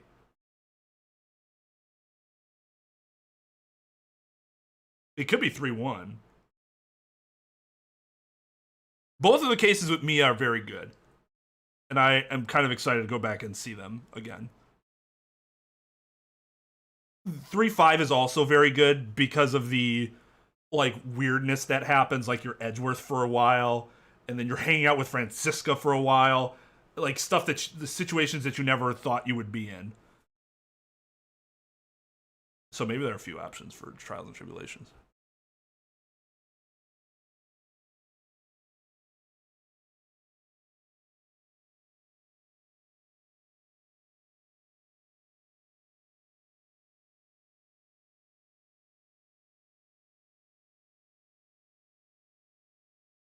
One five? No. Awful.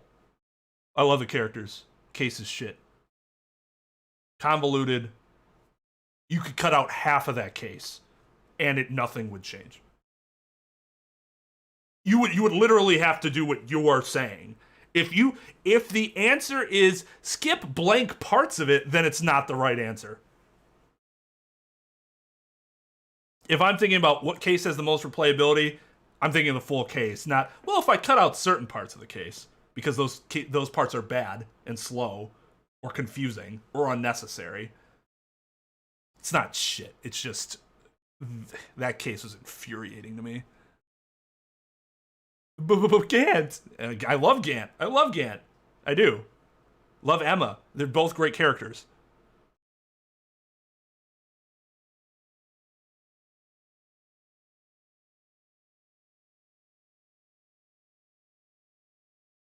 Well, I mean, Tom actually asked me, so like I'm not like bashing you guys for making that decision. I'm just using that as an example of why I would not choose 1-5.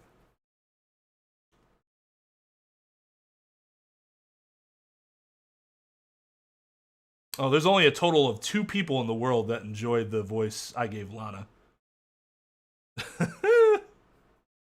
Toxis is still lobbying to keep that voice in. I'm like, nah, man, I hate it. If I hate it, I'm not reproducing a cut of that shit where it's still there. Fuck that. The worst thing I've ever done on this channel is give Lana that voice.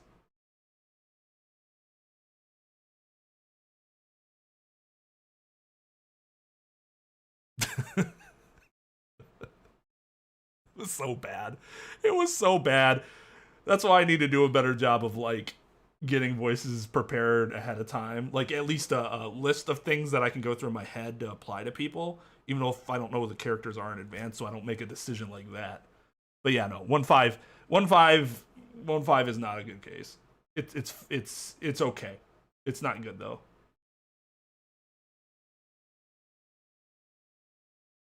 Padded, convoluted, just a lot of unnecessary stuff because it was a DLC. They felt like they needed to make it a certain length, but that will screw the quality up.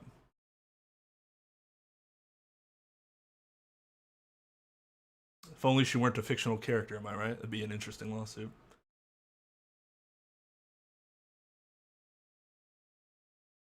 I don't feel like it's, well, I mean, I feel like what I provide is effort in the voice acting. I wouldn't consider my voice acting great, but I do think I would say that compared to a lot of other people I've seen, I actually put feeling and effort into it.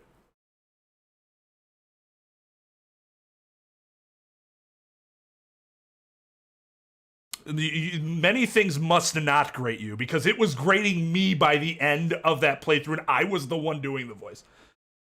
So you'd think I'd be like, oh yeah, I know what I'm doing. I like what I'm doing. No, I was hating myself.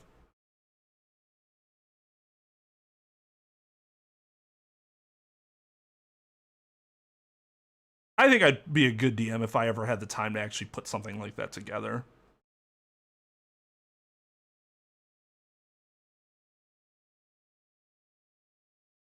Well, except for Lana's.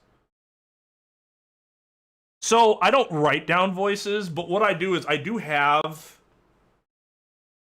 a list of like ideas for voices that I think I can actually do listed in my phone. And what I should do is take a subset of them because I can't remember the entire, it's a pretty long list. Not that I think I could do all those amazingly well, but like these are options. I could try them out and see if they work sort of thing. But I should start taking subsets of them, especially ones I haven't used yet. Because it's really easy to go back to ones I've done already, but I would like to use more that I haven't done yet, just for the sake of, changing it up a little bit. But like take those and memorize those, and because it's a smaller list that I'm memorizing, it's going to be easier to recall all the options. Instead, I try to recall the entire list, and that never works. Valley Girl voice is my favorite one to do. I even do that when we're playing COD just because I know the fucking hate it. And I can do it like all fucking night. I proved that, right? I went through an entire 4-hour stream of A Link to the Past just with the Valley Girl voice. I was pretty proud of that.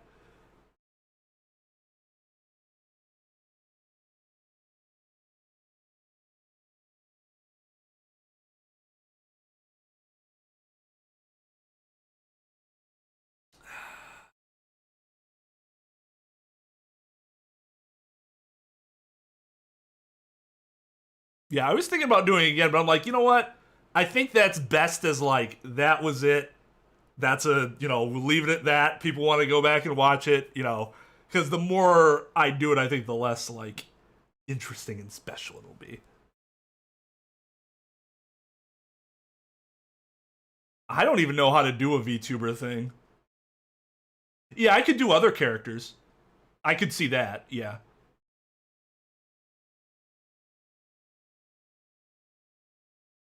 Monotone reading. It's not that it's a pet peeve of mine, but I do wish that streamers that I watch would put more effort into the voice acting. I understand why they don't, because that's not, to them, like, that's not what they're focusing on, right? They're focusing more on the gameplay itself as opposed to all the back and forth. Because you can tell by how like little emphasis they put in on the voice, and that's fine. It's just I see that and I'm like, I wish they could have put a little more effort towards it. And a lot of times when they're doing it like that, it tends to come off as pretty monotone.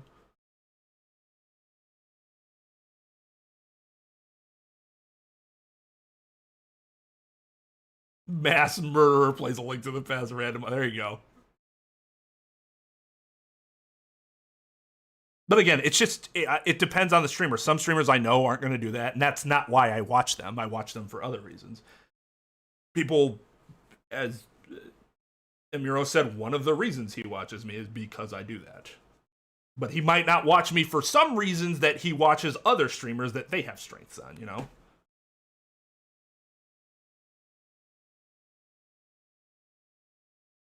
Maybe that's what it is. Maybe at heart I'm just more of an entertainer than a player. Though, for Ace Attorney specifically, maybe that just depends on the game. I was going to say for Ace Attorney and Danganronpa specifically, it arises out of my profession, right? That's why I'm doing it. If I weren't a lawyer, I don't think I'd be... If I weren't a lawyer, the audience would be completely different, right? Then I'd just be like anybody else playing Ace Attorney or Danganronpa. There's nothing really bringing you here, you know, different from any other streamer. But part of being a lawyer is being able to present. It's not necessarily, we don't necessarily think of it as entertainment, but it is presentation in a way that is attempting to be persuasive, which is basically what entertainment is, right? You're trying to get people to buy into what you're saying and feel the emotion that you want them to feel.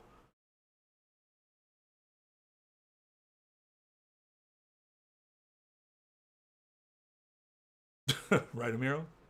I mean, look at how long I kept that a secret. I've been a lawyer since I started the channel, but I never talked about it. I never talked about it because I was like, I don't think people would really, either people wouldn't care or they'd react negatively.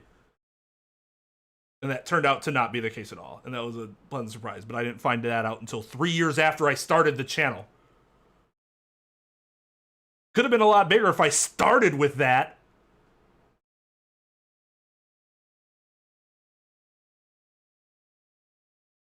So, I mean, I graduated in 2014. We started the channel in 2015. I wouldn't have had as many. One of the good things is I have a lot more experiences to tell you guys about now because I got a few years under my belt before doing that. So that's good, you know? It's possible that I wouldn't have been as good with, like, presenting these games if I had started back then, as opposed to what I do now.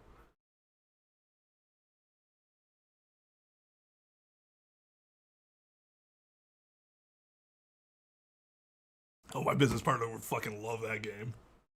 It sounds interesting. He was a philosophy major. Actually, he got a master's in philosophy in addition to his law degree.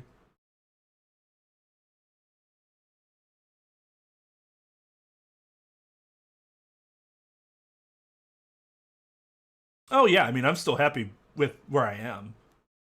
I mean, I've said this before. I find this significantly more... obviously, it's more entertaining than my normal job because there's not as much negative emotion that you're dealing with.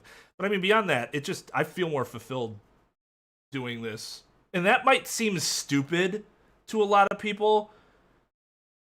But let me just give you an example. I help out many people with their immigration cases. But at any given time, I have somewhere between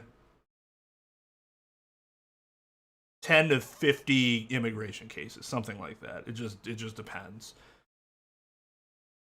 And they're always very happy, always very appreciative.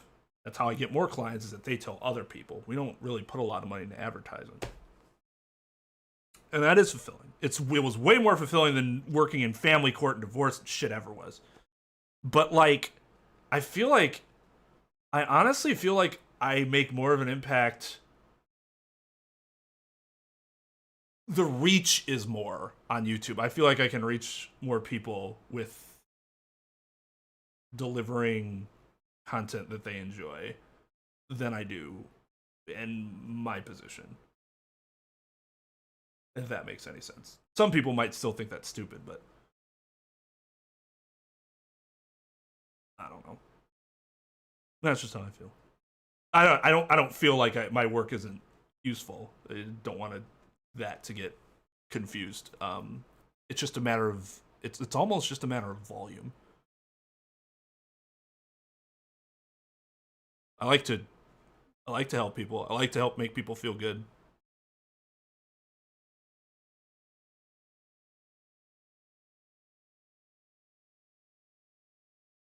All right, later, Nikolai. Take it easy.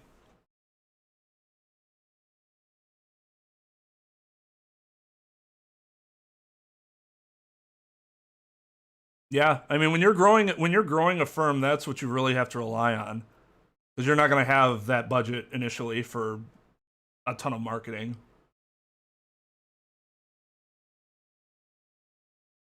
Yes, I feel like there are many things I said today that could be clipped out of context. Like, ugh.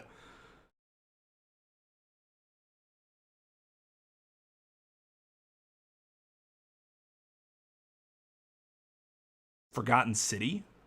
Can you DM that to me so that I don't forget? What was the other one too? Socrates Jones. That one I won't forget because that's a memorable fucking name. Yep, that was one.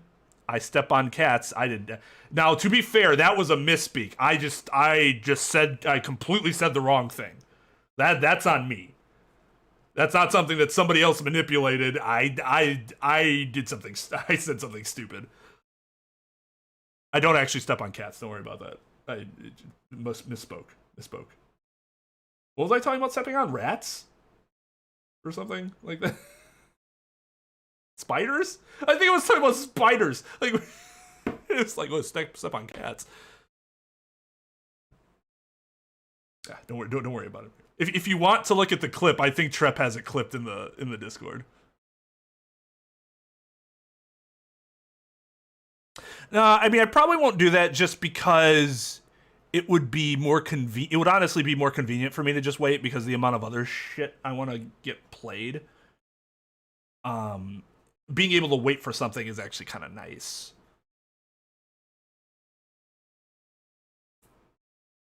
You know what I mean? Like, it's good that I don't have to worry about playing Ace Attorney 7 yet, because it's like getting released. No, it's not even announced yet, so I'm not really worried about it, because I still have several other games to get through.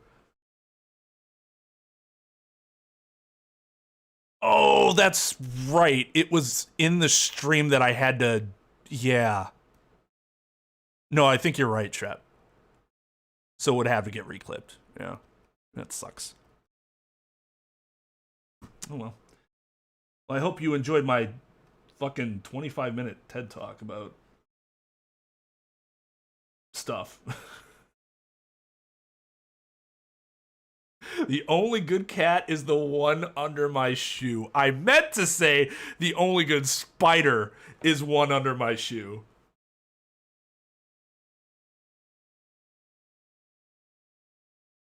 Well, I understand. Makes sense.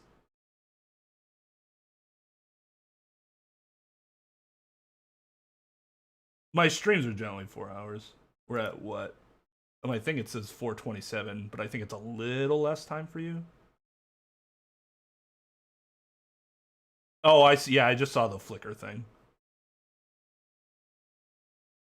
Yeah, 4:27, almost 4:28. 4:27, blaze it! Yeah, exactly. We were talking about cats too. It wasn't just like random. We were talking about cats as well. It's not that ridiculous. Oh my god. Okay. Jumping spiders. That's enough for me. I'll talk to you guys later. I'll be back tomorrow. Again, if you want to check out that, it's going to be like a chill, just chatting Danganronpa stream where we go over more love keys and gamble. So we just talk about bullshit or whatever. And that'll be after KY streams. And then Friday, it's member stream. Gotta figure out what to do for that. And Saturday is going to be Twitch. All right? So, you guys, take it easy. Thanks for watching. As always, I enjoyed. And until next time, stream is adjourned. Fungus spores. Hey, boss fungus. Lord brother. I will be well. I were the only for the Duke. Where is he? Would that I knew. My searches yielded not. Would that I knew. Salbang! Nice and dark! I am here! Hey, do Lark. I think that was his voice. It's been a while. It's been a long time. Excellency, are you armed? Hey, someone summon an apothecary at once. How do you feel, Your Excellency? My head!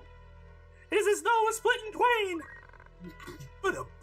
Bang, bang, bang. But I do not think it's serious. I just need some time. Most unfortunate. Hey, sorry for What? stepping on your toes. Don't interrupt me again. Ah! What have you done? Hey, Lord Brother, did you just stab You're him? a bitch. Chase it to him? Shut the fuck up. Be silent, brother. Hey, hear what you said. You betrayed me! You killed your father to Stop talking. gain control of your house! And now you have killed me! Shh. Son. Stop breathing. Shh. I don't know though. I feel like you'd have to like look up They a. have a magazine about like deadlifting. Yeah, they got iron They used to have dumbbells. dumbbells. You can actually just deadlift instead of reading a magazine about That's it. right. Do that incline chest press. And Dude, you gotta buy it. You gotta buy it from her so she can be like, "Oh wow, he lifts." Yeah. Does he even lift, Would bro? she be into that? Would she be into those swirly glasses? Wow. Yeah. I think that's what the original Japanese translates to. His is much more accurate. Yeah. Yeah, that voice. That's yeah. You should trust me. I took a little Japanese in 7th grade. That's what they're all saying in this game. You think? Well, Vader probably didn't have an itchy ass, right? Because he was just machine. He had Mostly machine. Oh yeah, no, he had an ass still, right? Yeah. Wonder how he shit. How did he eat? He had to take off his helmet? Like how many? Yeah, I just assume he got fed liquid. Yeah. He seemed probably like Drinking the, it, eating out of a like straw. The 1 meal a day kind of guy. You know, very He fed off of intermittent fasting. evil. Well, I'm sure it had to be liquid because, like, a bunch of his Please, organs let me got all have one fucked up. 16-ounce serving of evil. But yeah, so I guess if you drink your food, do you ever shit still, or does it just all come out as? Yeah, I think so, There's right? no salad. Because It's just diarrhea. God damn it, dude! This fucking level. No, he's probably got a catheter or something, or whatever the Star Wars equivalent of that would be. oh, they just is carrying around with him all the time. That's Yeah, and he disgusting. goes and dumps it somewhere. Every time you're around him, at any time, he could have a bag full of diarrhea and piss. Well, I mean, Hey man, real people. Have you smelled Veda, Lord Veda lady? Yeah, but not the fucking Sith Lord. would you be talking shit about him if you were an officer? No, that's other officers. I'd be like, because like you'd see the one because their nose would kind of twinge up, and you're like, oh Jesus Christ, he's walking past me. It's gonna be terrible. Have you smelled Lord Vader lately? Commander. Oh, yeah, he smells wonderful. I believe it's do shampoo. Roses. Smells like roses. It smells wonderful, Lord. That's cool. Get All right, my- you guys ready? Do not patronize. What do you? I can do it myself. Leave that to me. Did you exit out, or did you just remove it from your site? It shouldn't matter to you. As a matter of fact, it's not going to matter to you. I don't want you to quick load that shit. Quick load. Is that a thing? Yeah. Oh. When you've already got it. When You you know what already I'm saying? when you already got it. All right, let's go. Let's go. You already got it. While the tension's up, let's go. Not as much tension as the waistband of dude's jacket.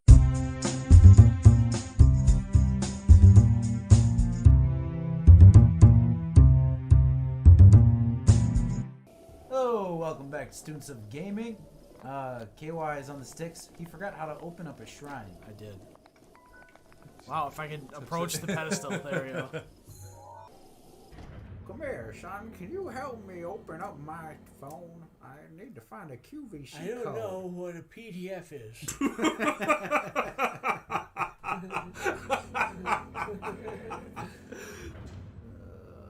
That's damn QVC funny. code. I don't know what a PDF is. To those who set foot in the shrine, I am Tina Kuzma. Did you guys see how that guy was moving? Huh? My bag got stolen a while ago. That's nice. That's not nice. My bag was just stolen. Nope.